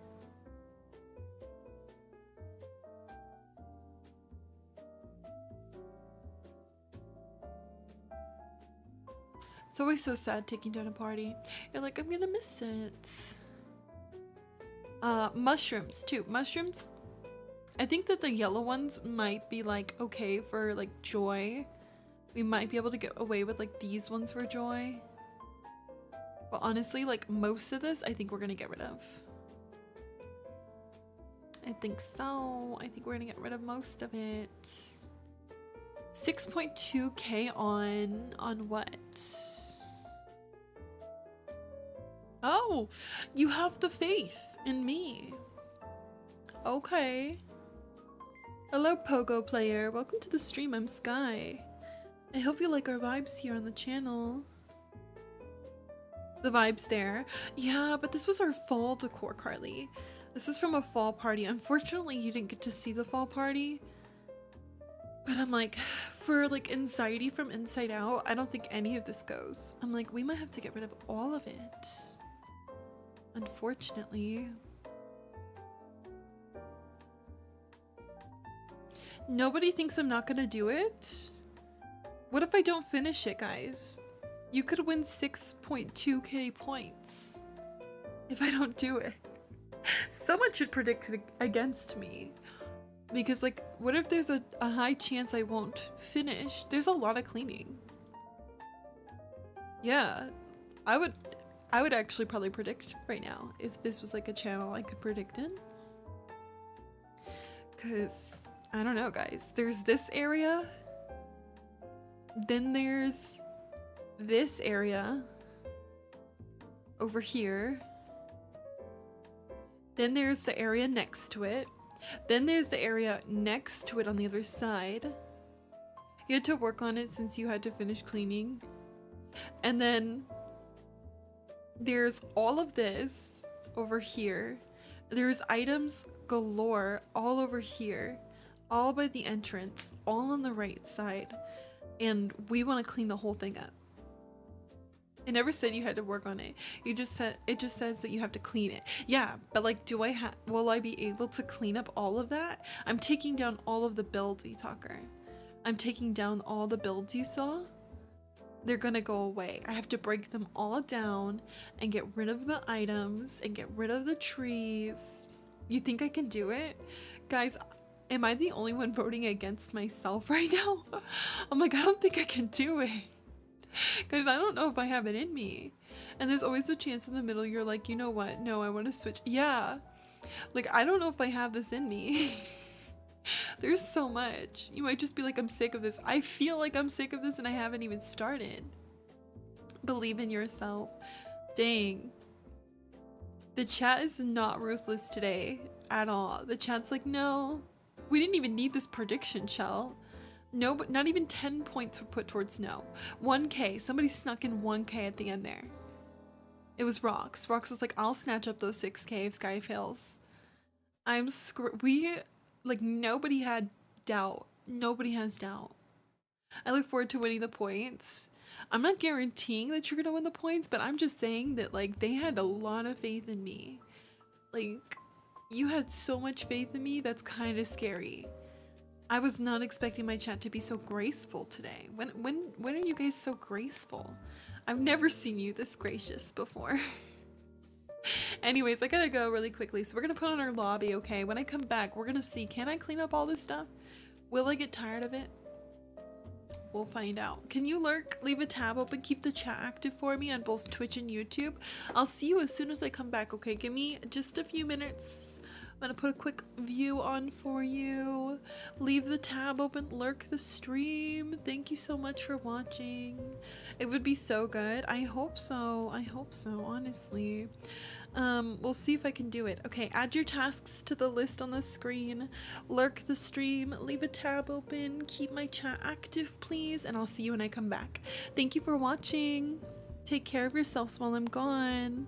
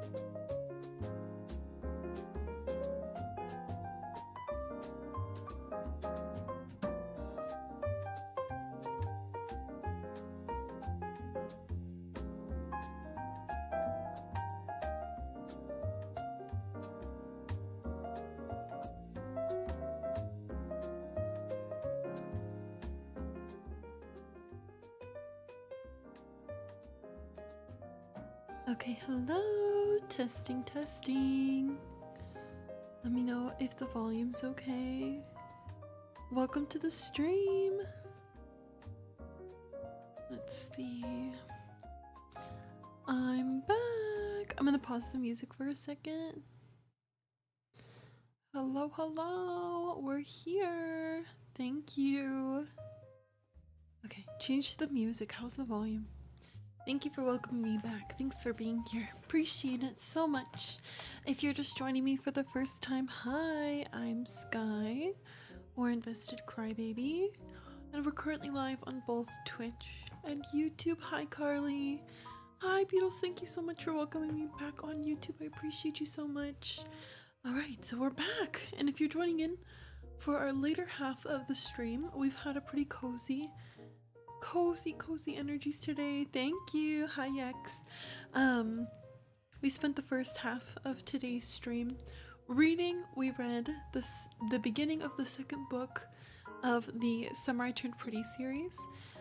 It's Not Summer Without You. We read the first 15 chapters, which is crazy, and it was definitely something. It was an experience. So now we're back and we're ready to play some Animal Crossing. I'm going to take you over to my Animal Crossing gameplay, and what we're going to do today on our island is we're going to clean up our fall decor, okay? I did some big parties last weekend and now they're over, so we're going to start taking down all the items and getting them cleared out. I'm going to start by taking down the items I don't plan to keep. Thank you, Shisu. I can't wait to have you. So I'm just gonna take down those items first, just any items that I don't plan to keep. If anyone is watching and is planning on doing a fall themed island, let me know, because I am gonna trash all of my fall stuff if you don't tell me. So let me know if you are doing a fall core island. You can pick up 200 plus items of fall decor today. If not, we'll have to just part ways. But yeah, that's what we're gonna be doing, and not too bad, just cozy, productive energies from me and the besties today. Hoping that it all turns out good and I can finish it. There's a poll going on, or the prediction I should say, and the prediction is if I can do it all before I end stream. We'll see if I can. A lot of people have faith in me, so maybe. Okay, these are like items I think I might want to keep, so I'm only picking up items that I don't think I want to keep first, and then we'll go from there. Thank you to all my lurkers who have been here all day and those who have tuned in and started lurking this evening. I appreciate you. Don't forget, if you have to go to leave a tab open. Okay, I'm just gonna pick up these here. Like these here. Thinking we can leave the lamps. Sadness, fear, and embarrassment are last. So trying to play around with the color schemes. Honestly, these are not terrible. I could probably keep these, because they can maybe go in anxieties section. So we're gonna keep those after all. Just breaking things down. Thank you for keeping me company. Oop, I have limited space. Let's open up our gifts. Let's see what we got going for gifts. Pumpkin scones, very nice. And Nook Mile tickets, okay, for my hunt. Hopefully this weekend. Okay, let's see.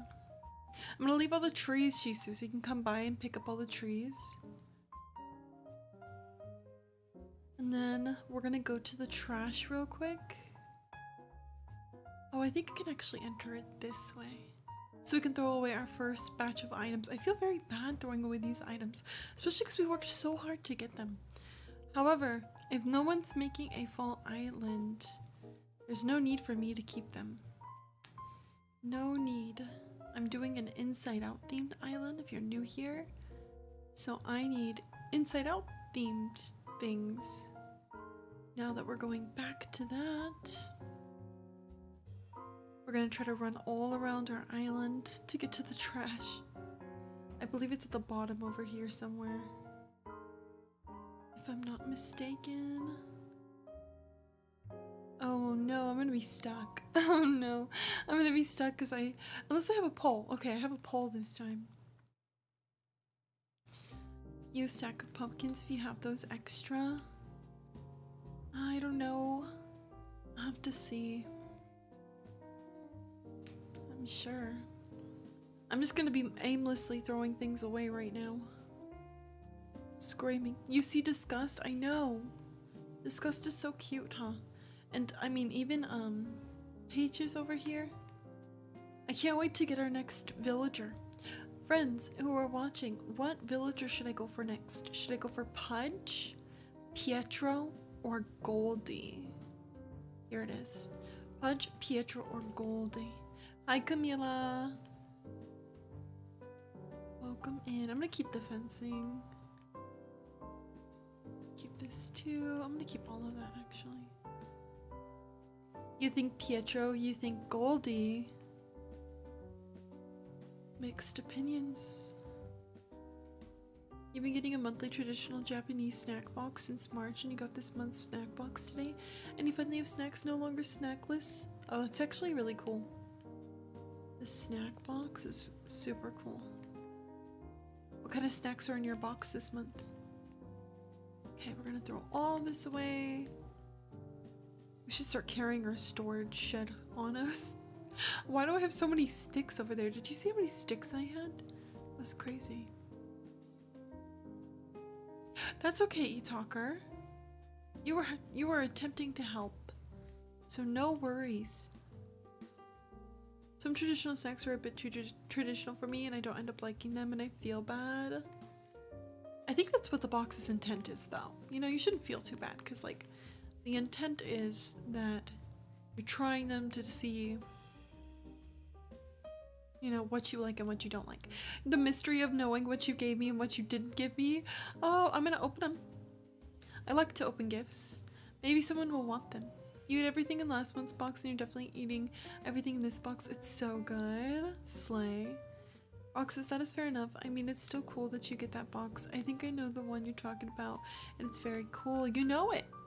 Wow. Like I dabble in snack boxes. I'm quite familiar. That's cool. Do you get one too, Rox? You get a snack box. So I guess it's gonna be between Pietro and Goldie if we do a villager. The next time we do a villager hunt. I have Mitzi with a bubble and in boxes. So if anyone wants Mitzi, let me know. I have Mitzi in boxes. I've been trying to give her away for a while. You've tried a couple of Japanese themed boxes. You don't get them anymore because it's a bit expensive for Australia. I see.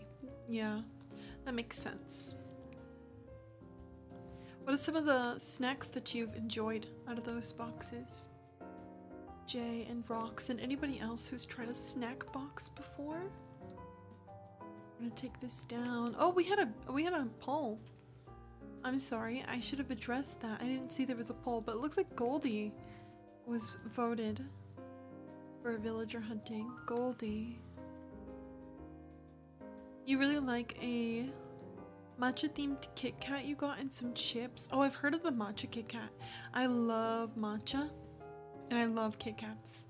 So I feel like I'd love that snack, honestly. Sounds so good. Okay, we don't need the apples or the mushrooms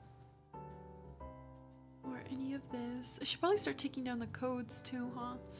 Screw me, we need a fresh slate again. Space was so fun to work on. Such a big one. I'm very excited to decorate this area. Or disgust. We might just be cleaning up one party to start the next. I do need to decorate for my next party, which is my stream anniversary party. That'll be on September 28th. I think I might host it here. There's a lot of space. So far from this box, you've eaten an Asian sweet potato little cake, a sesame rice cracker and currently just finished a small flavor. Oh, and this, what you thought was just one dried strawberry, but you bit into it and it has a white chocolate made to look like a dried strawberry, and the bitter strawberry core in the middle. It was a nice balance. Ooh, okay. These are fun snacks, honestly. Rox, thank you for 3 years and 7 months. Slay. And Shisu for almost 3. Let's go. Okay. I don't think I want the balloons, honestly. I kind of... E-Talk, I thank you for 3 years and 7 months as well. Okay, we're gonna take all of this down. I don't think I want any of this. I don't think I want any of the items. You keep the colored. So, fear is purple. Embarrassment is pink. Disgust is green.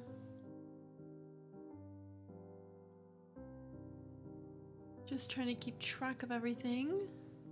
I might keep that dark one. Honestly, now that I look at these, I'm like, maybe disgust would go good with the arch there. Jay says, my snack box is traditional Japanese snacks, so they're made with traditional techniques and flavors, which is why I sometimes don't like them.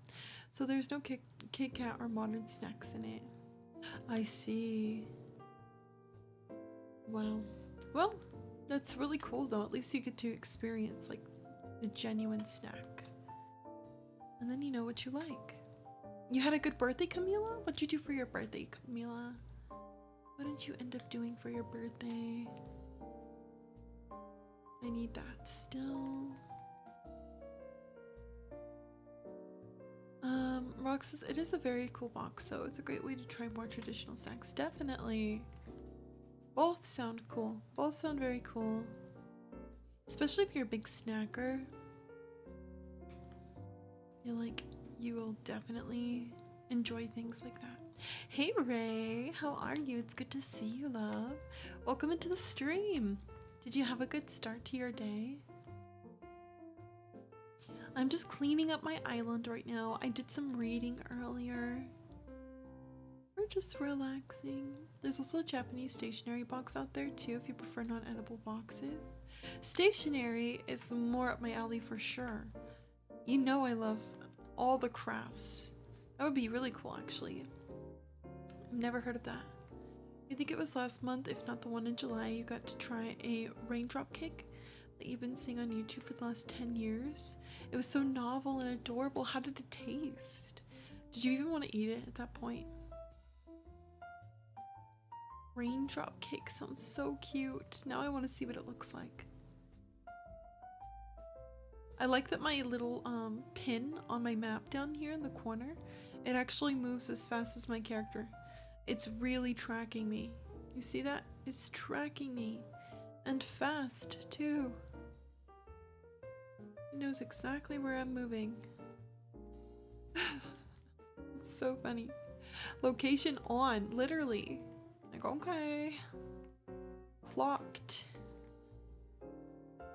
Alright. Should I keep the barrels after all? You think disgust will need barrels? I'm so scared to get rid of stuff. This is the hoarder in me, but I'm like scared to get rid of stuff because I'm like, what if I need it for a different build? What if I want this and then I'm working so hard to get it again? The cake itself doesn't have a taste. It's mainly there for texture and looks, but it came with sesame powder and a sesame sweet syrup, and that's what added flavor. Okay. I'm thinking it's gonna be like blue. I don't know. I'm like, it's blue and purple and it tastes like a cloud. That was like my initial thoughts on that. Don't forget to drink some water and stay hydrated, friends. You know that feeling too well. You're always like, but what if I need it? Literally, I'm like, do I throw this away? That's why I want friends to come over, because they're not thinking twice. They're just like, Sky wants this trashed. This is all going in the trash. And then I don't see what it actually is. It's completely clear, which is why it's called a raindrop cake. It looks like water. I remember cloud bread. I guess I'm thinking genuinely just cloud bread, probably. Cloud bread. I know Shisu's eager to come over, but obviously they can't take things down that I've put up, so that's why I'm trying to like break down the stuff that is not, you know, not trashed, I suppose. Cloud bread is great too. You've tried bad cloud bread though? I've never tried cloud bread, I've just seen it and it looks really good. The texture looks good. And I've seen people try to make it, like on YouTube and stuff. I've seen like videos, like how to make cloud bread. I'm actually picking up the items I'm gonna keep right now. This area wasn't too bad to clean up. I wonder why. If you were here when I built it, it only was a few minutes, I swear. I didn't take long on this one. That's why it's so easy. We made it look so filled, but it genuinely had minimal items. When you come over, Shisu, I think I'd like all of the weeds cleared out, if you don't mind. And then we can take the stacks for decor.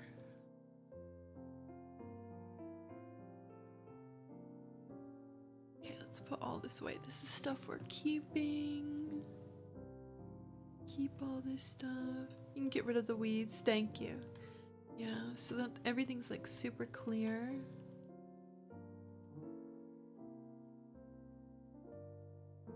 Oh, I see that I'm at 2059 out of 2400. I doubt I'll be putting 400 items in, but you know what I mean. Still scary.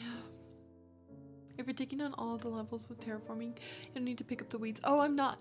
I'm just cleaning up the party. The scaping is actually intended.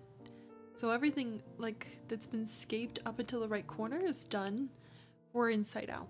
I just used the open spaces. Yeah, so I won't be breaking anything down. Although that would have been very nice. I'll be honest. If I could have just got rid of it. That way. The scarecrows kind of seem fitting for fear now, and I'm like regretting throwing away so many of them.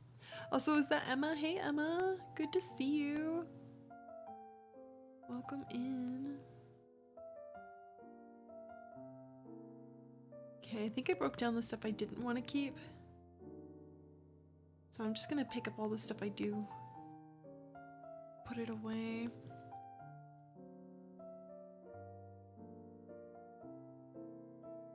I actually like the way this was like laid out, and I feel like it really helped me see the vision of how I'm gonna decorate this smaller space. So I think I'm gonna leave the like, what is this, pergola here? I liked the pergola actually, so I think I'm gonna leave the pergola. After all, you're always fighting your hoarding tendencies in Animal Crossing. Are you similar in real life too? Like you want to keep a lot of stuff? I'm a very sentimental person, truthfully. Emma says, hello. I toured your Princess Island today. I found it on Pinterest. Ah, nice. Stunning as always. The way you did the castles. Also, Lemure, Cogsworth, and Miss Potts was your favorite moment. I'm gonna have to watch back your video. Let's show some love to Fan City Central, aka Emma. You found my island on Pinterest? You gotta tour my other one now. I have a Tinkerbell island that you can tour next, Emma. I can't wait to see your tour. Did you do it at the start of your stream? I can't believe you. Did you know it was mine when you found it? Did you know it was mine? I wish I knew that you were touring. I would have watched you. Okay, let's... Alyssa, how are you feeling? It's good to see you, bestie. Yes, someone else posted it? Yes, they had the name on there and you were like, it's a must. Can you send me the post? Someone else posted it? That's crazy work. Not the first time, but still crazy work. Okay, send me the link to the pin on Pinterest if you don't mind. I'd like to see who posted it. Scream. Okay. I'm so glad you liked it though. I'm glad you found it. Thanks to them. It's hilarious. Hello to Barbie. Thank you. You're so nice. Welcome to my stream. Glad your name is bright. I've had pictures of mine like just posted without my name. So honestly, I really don't, it's like it's out there, you know? The work is out there, so what more can I ask for? I remember that one time Fauna like saw my build, like all my builds I think posted on somebody else's Instagram. Like they were building up a feed and it was just me. And I was like, wow, I have 2 feeds. Nice. Once you were in a DA tour stream and someone shared your dream address to be visited and you were like, what? That's crazy. People are wild. Yeah, at least this person credited. Yeah. But I don't really care much. I really don't. I'm just like, nice. Can't wait to do your Tinkerbell Island. Yeah, the Tinkerbell Island and the Disney Princess Island are both on my YouTube. If you're in my Discord, or you could just send it, you know, via whispers. We usually don't DM in the community, just for my friends who are watching. We usually don't PM at all. But yeah, if you you could send the link, I'd like to tell them thank you. Thanks for putting me out there on Pinterest. So nice of you. You want to see me in real life? That's so nice. Camila, where are you from? I'm from California. The streamer was nice and was like, oh, I need their permission to tour it. And I was like, it's mine, you can. That's crazy. I scream. Like, oh, yeah, I'm actually here, so. You could tour it, it's fine. Was the other person like, I'm sorry? How are you doing, Barbie? How are you doing? My name is Sky. We're just cleaning up from my Harvest Homecoming party. I just had a Harvest Homecoming party on the island. We're cleaning it up. We finished reading a little bit ago. I read on Wednesdays, so we're just hanging out, chilling. It's a very casual stream today. Yeah, they were like, oh my gosh, you're here? It was so funny. It is funny. Your Instagram link is broken in your Twitch profile. Oh, well, thank you for telling me. I'll fix that. I'm investedcrybaby on all platforms. It's probably been the same like one for so long, it just broke. I've been here for almost 4 years, can you believe it? Probably put that up there like literally 4 years ago. Screaming. Alright, let me pick all of these up here. I really don't think I'm gonna need so many wheat fields, but alas, here I am. Who clocked me right now? Was that you, E-Talker? That was E-Talker! Oh my gosh, E-Talker! You're so ruthless! Alyssa says, what Animal Crossing character am I?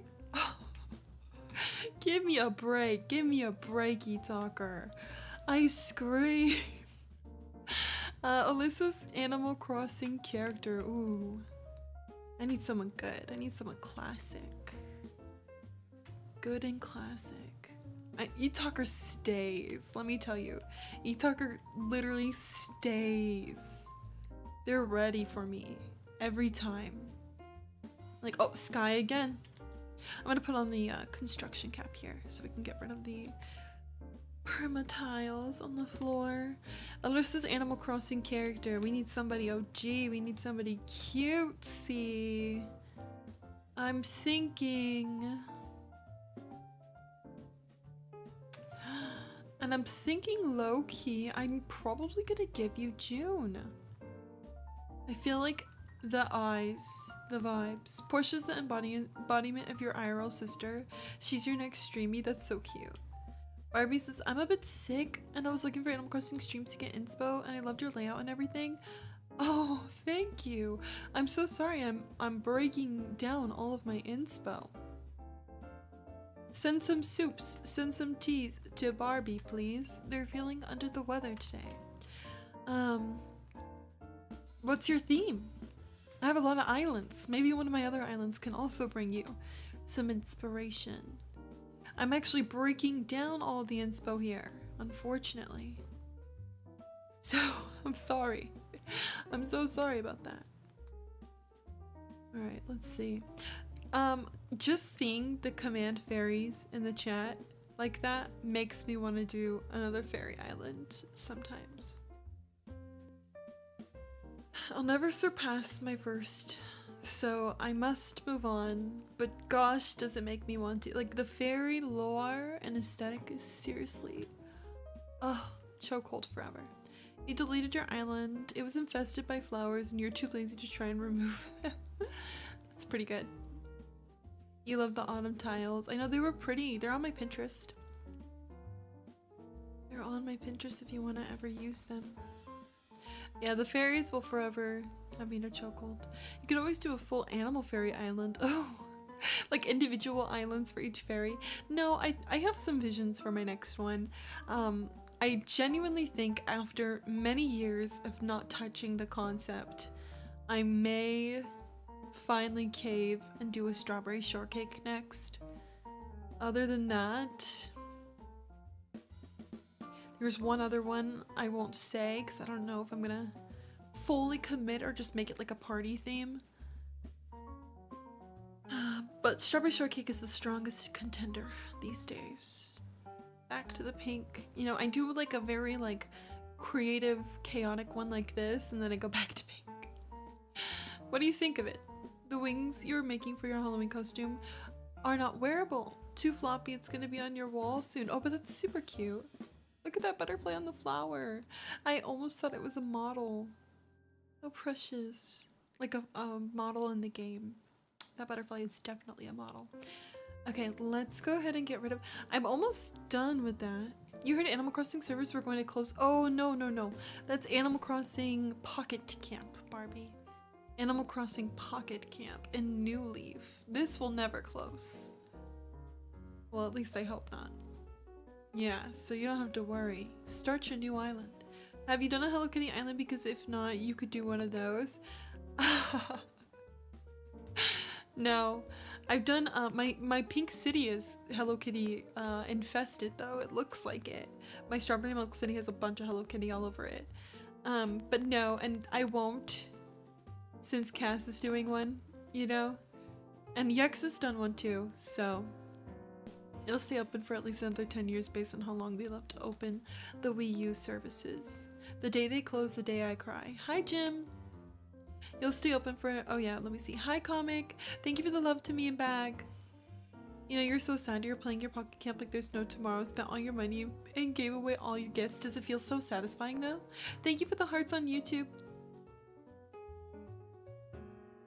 Thank you. So sweet. Anyways. Yeah, so I don't think I'll do Hello Kitty, honestly. I've done concepts in relation to, and I'm sure I could execute it. But yeah, I don't know. How do you place the subtitles? I just noticed that. Oh, these ones don't turn off. These are my subtitles. So like I put them here and they don't turn off. Honestly, do want to make them, I think, a little bit brighter. So I'll probably do that soon. You don't miss opening your gifts? I had to step away. No, I'm cleaning right now, but I'll open the, as my reward, I'll open the gift, Talker. What do you think? You wonder why they decided to close Pocket Camp? They were doing updates like crazy too. You're back here to talk to your grandma? How's your grandma? Welcome back. I'm just cleaning up the paths, Shizu, right now. Just clearing out all the paths. Barbie, thanks for following. Thank you. Alright. Okay, guys. You were right to have faith in me. I genuinely... It looked like a lot more, in my opinion. If we're being honest, I genuinely thought this was a lot more. Rox, I'm very sorry if you lose your 1K today. You might just end up. I persuaded you wrong, and that's on me. Pocket Camp did wonders for you in Animal Crossing launch. Really? I don't really play it. I don't really understand Pocket Camp much, unfortunately. Just consider it a donation to the other friends.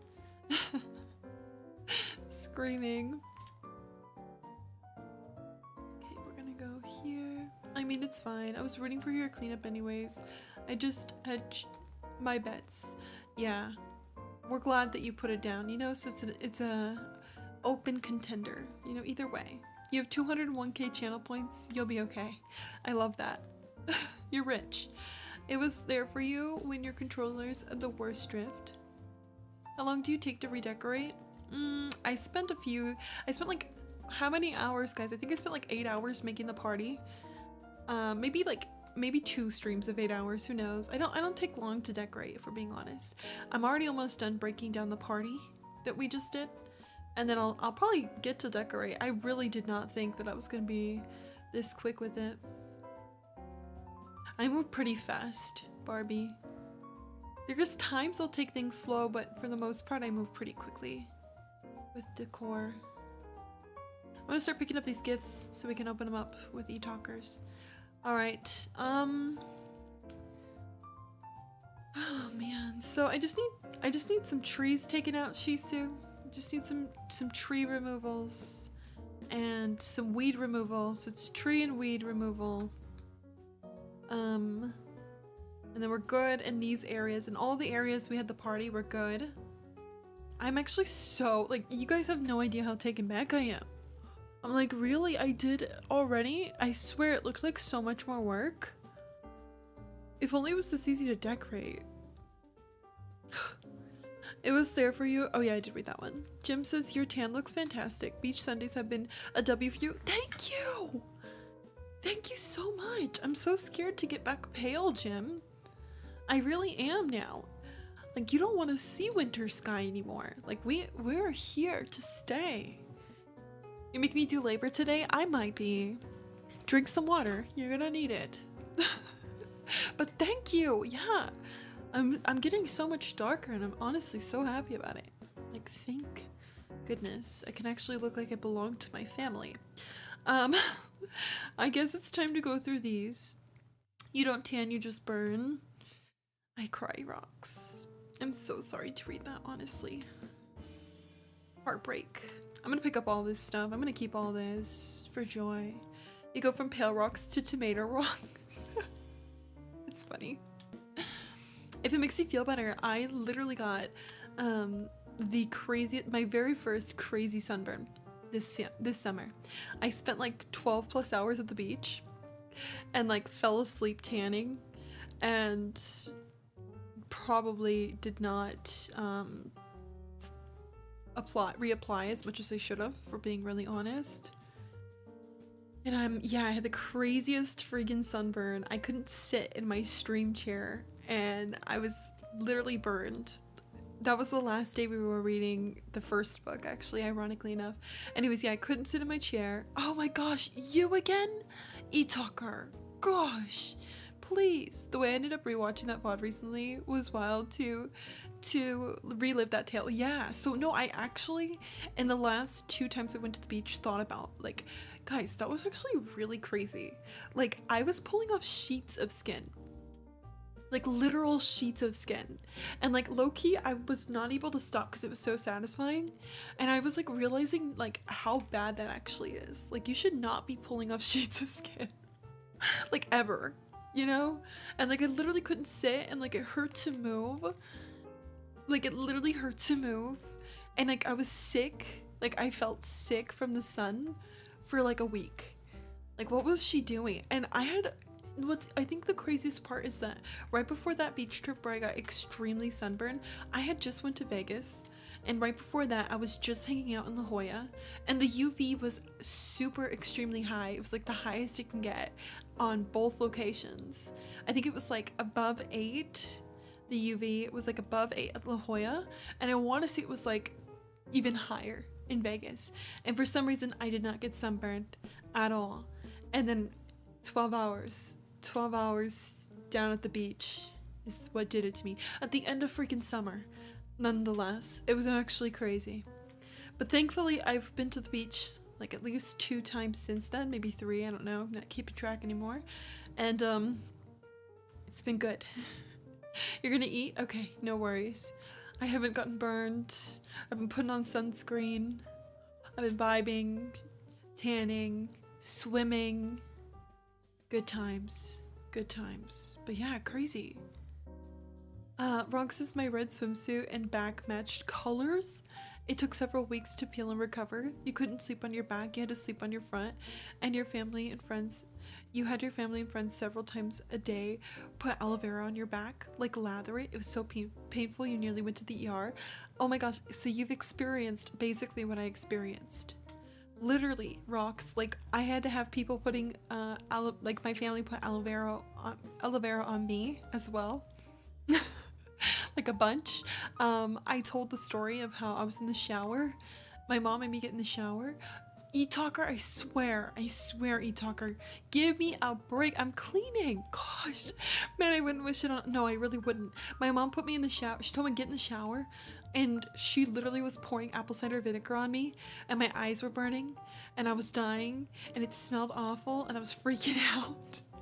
It was actually the worst experience I've ever had, especially with the sun.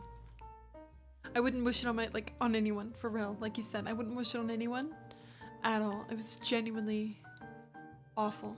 Also, E-Talkers counting up how many times I fill up my pockets to the fullest. That's what they're doing. So if I lose my storage or I fill my pockets, yeah. They count it up, and I'm just getting it counted today. 35, I think it's at. I'm sure it's about to hit 36 because I'm not paying attention. Bryson, I'm sorry you're feeling dizzy. Everyone, send some hugs to Bryson. Take it easy, bestie. Take it easy. Go slow. Drink some water. Nice breathing. Relaxing energies. Do you remember my sunburn, Bryson? We're talking about the sunburn story. That was wild. Australian sun is very intense because we have a hole in the ozone here and we're positioned closer to the sun on the globe, so you get sunburns walking 7 minutes to the train station. I'm so sorry. You must have like very sensitive skin too. Jim says, when I was younger, I went to an air show and forgot to apply anything, and I had blisters on my ears and my knees. Never again. Lesson learned. That's crazy. My dad told me that one time when he was younger, him and his friends were like all at like I think a lake or something. It was super hot out, like super hot, and he fell asleep and his friends just left him. Like they thought it was funny, so they left him there. And he said that when he woke up his skin was bubbling and he couldn't move, and like he had to like wait for somebody to come back and help him. And like it was like a whole ordeal, and like my grandparents were like all freaking out, and like he was super sick and he had to like go to the hospital over it. And it was like a whole thing. And he was telling me that while I was in pain for my sunburn, and I was just like, wow, that's crazy. I'm in pain. I'm glad I didn't get this bad. What would it when would it be appropriate to redeem Torment Island? Alyssa, you could redeem it at any time, but I do want to warn you, I have friends who are still waiting for me to tour their island. I haven't scheduled an island tour in a long time, like a day for I tour islands. So I'll need to push myself to do that next. So you'll be on backlog at that point. So it won't be like guaranteed right away because I have other besties waiting. There's other people. A line, if you will. Okay, Shisu, I'm doing a lot, actually. So, it seems that what I've said you need to do is all you'll need to do, bestie. I'm doing the most. Trying to do the most. Yeah, I remember when I redeemed that. I don't know if you toured my island yet, but if you did, I missed it. Which one? She's booked. I've been booked. So, we'll see a bunch of people's in one day. Yeah. That's how that will work. And then if you redeem it, we'll try to fit yours in too. We'll see. Okay, I really don't need all of those, so we're gonna leave that out. Don't forget, friends, if you have to go to lurk and leave a tab open for me, please. I'd really appreciate it. Thank you so much for keeping me company on today's stream. It was your Autumn Island. Yes, I do believe I did tour that one. I feel like I did tour that one. But we have a list, so we can always check it in the near future. But yeah, I do want to say I seen that. I just know there's people waiting. Johnny's one of the people that's waiting for sure. Johnny's waiting. Screaming. Where is... I'm not gonna say it. You do have time. So I can redeem it again later on for my next design and rejoin the queue. Yeah! Get in line. We love a good build-up line. Listen, what's the next theme? Oh my gosh, where am I on this island? I don't even know where I'm at on my own island right now. I'm actually scared. I like went into circles. That was actually scary. I didn't know where I was. I don't think I've ever been on my island and not known where I was. What a frightening feeling. How do you have many islands? Our community, Barbie, they get me a Switch like every few months. They get me a new Switch and then I make a new island. Every time I finish an island, they usually raise funds to get me another Switch so I can make a new island. So when I finish this island, we'll raise funds for the next one. And then if I want to do another one, I think I'm at, let's count 'em. My first island, my Strawberry Milk City island. We did have the modded one, so I guess we'll count that because we spent a lot of time on that. So that's my third. We'll just count them all as one. And then the Tinkerbell Island, Love Blossy Island, the Disney Princess Island, Snow Angel, and now Inside Out. Well, surely I have to make it to 10. Surely we'll at least have 2 more islands in us, if not an infinite amount. But wow, I can't believe it. I'm at 8, I think. This is the island, Barbie. This is the island. You just can't tell right now because I'm cleaning up. This is my Inside Out island. What's a theme you would never do? I don't know. I don't think there is a theme I wouldn't do. We're in anger section right now, Barbie. Feel the fury. Horror. Yeah, I probably wouldn't do horror. She knows. Horror theme. You guys know. You know me better than me. Wow. You know me better than me, guys. I'm impressed. Horror is probably the only one I wouldn't do. I'd even be open to farmcore. Probably would just turn into fall, but like farmcore I'm open to. So I have other like ideas. Like I do want to do a fall one for sure. I want to do, I believe I want to add strawberry shortcake at this point. I want to do a wedding island in the future. So I want to do one of a wedding.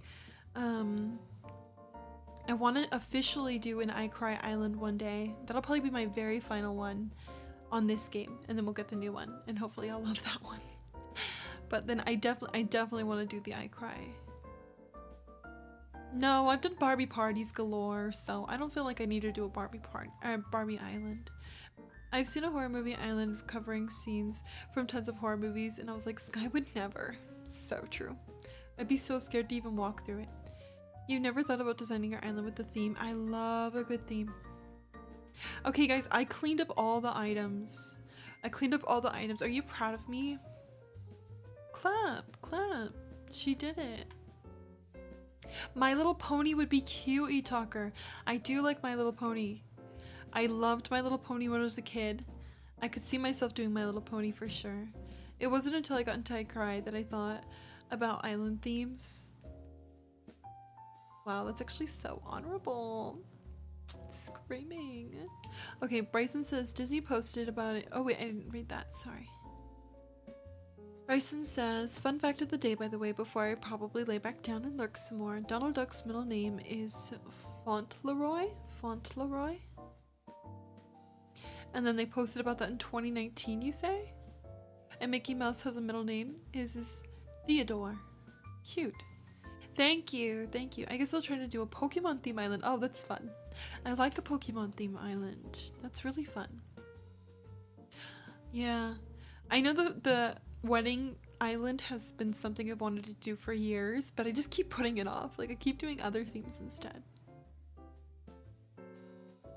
Jim says my favorite island I made was called Waddleport, a port boardwalk town of all ducks. Cute! That'd be so cute. The grass island would be perfect for it. For Pokemon? You like how everyone embraced themes in Animal Crossing? A wedding island would be cute. Yeah, it'd be cute. Alright, I'm gonna open up these gifts. I feel like my next one I'm probably definitely leaning towards strawberry shortcake. I need balance. Like I go from color to pink, so like I feel like that will be, it's like every other one is a pink island. And I feel like that'll be my next one. And then I'll do that if I really like the idea. I do her and all her friends, I guess. Now I really like My Little Pony as well though. And I could do all horse villagers. That'd be cute, E-Talker. They made a Facebook post where they were like, did you know Donald Duck has a middle name? Oh, wow. Alright, opening up our gifts. E-Talker, come on. Spooky lantern set. Nook Mile tickets. More Nook Mile tickets. We're ready for the hunt. Tea set. Welcome back, Shisu. Last one for the day. Oh, I love the acorn pochette. I might steal the Pokemon theme idea. Chesterfield coat. I'll keep all the clothes. That's not my idea. That's Barbie's. I know, E-Talker's got me clocked today. 100%. Plastic pool. Okay. Tree bounty lamp. Spooky candy set. Welcome back, Shisu. Mama Panda. Barbie says, go ahead and do it, Jim, and show me your island after. You started a second island yesterday? What? What's the theme? Wedding island would be amazing. Which one do you guys think sounds better? Strawberry shortcake or wedding? Or My Little Pony? This is not an official, like, poll. I'm not done with this island, so. You haven't decided the theme. Wedding, I guessed. You guess wedding. Strawberry shortcake. All of them. What do you think, Chell? Strawberry shortcake from Sade. What did I drop? Festival balloon. Nice. We need that. Strawberry shortcake from Jim. Heart sweater. That's cute. Ooh, another sweater dress. Okay. Tree bounty arch. More pumpkins. Tree sweater. Jack's face. Turkey day hearth. How'd you know I couldn't decide? I know, because I need to know. I'm like, please decide. Please tell me what you like. Round mushrooms. Wow, that random interaction we just had gave me the craziest flashback to a behind the scenes iCry experience we did with just like iCry support way back when, and I presented to you my Disney princess concept. You and others, but nonetheless. Do you remember? And like I was like so worried about like how I could execute it and weighing in on your opinions. You're definitely doing swamp next. Ooh, swamp core. Okay. That's fun. 3 more. E-Talker, thank you for the gifts. Crazy throwback. I was like, wait a minute. I've seen this movie before. Awesome gifts, E-Talker. I saved all of them. None of them seem to be like out of sorts. I feel like I'll end up using some at some point. Alright. Shisu's back from eating. I'm kind of feeling like decorating. Should I just decorate for a while, Shisu? Maybe I can have you come and clean with me in a little bit, or another day, another time frame. I kind of want to decorate now. Now that it's all clean, I'm inspired. Now I'm like, let me do something. You want to see my decorating process? Such a generous bestie, E-Talker. Very. In all aspects. Adding my filling up my pocket single-handedly and then counting it on the full counter. So generous. So generous. So thoughtful. You really said, I'm gonna fill your pocket with gifts and then I'm gonna count it for you on the freaking, on the counter. Okay, well, I know, so nice of e-talker. Very demure, very mindful, 100%. I think I'm gonna do Joy's section. I do feel like you would eat for strawberry shortcake, but the My Little Pony horse vibe would be a fun challenge and maybe give you a bigger creative concept. My Little Pony was one of the options. Yeah. Strawberry shortcake, My Little Pony, or the wedding. But like My Little Pony literally snuck in at the end. Like that wasn't even an idea 5 minutes ago. Like I just had this recommended and I'm like, oh, I like it. It would be cute. We can like all be in it. Now you're craving strawberry shortcake. Delicious. I know nothing about. You don't know much about My Little Pony? I remembered the Build-A-Bear had a My Little Pony collab a couple years ago. I got 2 My Little Ponies. It was so cute. I wish I still had them. My Little Wedding Cake. Oh, cute. Screaming. You watch My Little Pony with your friends through high school. You've seen all the episodes. I don't think I've ever seen My Little Pony like in its full duration. I remember I've seen some of it and I had a lot of My Little Pony toys. Like I had all the horses and I had this like hot air balloon toy that I always talk about. You know the theme song by heart? I've seen somebody on their island make their island tone the theme song. I know I had toys of it, but I don't remember much about the stories and the lore. You loved Pinkie Pie. Applejack is always so cute too. I really like Applejack. Like there's classic My Little Pony and there's more recent TV show and you know it by heart and you saw all the movies. I need to educate myself more on it, honestly. I feel like either or. Because like if we're being real, I knew Strawberry Shortcake. I had a lot of Strawberry Shortcake stuff. I have Strawberry Shortcake movies. I know most of the characters. I feel like I know Strawberry Shortcake more, but I also feel like at the same time I could definitely like build myself up on lore. I don't know it like Inside Out or Disney Princess. Care Bears is fun. I've seen an island of Care Bears. I did a tour of it and it was very fun to tour. It was very nicely done. The map was cute too. You could make an area of each and then decide. Oh, like just build the map up and then choose what the. Oh my gosh, that's actually crazy. What if I got a map? God. No, I couldn't because what about the island name? The whole series of tours was cute. Yeah, that was really fun. I would have to have the right name. I'd have to have the proper name. Like My Little Pony and Strawberry Shortcake would have 2 different names, you know? Beard Crafts says, hey Sky, thank you for stopping in the other night. Glad I can catch a stream. Oh, hi. Thank you so much. Welcome in. I'm Sky again. I believe I visited you yesterday, yes? Did you have a good stream? The rest of your stream? If you didn't come with me last night to Beard Crafts channel, make sure to show some love and support. Hello, welcome in. How are you? Thank you for coming to visit me. That's so nice of you. Like I just mean of it on an existing island of yours. Just do a test area.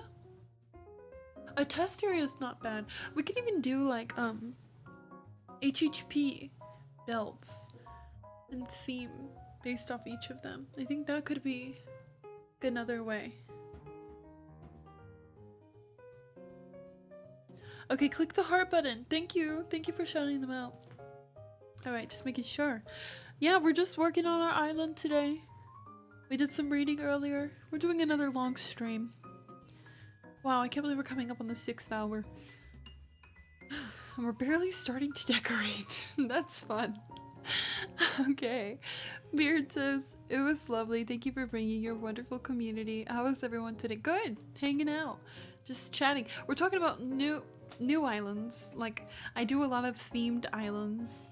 Right now this one's Inside Out, and so we're talking about like what my next island's theme should be. So I know you just started an island, which is exciting. Let me see. Yeah, I could see that though. I create challenge and see, oh, we challenge everybody e-talker and they make like, they choose, maybe they make one room My Little Pony, one room Strawberry Shortcake, and then like whichever rooms look better, like whichever ones get voted higher in the end is the theme.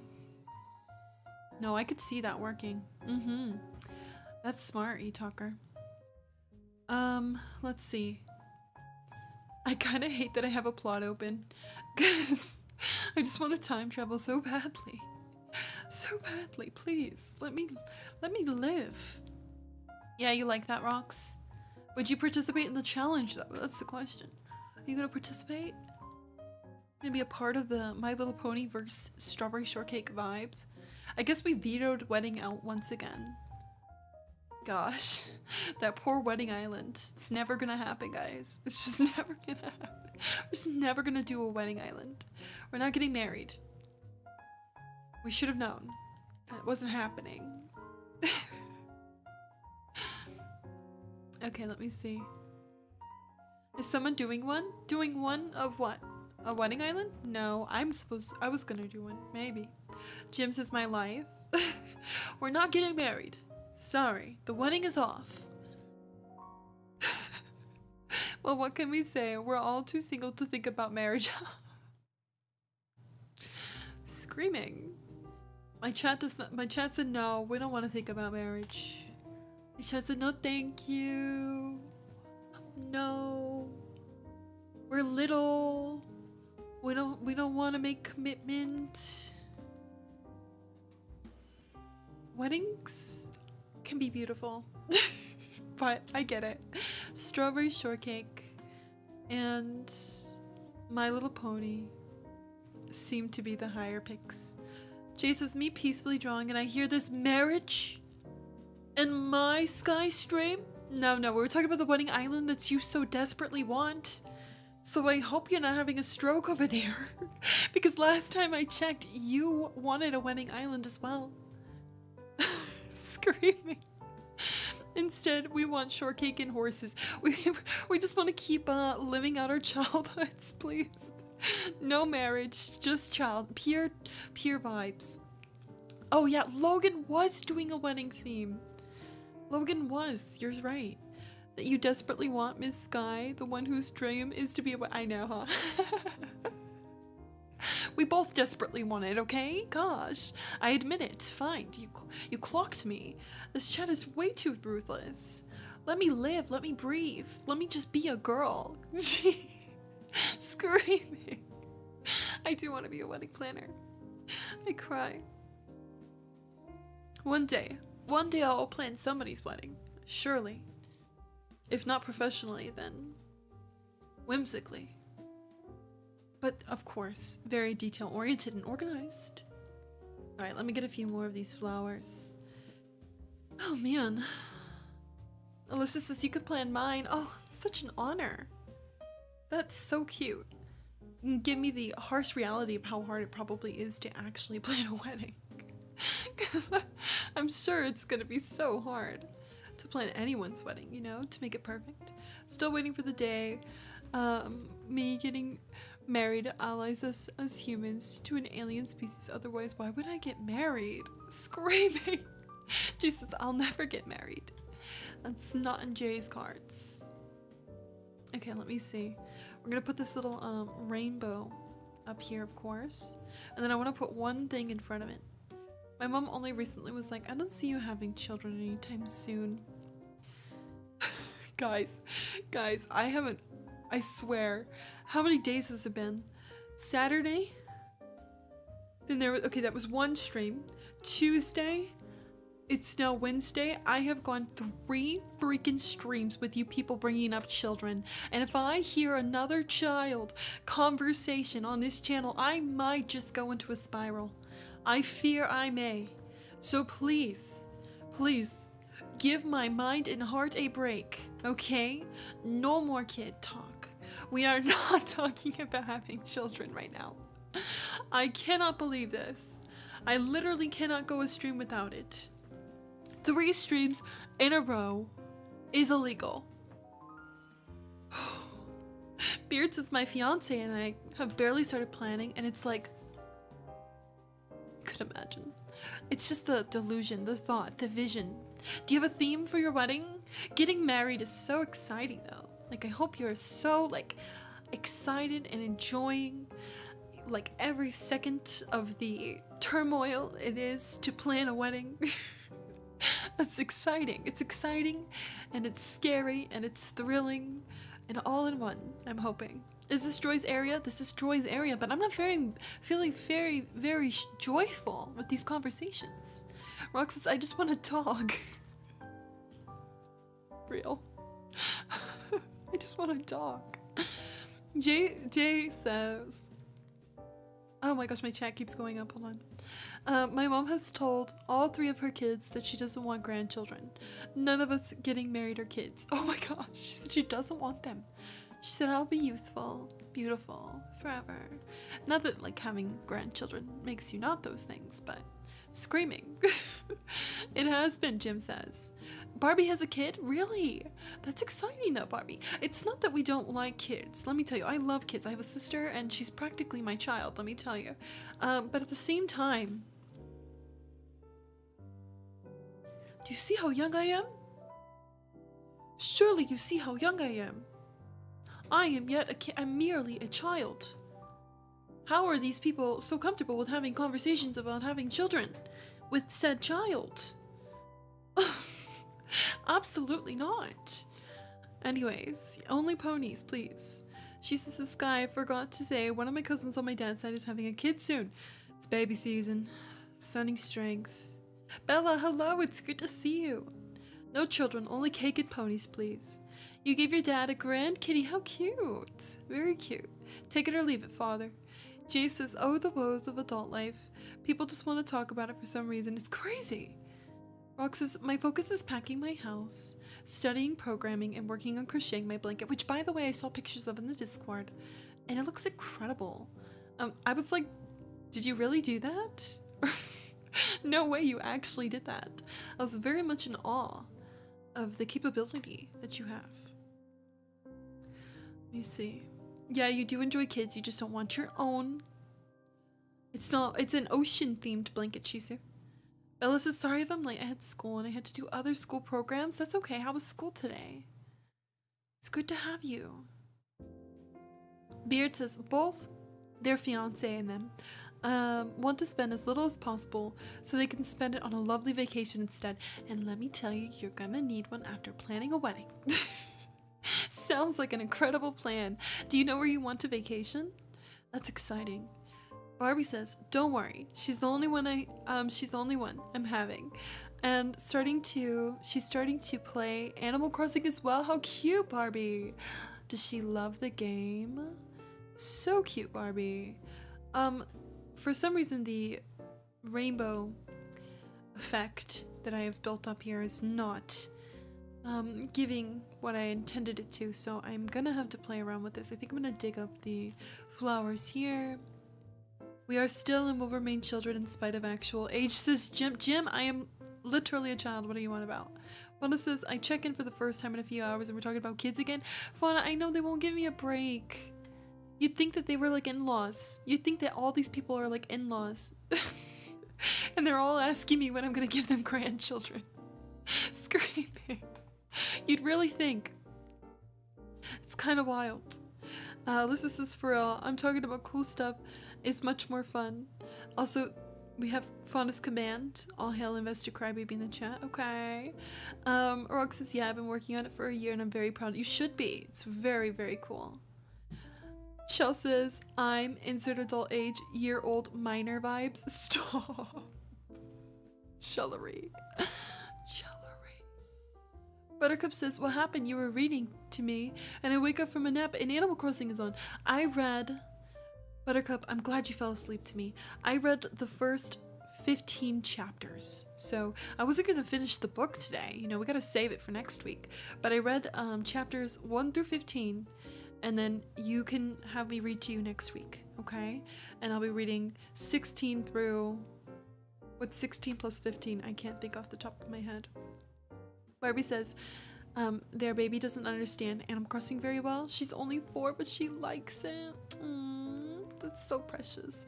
Okay, this gives more of the effect. Do you want to see? Let me just see that. You see the rainbows welcoming you into joy? I think we're doing the thing. I believe we're doing the thing. Do you see it?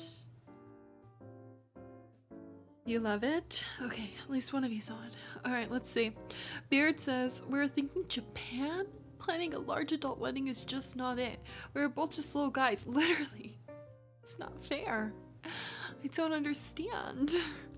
I'm just a baby. I could pay you in blocks. Like, what's going on? Screaming. Alright, let's see. You would, huh? This is like the 5th day in a row. I know, I just clocked him for the exact same thing. I was like, please. One more stream and I am going to lose it. I think so. And I think we can point the finger at Rox. I want to say Rox was the one that brought this up. 30 what? What are we putting 30 for? You see it? It's looking lovely. You love it. 30 what? Did I miss it? What am I missing out on right now? 30? 30? Rox said 30. What are we saying is 30? Look, I was talking about my baby clothes. They're so pretty and I was so tiny. That was yesterday. No, today you told me. Today you told me your mom barely told you that she wasn't expecting kids from you anytime soon. That's how this conversation started. We're pointing at Rox. No, don't go merging days now. Don't go merging days. I'm very much coherent up here. I know what day we're on. I know what we're doing. All right, let's see. You were saying, oh, 30. Yeah, 16 through 30. Thank you. That's next week. Stay tuned, Buttercup. The story's just heating up. They're gonna go find Conrad. That's where we're at. We're gonna go and try to find Conrad. Okay, I kind of want to add these pink trees in. So let's try a pink tree. See that really quickly. Thank you for doing that quick math for me. I even did head math for you. I know, I'm sorry. I take it all back. It wasn't your fault. The conversation casually came up. It wasn't definitely not you. Definitely not Rox. Last person that would have brought that up was Rox. Alright, let's go up here. Fauna says, also I generally just had to hold my breath. I walked into my living room and thought a random animal was on the floor. Thankfully it was just a giant empty McDonald's bag. Don't know if that's better. Wow, Fauna. Love the energy you're serving up tonight. Love the energy. What? I'm speechless. That message has me jaw dropped. Speechless. Wait, Buttercup, you redeemed 60,000 channel points? On what? On Tour My Island? Oh, you guys are a threat. You are a threat today. Okay, Alyssa was like, I'm considering it. Buttercup was like, tour mine? Buttercup, why did you redeem that? I thought your island was still being worked on, bestie. Are you ready? Are you ready for me to tour it already? I'm shocked. We have a time check. It's 4:05 for me. The day is still young. And you? 7 p.m. for E-Talker. 12:05 for Fauna. This area is looking quite cute. She might be hedging on your— oh yeah, you're right. She was like, I heard there's a long list. Just want to squeeze on there just in case. The night is still young for Fauna. It's 12:05 in the morning. Sounds about right. Okay. 9:05 in the morning. Oh, I wish it was 9 again. But like, I wish I was on this long at 9 a.m. 6 o'clock for Chell. What's for dinner today, Chell? Oh. Shizu, what are all these requests from Rox? Who are you? And why is Shizu asking you to pay crazy amounts of money for them? I'm taken back right now. Who are you? Alyssa says, I decided to take down 2 huge builds, so I will not be redeeming soon. I was like, let me do some minor changes, and now I'm moving buildings. Okay. Alright, let's see.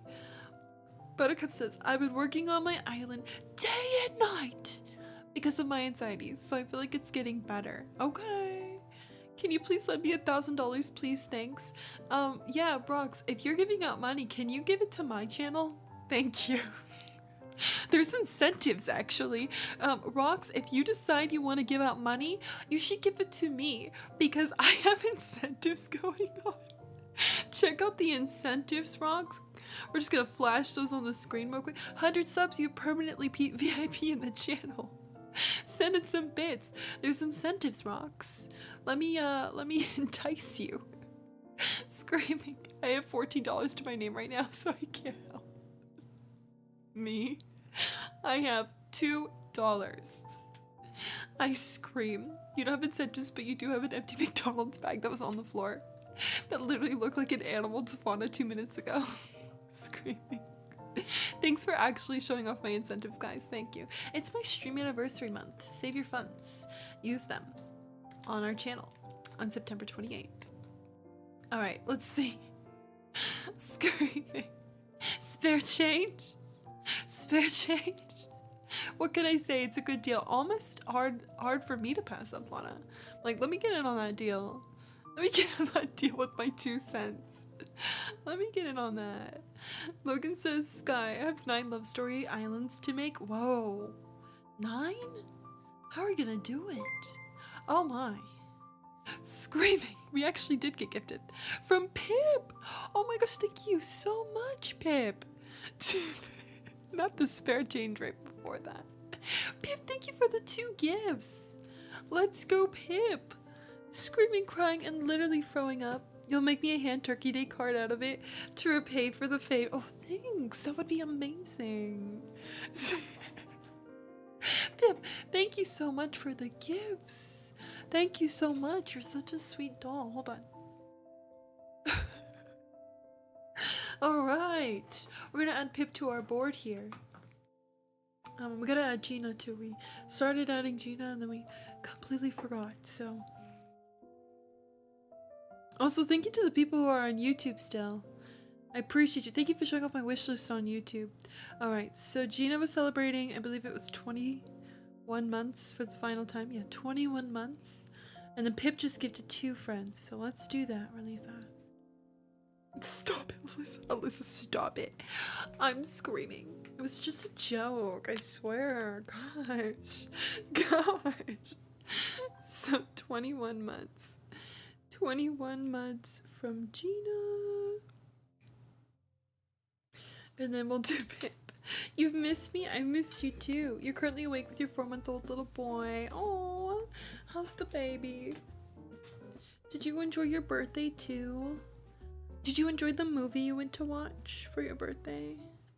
I believe Pip went to watch that movie with Blake Lively in it. You know it? I think it's a little bit sad, but I don't know. I didn't see that movie. Pip, Louise, and then they gifted me 2 besties. Thank you so much. Oh, did you take number 1 on my gift board? This is our 2nd day streaming in September. We're getting somewhere, guys. You just gotta surpass 2 gifts. Let's go. Ironically though, you do be giving spare change Squidward fit right now. That's what a day of Elden Ring does to a girl. Screaming! It's about domestic violence. Yeah. I don't know if I'll watch that one, but they really enjoyed their birthday and the movie was sad. You cried a lot. Yeah, I can't believe you were crying on your birthday, but I mean, that's in true crybaby fashion, if we're being honest. You were just being a crybaby, Pip. Pip, your heart looks so cute. I wrote your name so nice. I wish you could see it. Okay. Oh, we're gonna put Pip down here. So Pip's gonna go here. The baby is good, just growing a lot. I could imagine. Babies grow fast, huh? I'm glad that you're enjoying every moment though. You hope to be like me one day. If you reach 2 IRL gifts, you know you've made it. Wait till you see me at the end of the month. You're really gonna hope to be me one day, let me tell you. Let's go, Pip. You're excited for the new Lion King movie? I have not even heard of that. Do you not have any? What? I have Instagram. Just look me up, investedcrybaby. Invested Crybaby. I'm on Insta, I'm on Twitter, I'm on YouTube right now. Hey YouTube.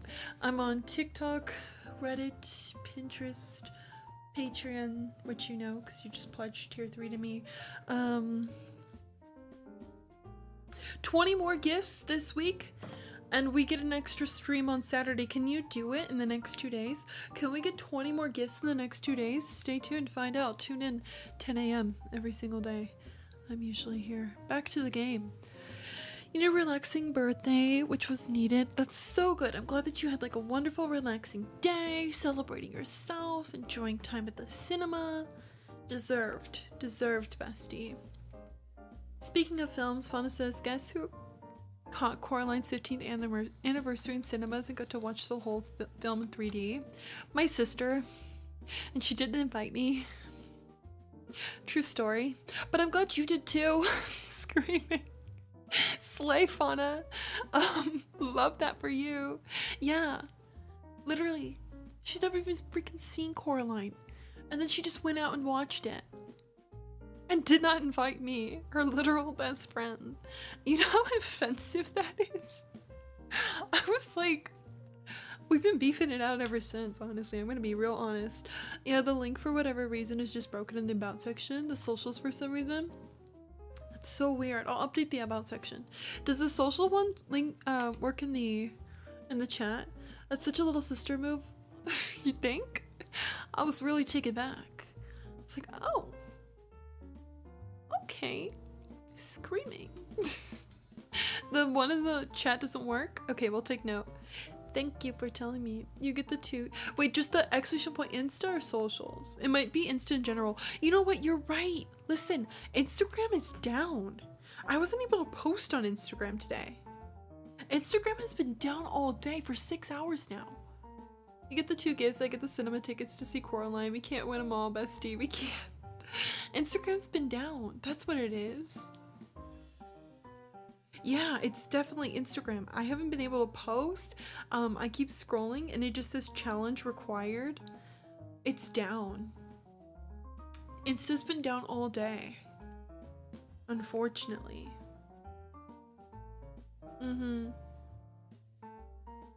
Yeah. You thought I blocked you? What? Why would I block you? That's crazy. No, I didn't block you. What? That's crazy, Buttercup. What a thought. What a thought to have. You're thinking over there. It's crazy work. Anyways, no, I did not block you. Instagram is just down today. You can look at my face tomorrow, hopefully. And if anything, you know, you're here with me now. And I'm still on Twitter. And I'm still here on Discord too.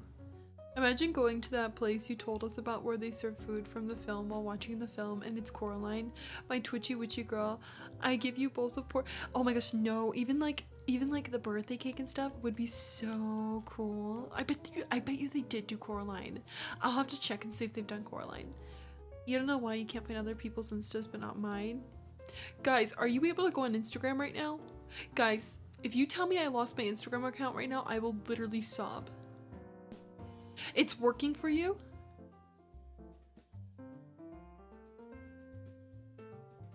It's spotty. But it's from posts from like 2 days ago. Like it's nothing earlier than it's very spotty. Guys, let me tell you a quick story. My sister, her Instagram account is linked to my email, and I got an email like 5 days ago that she got hacked by someone in Nigeria. And then she told me the story that someone in Nigeria got on her Instagram account, started messaging all of her friends, being like, hey, can you do me a favor, with like the prayer emoji and the cry emoji?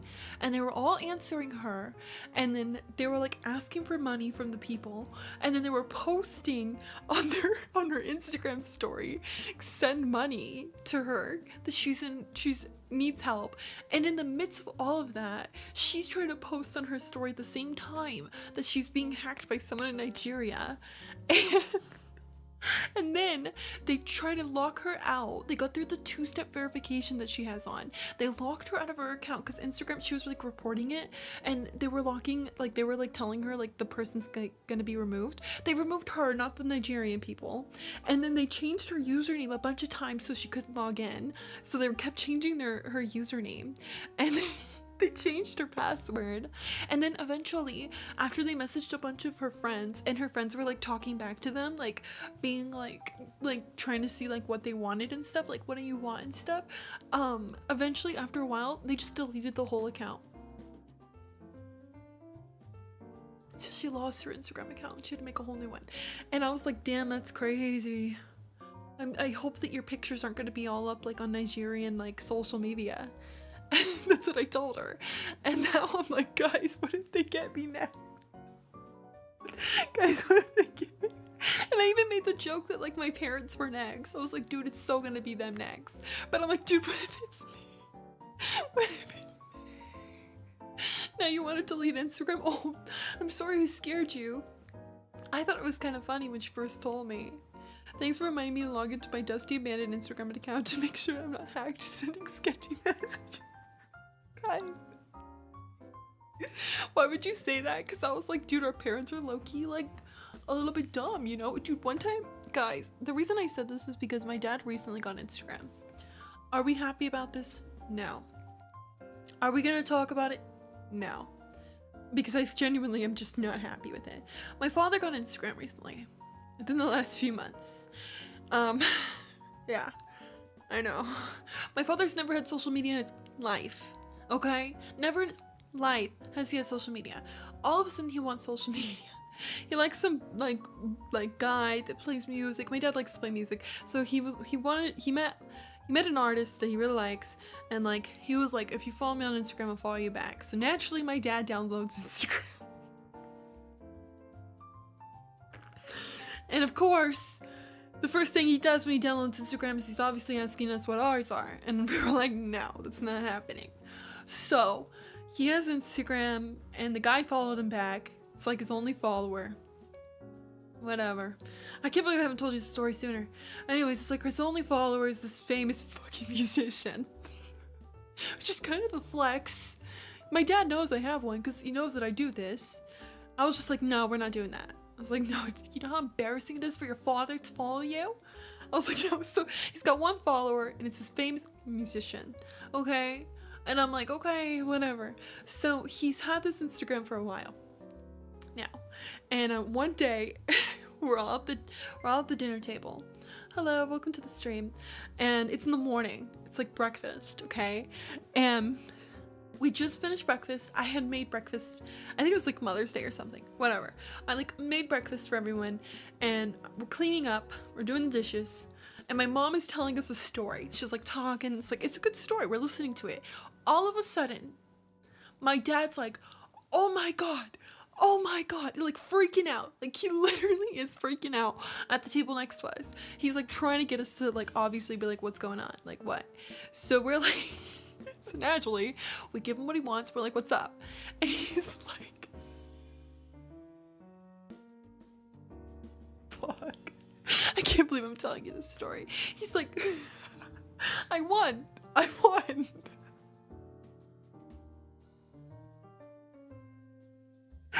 He's like, I won. And he's like saying it a bunch. And we're like, what? What did you win? And bro, tell me why this fool literally clicked on a link on Instagram for a free guitar. Like it was like a cheaper guitar. He was like, this guitar is pretty cheap. Like it's only like ranges between like $50, $60. And I won it for free right now.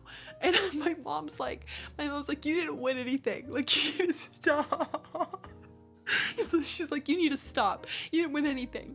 And she's trying to go back to her story. And he's like, no, I won. So he's sitting there and like, he's like a little bit silent. And I'm like, what are you doing, Dad?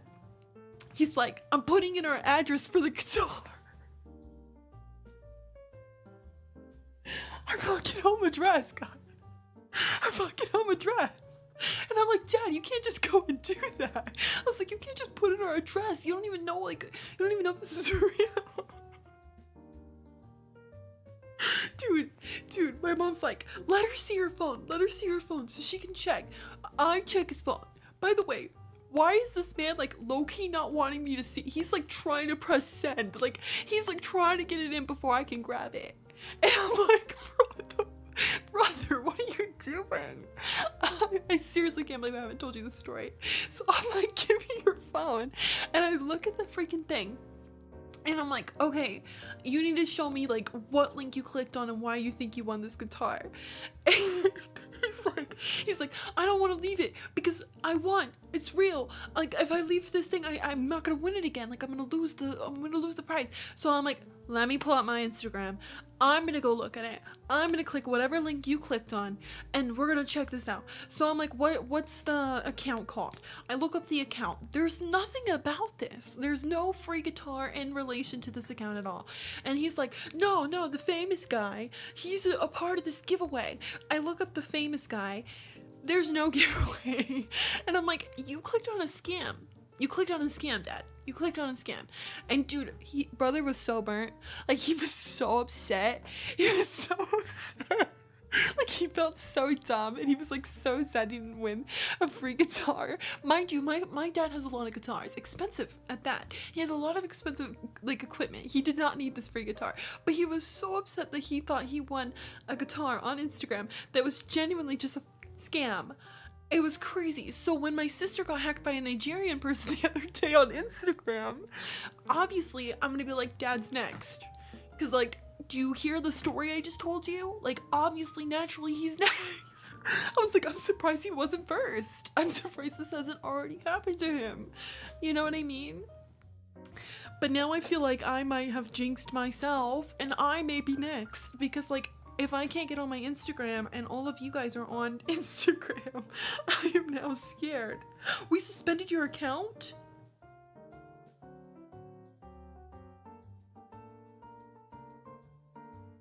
You have 100 and...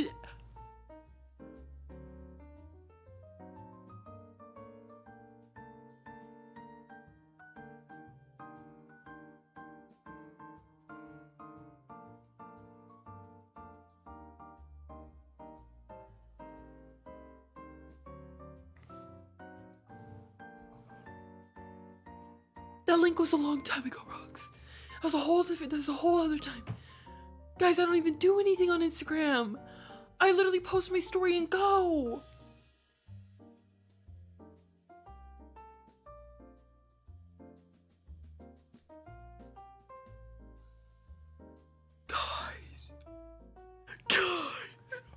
Guys, no fucking way. Guys, no fucking way. No way.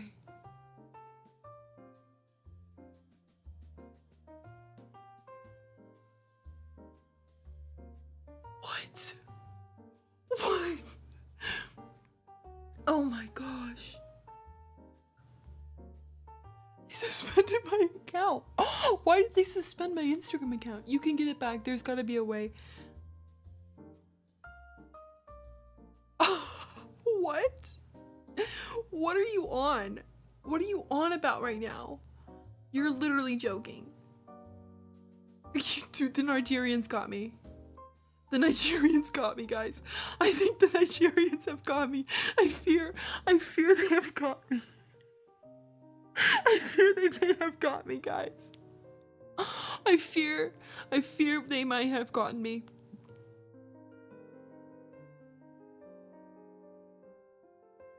I'm sick. I am so sick. Oh my gosh. No fucking way right now.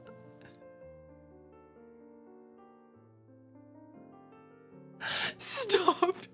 Record yourself. Record a video of yourself to make sure you're a real person. We need you to record a video selfie. We'll ask you to move your head during the recording.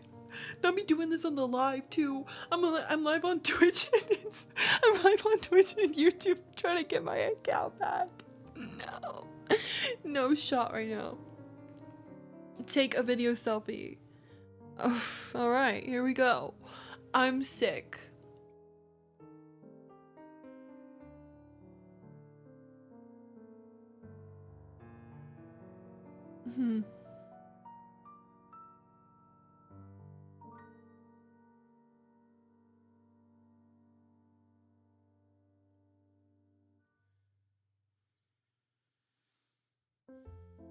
I'm an AI.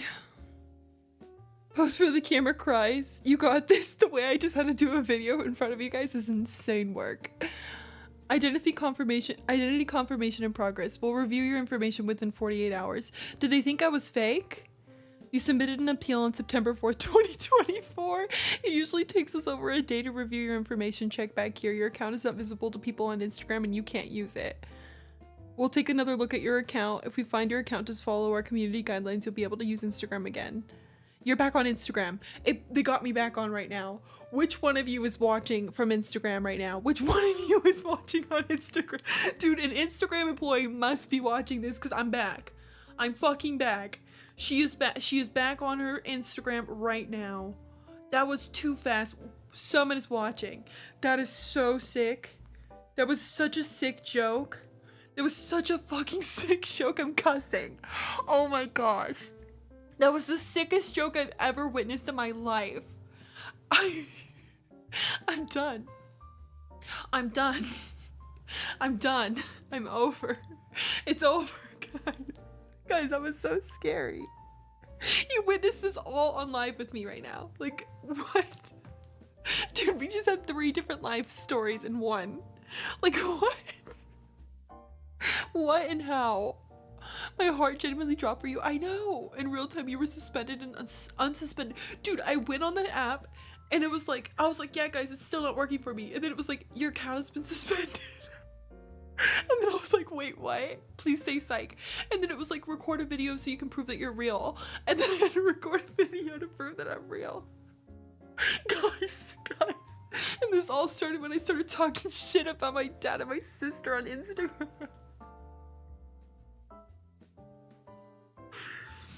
This has been a moment. Well, we now know why the links weren't working. I can't believe they tried to suspend my... Like, what do I do? I literally post a story. I haven't even posted in a long time. I don't private message. I literally don't do anything. That is actually so wild.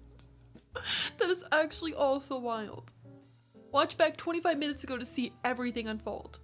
Like, if you wanted to know what happened and hear all the stories involving Instagram, like, watch back 25 minutes ago at the 6-hour mark, and I'm pretty sure you'll get the whole thing.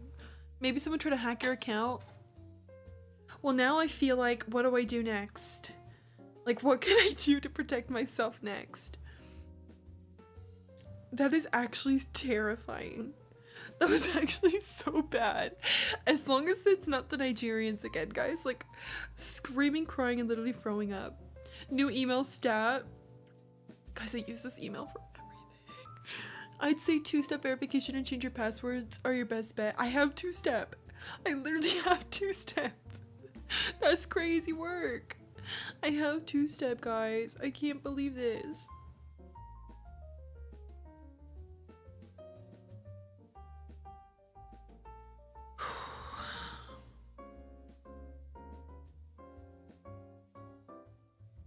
It's me, Cass. I did a video. You missed it. I did it. Sometimes I think it can happen if someone's trying to troll report and claim you're fake. So they thought I was fake, huh? That was wild work, guys. That was the craziest thing. I was like literally telling you 2 different separate stories of Instagram scams, and then I was suspended. You never knew we'd have a free lesson in cybersecurity today. Oh my gosh, that was so wild, guys. That was so wild. We were like decorating 20 minutes ago, I swear. Oh my gosh, that was so wild. That was actually scary. Oh my. Oh my. I'll be updating everything right now. Free cybersecurity lesson today. First the animal bag in my living room. Now this, what's next? Screaming. Hold on. Dude, wait till I tell my sister this one. This might be our remix. This might be what makes us work it out on the remix, guys. I'm screaming. Wait till I tell her this one. She's gonna be like, no way. Screaming. The way I discovered this on live is crazy. You think this stream is bad, Shizu? We haven't had anything bad happen today. Dang, that was wild work. Wow, okay, sorry guys, I'm just putting in like my stuff right now. So if somebody is trying to hack me, we're good.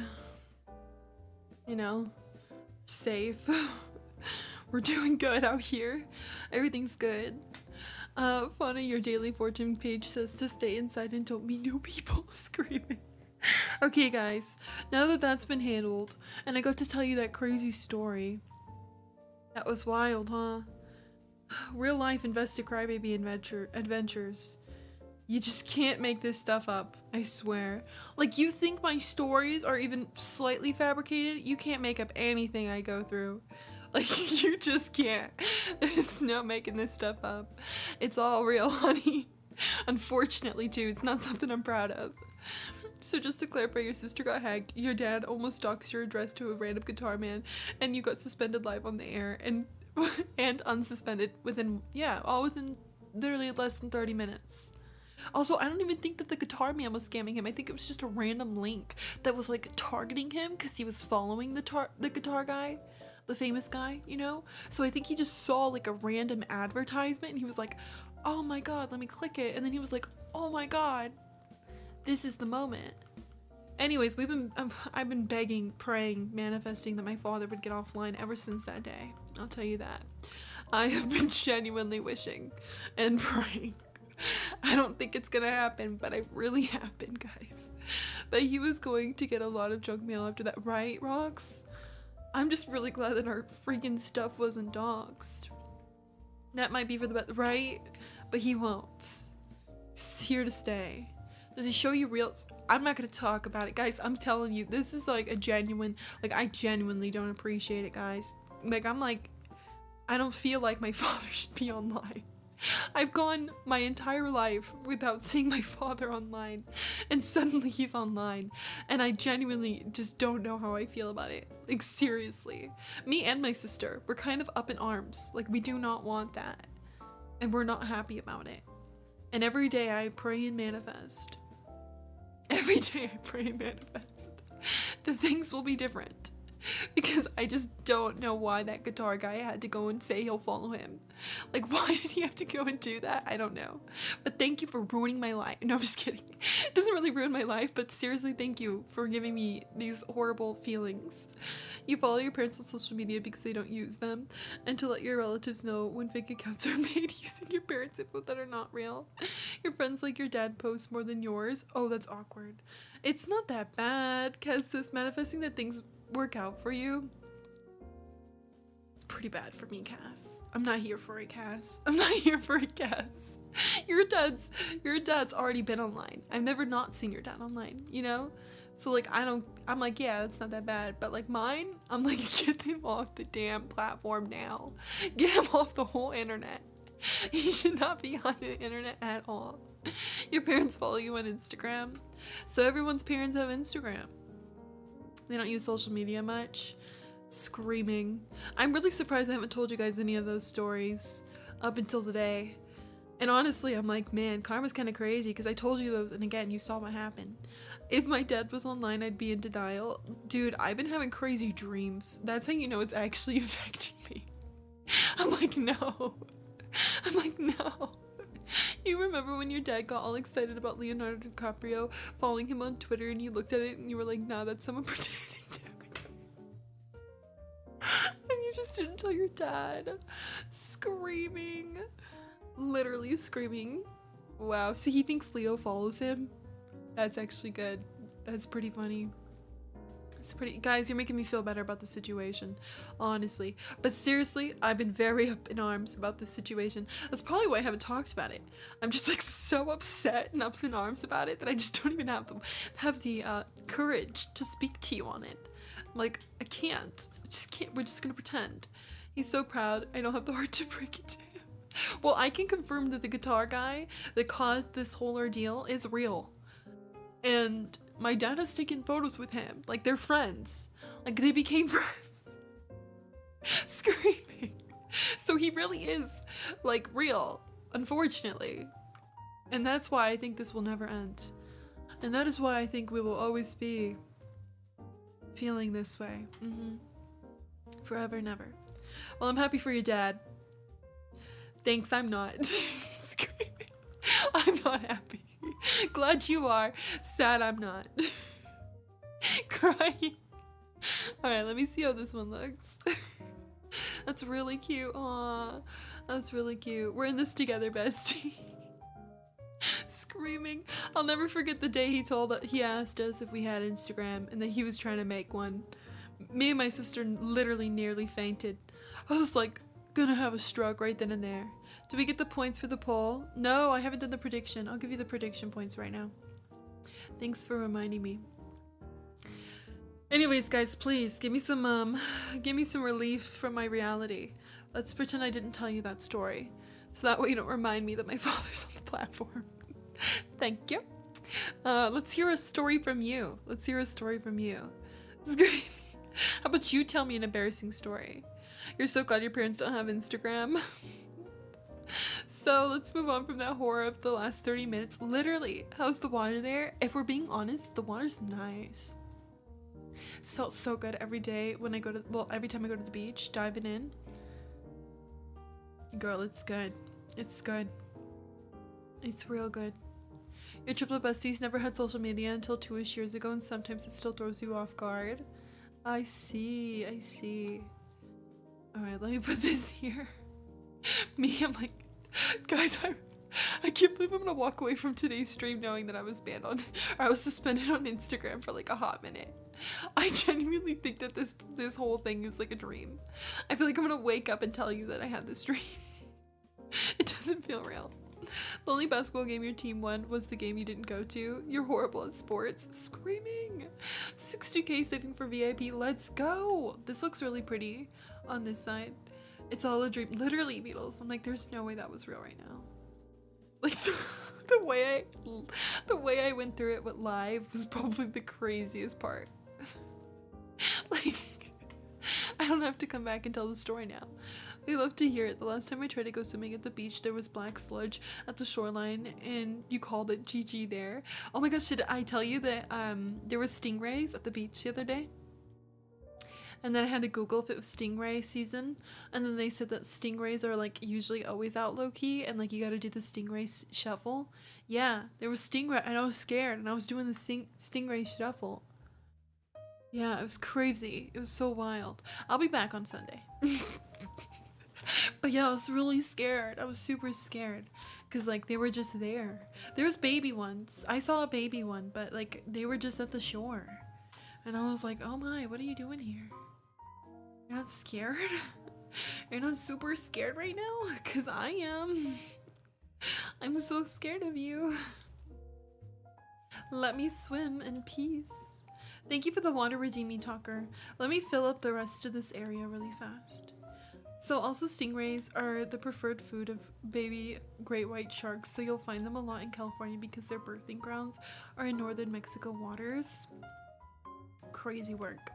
Imagine what a stingray would think hearing you describe their life as low-key. They'd probably agree. They'd probably be like, yeah, I am so low-key. I just kind of swim on the floor of the ocean. I blend in with the sand. I'm just so cute and small and like flat. Must be cute being there.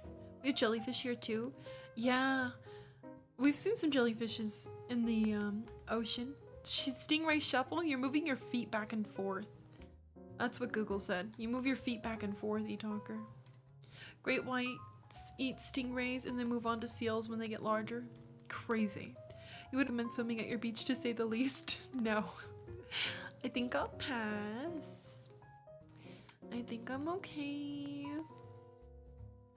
I do love swimming at the beach now. It's funny because this is the first year I swam at the beach. I used to be so scared. Like super scared to swim in the water. And this is the first year I'm swimming in the water. This looks so pretty. This looks so good. You know far too much about ocean creatures to be tempted to go into swimming. Rocks don't scare me. I just told you this is my first year swimming. Let me enjoy life. It's so freeing. I feel like I'm healed every time I swim. Like, wow. I'm a different person now. I've conquered my fears. Alright, let's see. Alright, I need something to cover the, like bottom. I'm happy for you, so I won't share my tales of horror about sea life then. Please, yeah, hold it. Hold it. I don't want to hear it, unfortunately. Screaming. I'm okay. Thank you. Let's see. Joy section, and we want lots of like colorful things. I'll wait until you give up on the ocean. No, never. I don't think I ever will anymore. Even when it's winter, don't tell me, because the next summer I'll remember. I'll remember, Rox. You could just never tell me, okay? You have to just keep it a secret. Whatever it is, I'll be blissfully unaware. Has Bag been up to anything lately? 9 to 5, opening a milk bar? Just being a baby. I'm surprised he didn't come on stream today. He's been on stream a lot more frequently, I feel like, honestly. So I'm really surprised my cat hasn't been on here today. I did see him laying on the table when I got here, like after getting my sister. And I was like, why? Get off. Guy, I'm also finally creating a Pinterest account. Let's go, Shizu. Don't forget to follow me. You miss Bag? Watch back yesterday's video. He comes on twice. Comes on twice yesterday. He was so excited to be on the stream. He really wanted to be here.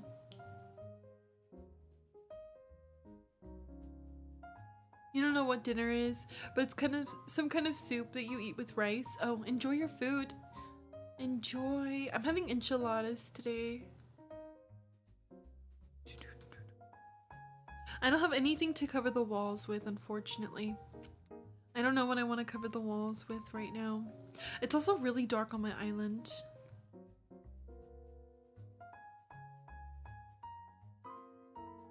You had enchiladas over the weekend you love. They're so good.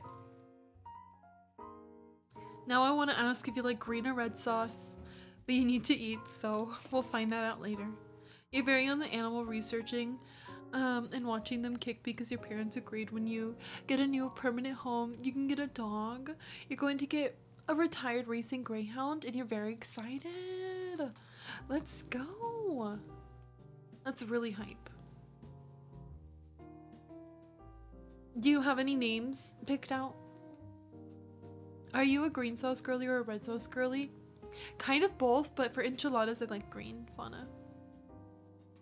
I like green sauce. I fear this one might be made with red today. My dad likes red. You like red sauce? What's the difference between red and green? Oh, they're different. They're different. One's like a green chili and then one's like a red one. Or sometimes it's just tomato. You don't know. It depends on if they had their name. Oh, for a while you might let them keep their name. That makes sense. You won't lie, you can do both. You mix it up. You do love red though. For really? So you like red and I like green? That's funny. Okay, well enjoy your soup. Enjoy le soup. We should get the stars. Hello, let's get the star hats. You do love red though for enchiladas. Oh yeah, read that one. One spicy or not? It depends. There's a lot of, like, there's green salsa versus red salsa. There's green sauce versus red sauce. And in an enchilada, it just depends what you're asking about. Both can be spicy. Both. It just depends on your spice tolerance as well.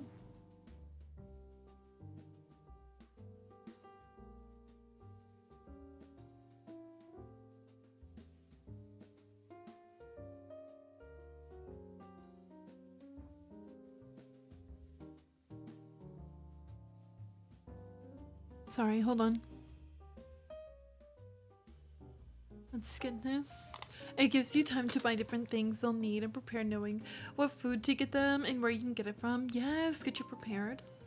There's also the white dress versus blue dress phenomena of the late 2010s. Don't you just bring that one up? You're like, oh, this reminds me. Something similar. That dress was white and gold, by the way. That's how I saw it, actually. Oh my gosh, and then, wow, you guys are bringing up like throwbacks right now. Like real throwbacks. That's crazy.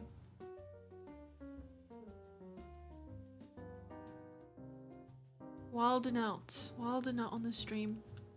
Anyone who saw blue and black is insane to me. I remember seeing that. It was yellow. It was like gold and white, right? It was gold and white. That one was Wildcast. Yeah, they both are. Alyssa says, I'm call me insane. Alyssa says, call me insane. Plus, as they're greyhounds, they'll need coats. For the coats, you can save the money for the coats. Oh my gosh, it's so cute. That's actually so cute. That's unrelated. Saw blue and black. You saw blue and black too, Cass? Whoa. Wow. That's crazy. Okay, we got some stars up here. And I think the stars really bring it together. I feel like that's so cute with the stars.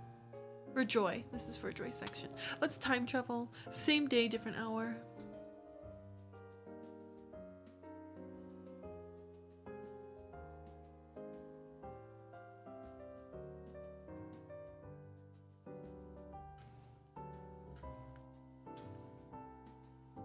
Do family members tend to see the same colors? Because my whole family saw blue and black. I have no idea. Maybe genetics. Right, I have to ask now. What did we hear? Yanni or Laurel? I can barely remember that. So I don't remember which one I heard. I feel like I was actually able to hear both though. Like depending on which like clip I saw. No, because you were like, what white and yellow? What white and yellow dress? Because you saw blue? Wow. You should ask my sister. Oh, if she sees the same color of the dress. You heard both because you watched an analysis on it. I know, I think I did the same thing. Screaming. Alright, let's load back in. Let's see it in the day. Like, she caught me. We both did that. Probably the same video. You find that interesting, actually? I'm sure, like, genetics probably have a play in how you see things, for sure. That is interesting. Facebook keeping you informed for once. Now you hope you did me justice for Cass and Chell on the island. Oh, did you add them to my island? To the island that you made for me? That's so cute. It's really cute. Wow, it's all clean here. Look at it. Okay, look at how it looks. You're very excited for it, and when you get a job, after you finish your degree, you hope to get a second dog. You want a Keyshound dog, so you'll need to go through a breeder for them. Well, it's so exciting. They're gonna have a sibling one day. Yes, they are your besties. Aw, you're so cute. Are you gonna add yourself? Will you add yourself to the island? Okay, let's get this one gone. I feel like it makes it look kind of messy. The fall lighting is just not the best, if we're being honest. Like, I really like the other one. I did not think about that one at one bit. Well, you should. You should add yourself, so you're hanging out with I Cry. I think you should add yourself. Guys, the lighting is atrocious. It's actually intense. You like the fall colors, but not the lighting. Yeah. Like, it looks so good with fall items, but not with these items. It's the egg day items are meant to be looked at in the spring. For sure. This is wild. Wait, that reminds you, you went for a drive today and got stuck behind a man who was riding in a horse and carriage? What? You can't even judge him because if you had a horse and carriage, you'd travel that way too. I didn't even think that was still like a thing for transportation. The UK be wilding out there. Wow. Were they carrying a princess? So this island, you're going to have it long term in fall or in spring. Spring, I just happened to have it in fall for the party, and then I got stuck in fall because Mitzi's in boxes. I'm gonna be stuck in fall for like the rest of this week, unfortunately. Bro, we're at least 70 years behind. That's crazy. Your best friend works at a bar and you visit and play on your Switch while she works. Oh, that's actually cute. That's cute. Mitzi, why? Because I need to get the villagers to match to match the emotions. So I know I like Mitzi too, but we have Derwin playing Sadness, so we need to get Goldie, Pietro, and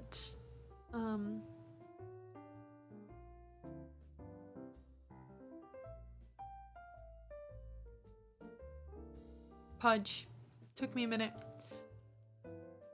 They were carrying a man wearing construction helmet, so you mean stick him in a dress and there's your princess? I meant, why did she choose now to trap you on him, right? But then I did a poll and then the chat said to do it, so I was like, okay, fine, I'll do it. And now I'm stuck. And I didn't realize I'd be waiting this long. But to be fair, tomorrow I'm gonna do crafts on the channel. We're gonna do some card making. And then maybe some more of this, we'll see. So it's like maybe 2 more streams on this setting until I villager hunt. I remember that I voted to let her leave too. You were part of the problem. Imagine if Uber ran out of business due to horse carriages. That'll be 5 cents per trot. Oh, crafts. I love arts and crafts streams. Are you excited, Shisu? I'm gonna make the first of 4 4-year cards. So we're gonna make the first one. Since we're making 4 of them. You're very excited. Good, good. Me too. I hope all of you will be here to lurk and watch. You'd be down for a return to horse carriages over cars. I would just be willing to have a horse carriage take me around for sure. That'd be cute. I'd feel like real princess activity. It just doesn't seem practical, for being honest. Like, it doesn't sound as practical as it should. I feel like it'd be quite slow. You'd have to leave hours before, too.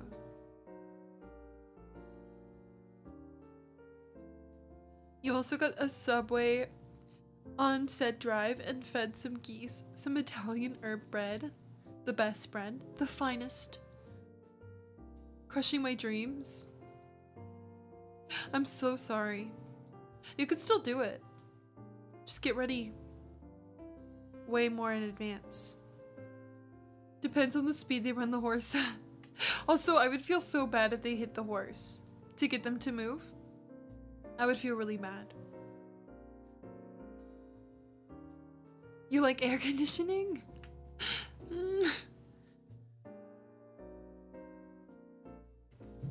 That's real, honestly. It's really hot in California, so I would definitely need that. I'm just filling this whole like area up with sand. Might as well while we're here. Oh, I think I need to add the other piece.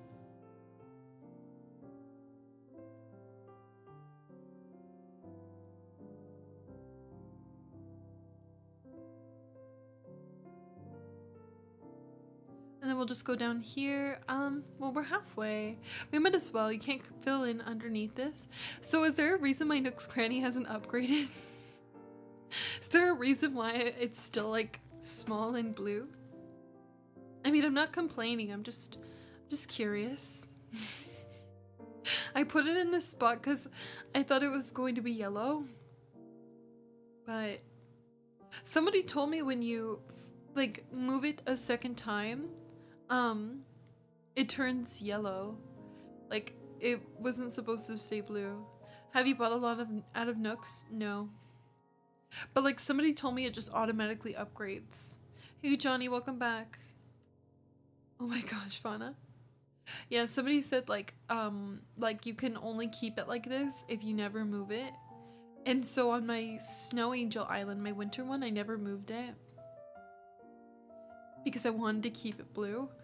And then I moved it on this one.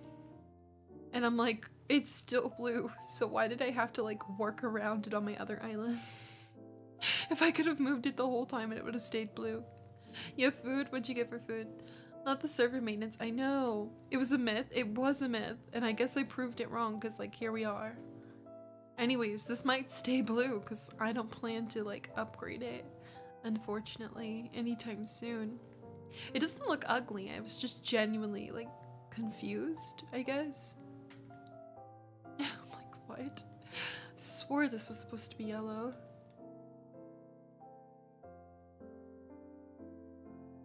You got tomato soup and a grilled cheese. That sounds good. I hope you enjoy your food.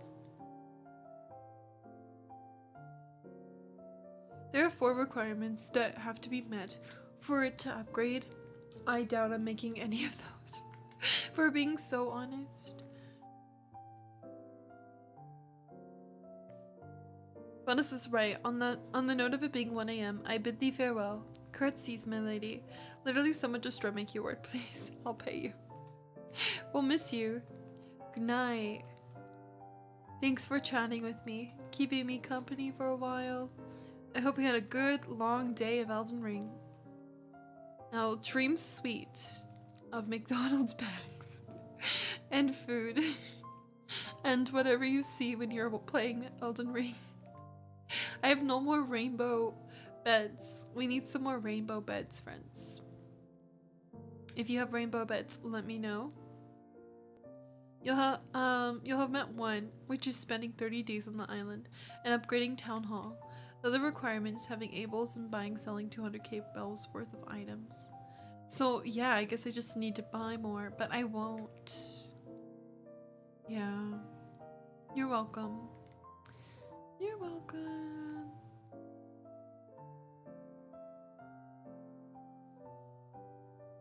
I don't know. Do we like Joy's section so far? I feel like it's okay. It's buy or sell, so until you do that, no upgrade. And I probably won't do that. But thank you for telling me what happens, so I know. I feel like I need to just see this in the spring setting, and then I'll like it more, honestly. I feel like it's because it's in the fall setting, I don't like it as much.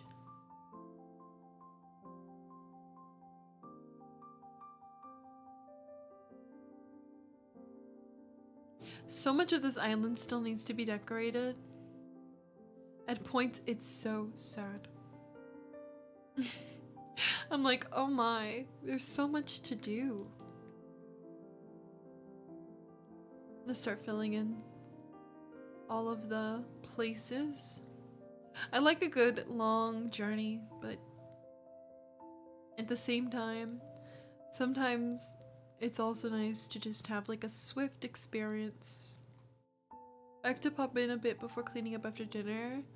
Welcome back. I took a break from Joy's section just this second because the lighting just makes it look so crazy chaotic. And now I'm just filling in the spaces in between Anxiety's hair. Did you like the food? Well, you have dessert. You finished your dinner and now you're enjoying some ice cream. Choir's having dessert. What kind of ice cream are you having? Are you excited for Glee? It just turned 5 p.m. in California, friends. And honestly thought today was Thursday, so kinda sad.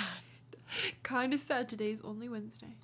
Might be best to wait until you're out of autumn considering the coloring and lighting change. Yeah, it's big differences.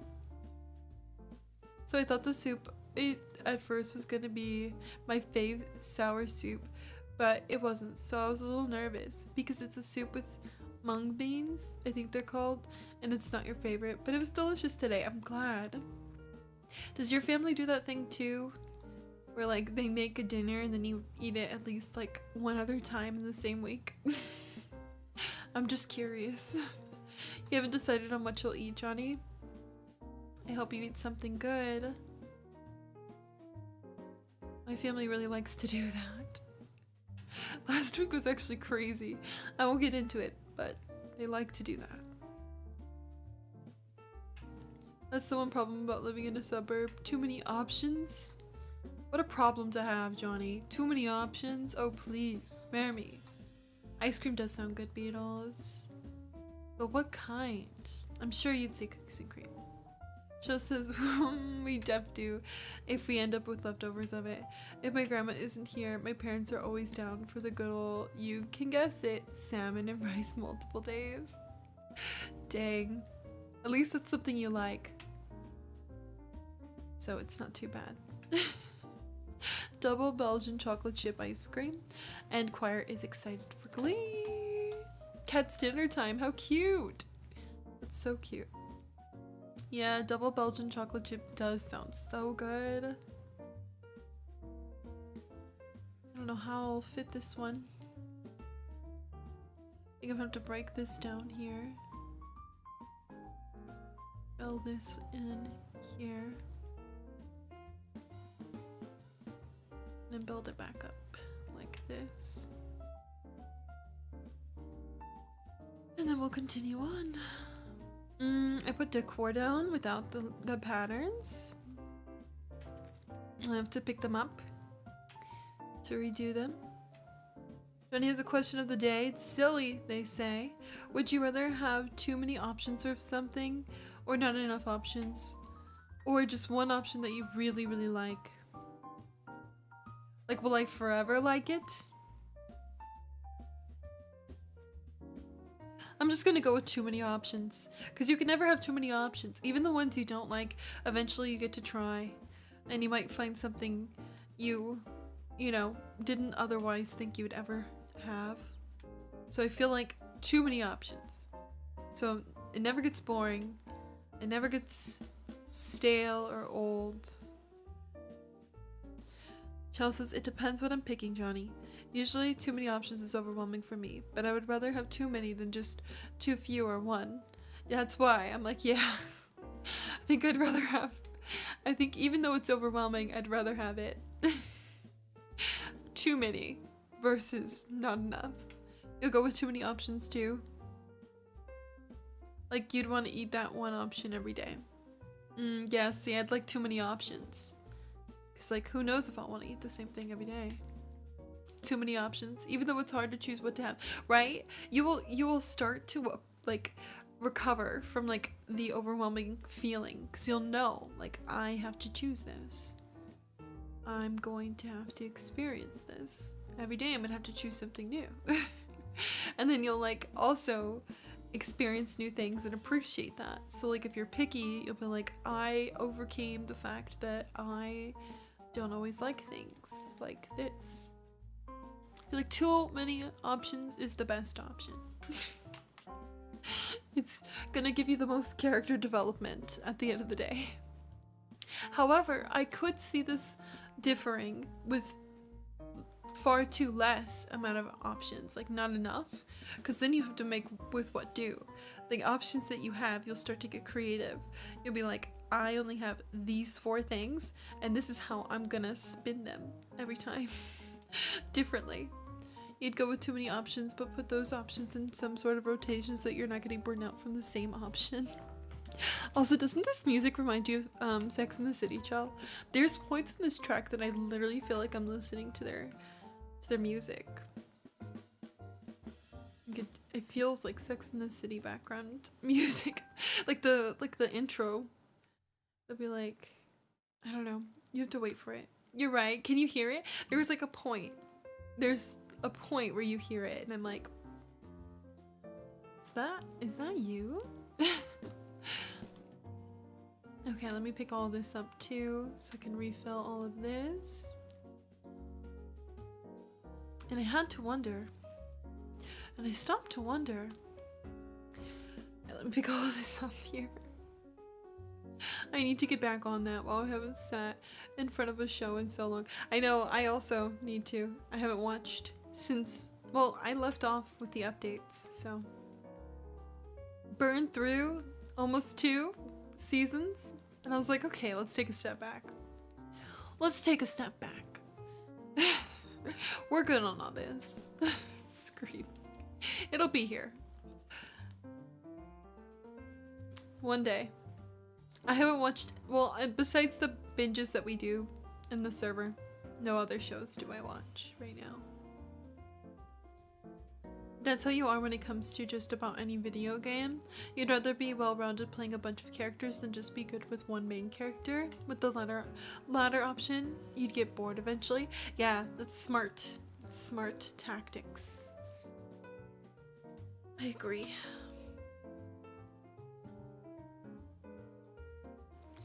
I can't believe we've hit our 7th hour here today, friends. Thank you for keeping me company.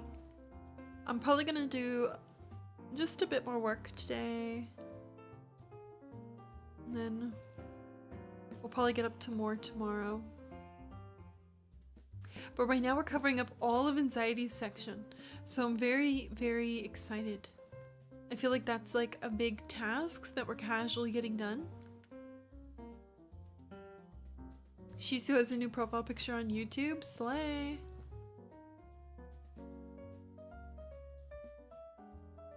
I don't know if I'm gonna fill in the top layers because I feel like it might take away from the view. Yes, you got so much done. I know, huh? And to think I also read today. This isn't even, but I think it was intentional. I think this was intentionally uneven.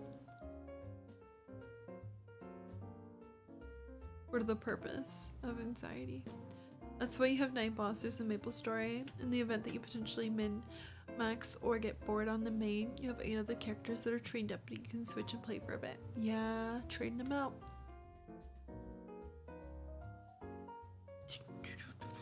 I'm not looking forward to doing some homework today.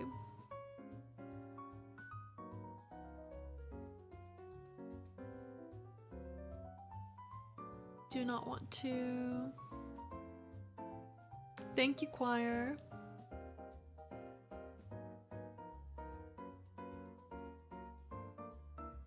Okay, I have to come this way to put out each of the different fencings. I think I did something like that.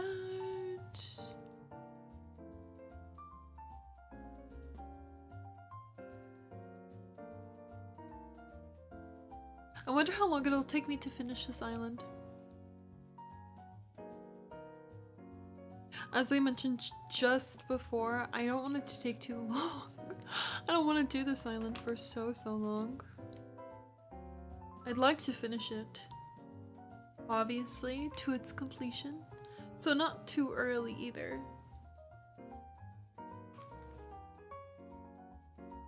Maybe by the new year would be a good goal. Finish it by the new year.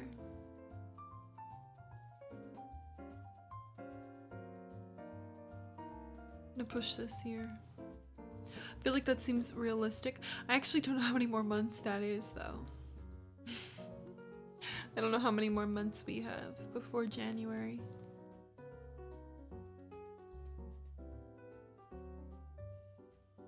Three more in this year? I shouldn't have asked. I shouldn't have asked. Well, 4 if you count this one. I literally don't want to know anymore. I really regret finding out. I cry. I don't believe that. I swear we just started this year off. I was having that conversation earlier. Update with Everglade. It's staying. I decided to just do a nature core island. Let's go. So it won't have any fairy aspects, or?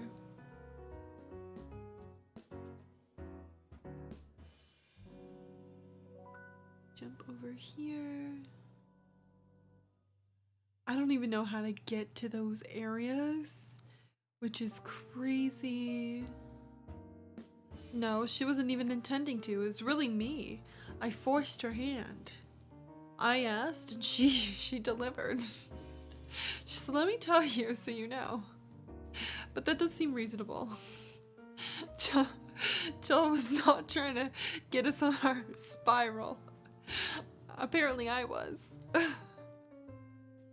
Apparently it was I that wanted to ruin everybody's good time. Dang, this is hard. This is gonna be hard to cover.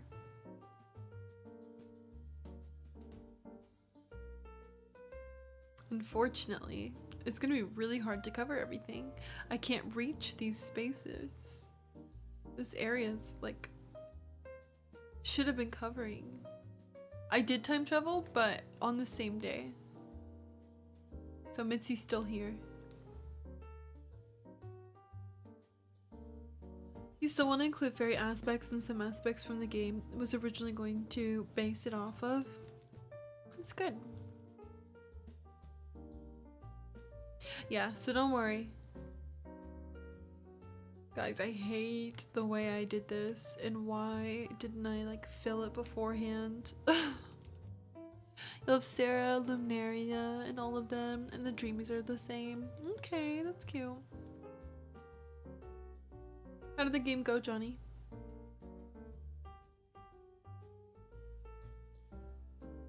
This is like actual anxiety. It's giving me real anxiety. That's how you know it's anxiety section. Because it's actually giving me anxiety. It's doing its job. Which section are we working on? Well, I'm hopeful I just answered your question. Intense work, e-talker. Intense work. You see this? Not my favorite. Not my favorite thing to do in Animal Crossing. Sadness was so much easier to build. Not me comparing everything to sadness now. Tomorrow I'll do map planning, since we're gonna come on here tomorrow after cards if we have the time. We'll do map planning tomorrow.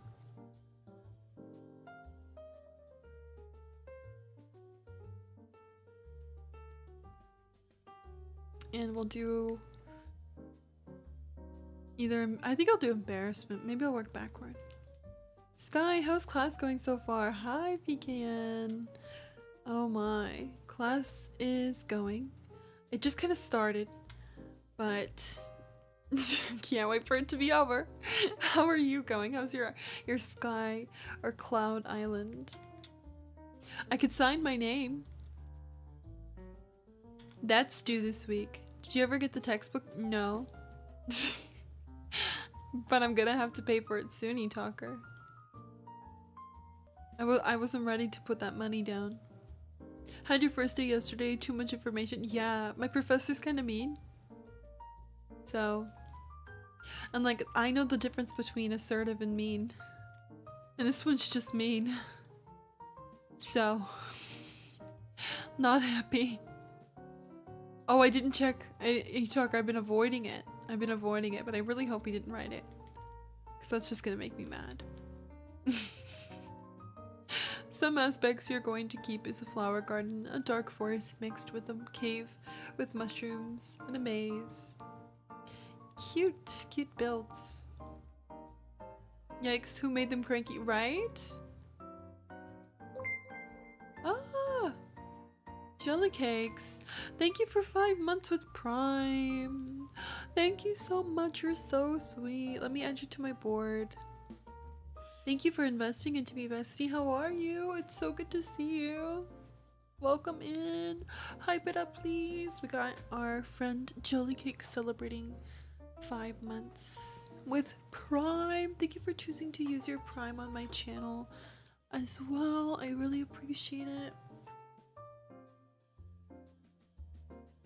Okay, so we're gonna do Jellycakes on the board. Jellycakes 30 to be specific. It's my sub anniversary month, friends, so check out my goals and make sure to click the link to see all the information for the sub anniversary.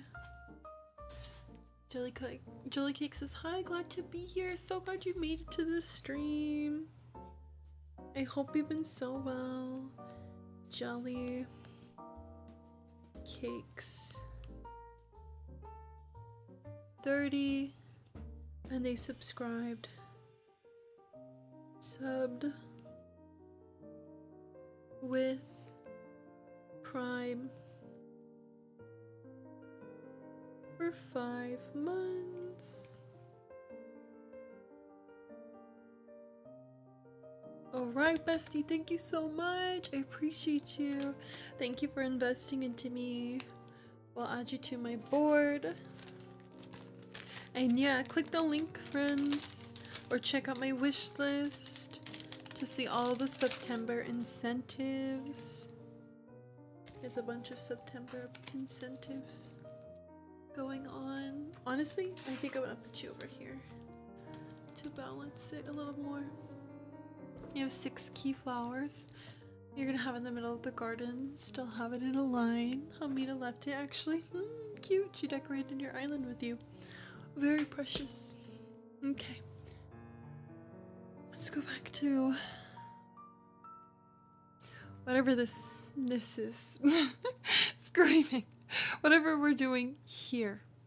Let's go ahead and put the dark path down. Don't forget to drink some water.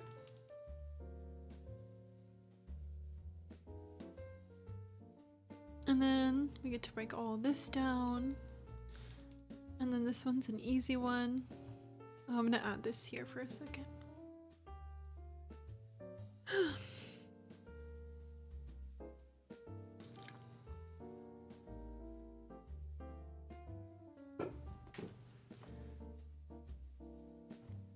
Thank you for the love to Jelly Cakes. Thank you again, Jelly Cakes, for still investing into my channel. I appreciate you so much. So sweet. Okay, here we go. Filling in all of these. And then we can break this one down again.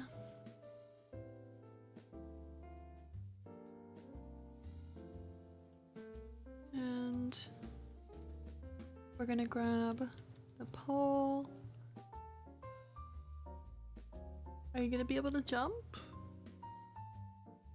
There we go. And then we'll add extensions to this piece here. But yeah, PK, I'm glad you got through your first day. I hope there's not gonna be too much crazy homework. Screaming, I got a bunch of homework I have to do. Like super soon. Did you use the Nook phone rescue service one time and it was humiliating? It always is. I've done that multiple times. On live too. Anyone ever see the cat video where the cat is getting a bath and it's like, it said, "I'm cold," crying out to its owner? No, but that sounds cute. She had helped you get them. She planned it exactly like how it was in the picture. I had of flowers too. Well, if it isn't the consequences of my own actions, literally.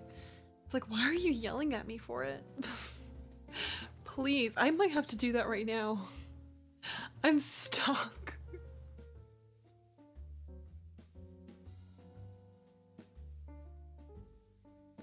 I should be able to jump here, I swear.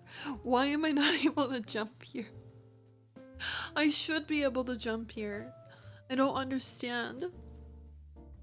I don't get it. I don't get it. I think I'm gonna try to do it this way. I'm gonna try to get out of it this way. Let me see if I can. There we go. Big brain. Big brain from me today. 7.5 hours ain't doing nothing to me. On top. On top. Once again. I should have been doing the up one the whole time. I'm gonna regret that later. Oh yeah, I did say I might not do that though.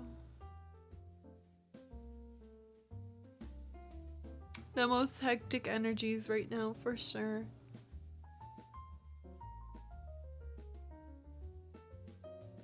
We're almost done though. I think we can finish it in the next few minutes.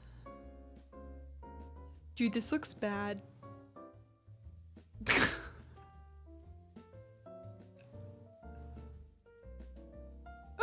This looks so bad. This looks so bad. At the start of stream you said you were feeling whimsy. Oh well, here I am. This looks really bad. Look at the right side versus the bottom, Chell. It nearly looks like I missed spots. And I'm like, there's no way I did. This looks bad. I'm gonna stop. I'm gonna stop. I legit don't even know I did that. I'm gonna jump through all. Okay. All of these are done.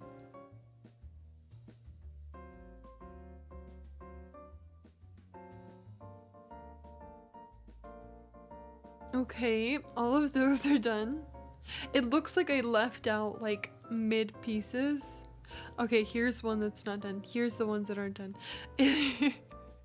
It looked bad. I think it might look better if I put these ones. It might have been me, but did you see how bad that looked on the map?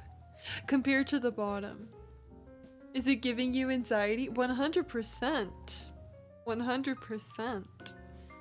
The area, it's doing its job. It's put me through the ringer. That little thing is running around in my head back and forth right now. Freaking out. Dude, you haven't seen the movie, huh? Wait till you see this character. Wait till you see, like, the movie and how this character plays out. It's something. It's something, alright. It's crazy. Like, I don't even know how to begin. Wait till you see it. I can't wait for this movie to come out so you can see what the heck is going on with this character. You're gonna be like, oh. Oh. Okay, now I've covered all of them. Does it look better? Fuck, that still looks so bad for some reason. It looks so bad.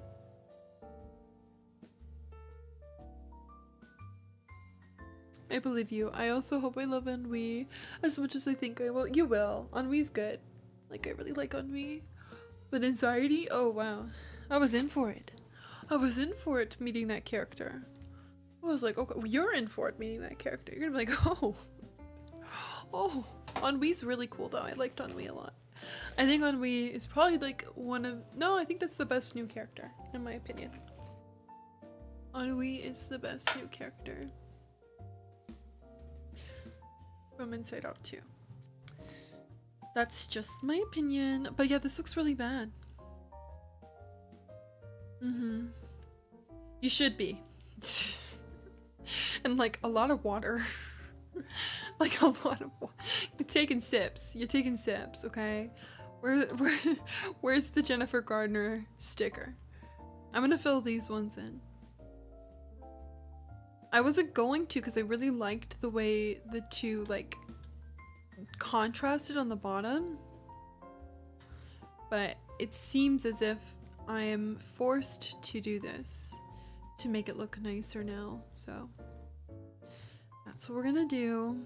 I wanted it to like be 2 layers and like evident on the map, but it's just not happening. Hey Salem, how are you? It's so good to see you tonight. Did you have a good day at school?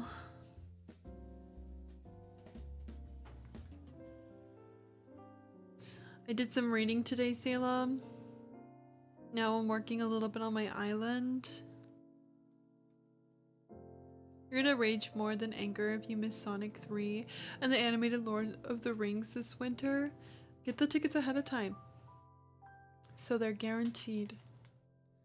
Let's see.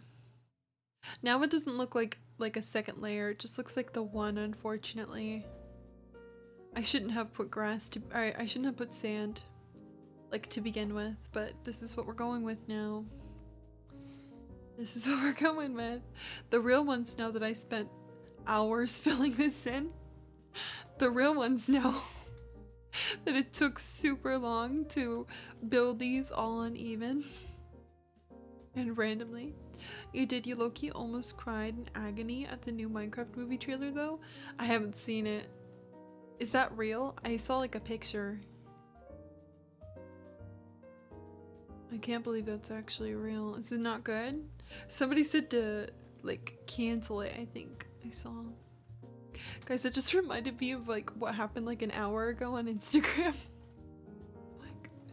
I still can't believe that happened to me. It's real, but in your opinion, it's so bad. Oh no.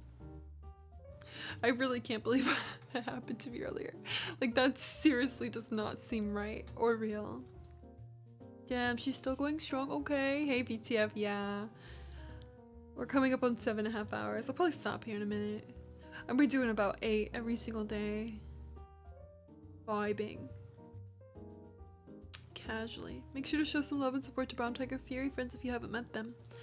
As long as you have enough money laying around, you're seeing both for sure. Sounds like a plan. Good cast and bad visuals. How are they gonna make a Minecraft movie? What's it gonna be about? I don't know. Pixels. No, I'm just kidding. What's it about, Salem? Give us the tea. Thank you for coming to visit me. I appreciate you. The trailer didn't make it very clear. What? New movie without any context of what movie's gonna be about? Sounds wild. Minecraft actually has a lot of lore around the game and its mobs. I know there's like Steve and stuff. But like, what are they gonna do? What are they touching base on? I heard there's gonna be a Sims movie, but Margot Robbie is currently, I think, taking time to start a family. And she was supposed to be the star of that. So maybe that won't be out for a few years, if ever. Okay, let's see how this looks on the map. Let's see, did it look better than before? It looks slightly better. It's okay. Again, we lost all the work of like another layer, but it's fine. No big deal. Let's see. We're gonna add this piece here. You're not sure about the movie, but the game is where the story is at. So Minecraft fans don't want Minecraft movie? Question mark? Question? Speaking of, we need to add the movies to the Discord event tab. There's a list of them in the screen share support channel.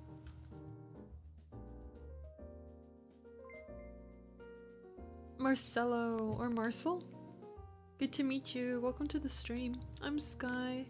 I hope you like my vibes.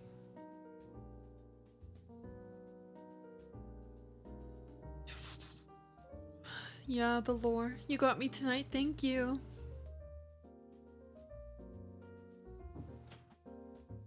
Okay. Let me break this one down. I think we're watching the Animal Crossing movie soon. We're watching back all of the movies that were iconic in my community during the last 4 years, since we're celebrating 4 years. It's almost 8:30 for you. It's almost 5:30 for me. I was trying to finish this really fast, but I think I'm gonna finish it later. I think so. That's crazy to leave a half-finished project. So unlike me. But I just don't have it. Stop, that's so cute. Oh, the movies? I was like, what? Yeah, it's like Animal Crossing, Tinkerbell, To All the Boys I Loved Before, like just like nostalgic ones. The ones that caused core memories. You'll see the list, I don't know. Like Endermen who lived in the end are apparently a part of the Human Builder Society before the world went haywire and they created the end portal to try to escape their doom. I know that. I know exactly what I just read. Screaming. Anyways, bestie, thank you so much for keeping me company today on Twitch and YouTube. We went from reading to Animal Crossing decorating to Animal Crossing escaping, and yeah. Hello to Uber. No, it's not nostalgic in general, it's nostalgic to my community. Where we're talking, the context of the conversation was that we're putting out films that are nostalgic to the community that I've built and when they've seen it. So when they watch To All the Boys I've Ever Loved Before, they think of me and older times that they've had with me over the last 4 years. So it falls under a category of nostalgia where I cry. Also, welcome to my YouTube live. I hope you're doing well. I love that movie. And I'm actually reading The Summer I Turned Pretty currently. Book number 2, It's Not Summer Without You. I haven't seen the show. It's our first time reading the book. I read it today if you want to watch back this video. Thank you for a fun afternoon together and adventure. We really had one. We really did. Screaming, crying, and literally throwing up. Thanks for keeping me company through it all. Holding my hand. I appreciate your support. If you're watching on Twitch or YouTube, thank you for being here. Don't forget to like the live stream for me. Hit the subscribe button. Click the bell button down below so you can get pings when I go live next. It's been a good day. I'll be back tomorrow. And tomorrow I'm going to do some arts and crafts. So that's my plan. Then we'll play some AnimalCrossing. So it's crafts and crossing. Wow. That'll be the title for my stream tomorrow. Crafts and crossing. I should have came up with that earlier. Anyways, let's go ahead and see if somebody is available to raid. Yeah, I've been here for 7.5 hours today, Uber. I can't do any more, bestie. Come see me tomorrow. I'll be here at 10 a.m. Pacific Standard Time. Karopi fan, thank you for following me on Twitch. I hope you enjoy a small glimpse you get to see of my stream. Thank you for watching. Thank you, mods. I'll be back tomorrow, okay? I'll be back tomorrow and the next day. So come see me for even more fun so super soon. Thank you. Thank you for keeping me company. Thanks for supporting me. Let's see if we can raid on Twitch. Copy and paste the raid message. Jellycakes, thanks for 5 months again. And the next day. And the next day. And the next day, Alyssa. And the next day. And the day after that. And the next day. And the next day. You can check my full stream schedule on icrybaby.com. Look up my website, icrybaby.com. See my stream schedule and more. icrybaby.com. And also check out my Discord. My Discord is called I Cry, and we'll also be vibing there. We're watching Glee in just a few hours, so hopefully you'll come watch Glee with me. We're on season 1. We just started. It's like our 3rd time watching it, so come hang out for that. Today, we'll read someone new, I guess. Glee is today, Alyssa. I'll see you for it. So good. That's probably why you keep missing it. You keep forgetting the day. It happens to the best of us. I'll see you for Glee, okay? I'll see you for Glee in the Discord. Thank you for watching. Thank you for welcoming them in. I appreciate it.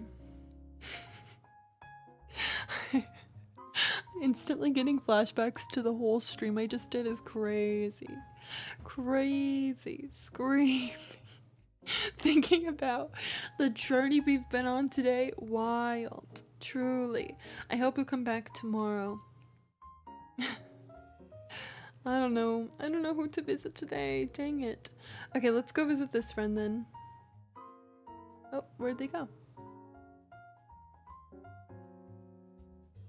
Oh, they look like their villager. They're taking a picture of like Willow and they look like them. That's cute. Okay. Get ready to raid with me on Twitch. Thank you, YouTube. It was good to see you. Thank you for vibing and relaxing with me today. I appreciate you so much. I hope you have a good night. Thank you for watching. Thank you, friends on Twitch. Stay for the raid. I'll see you tomorrow, guys. Be safe. Have a wonderful rest of your evening. Make sure you're here 10 a.m. PST.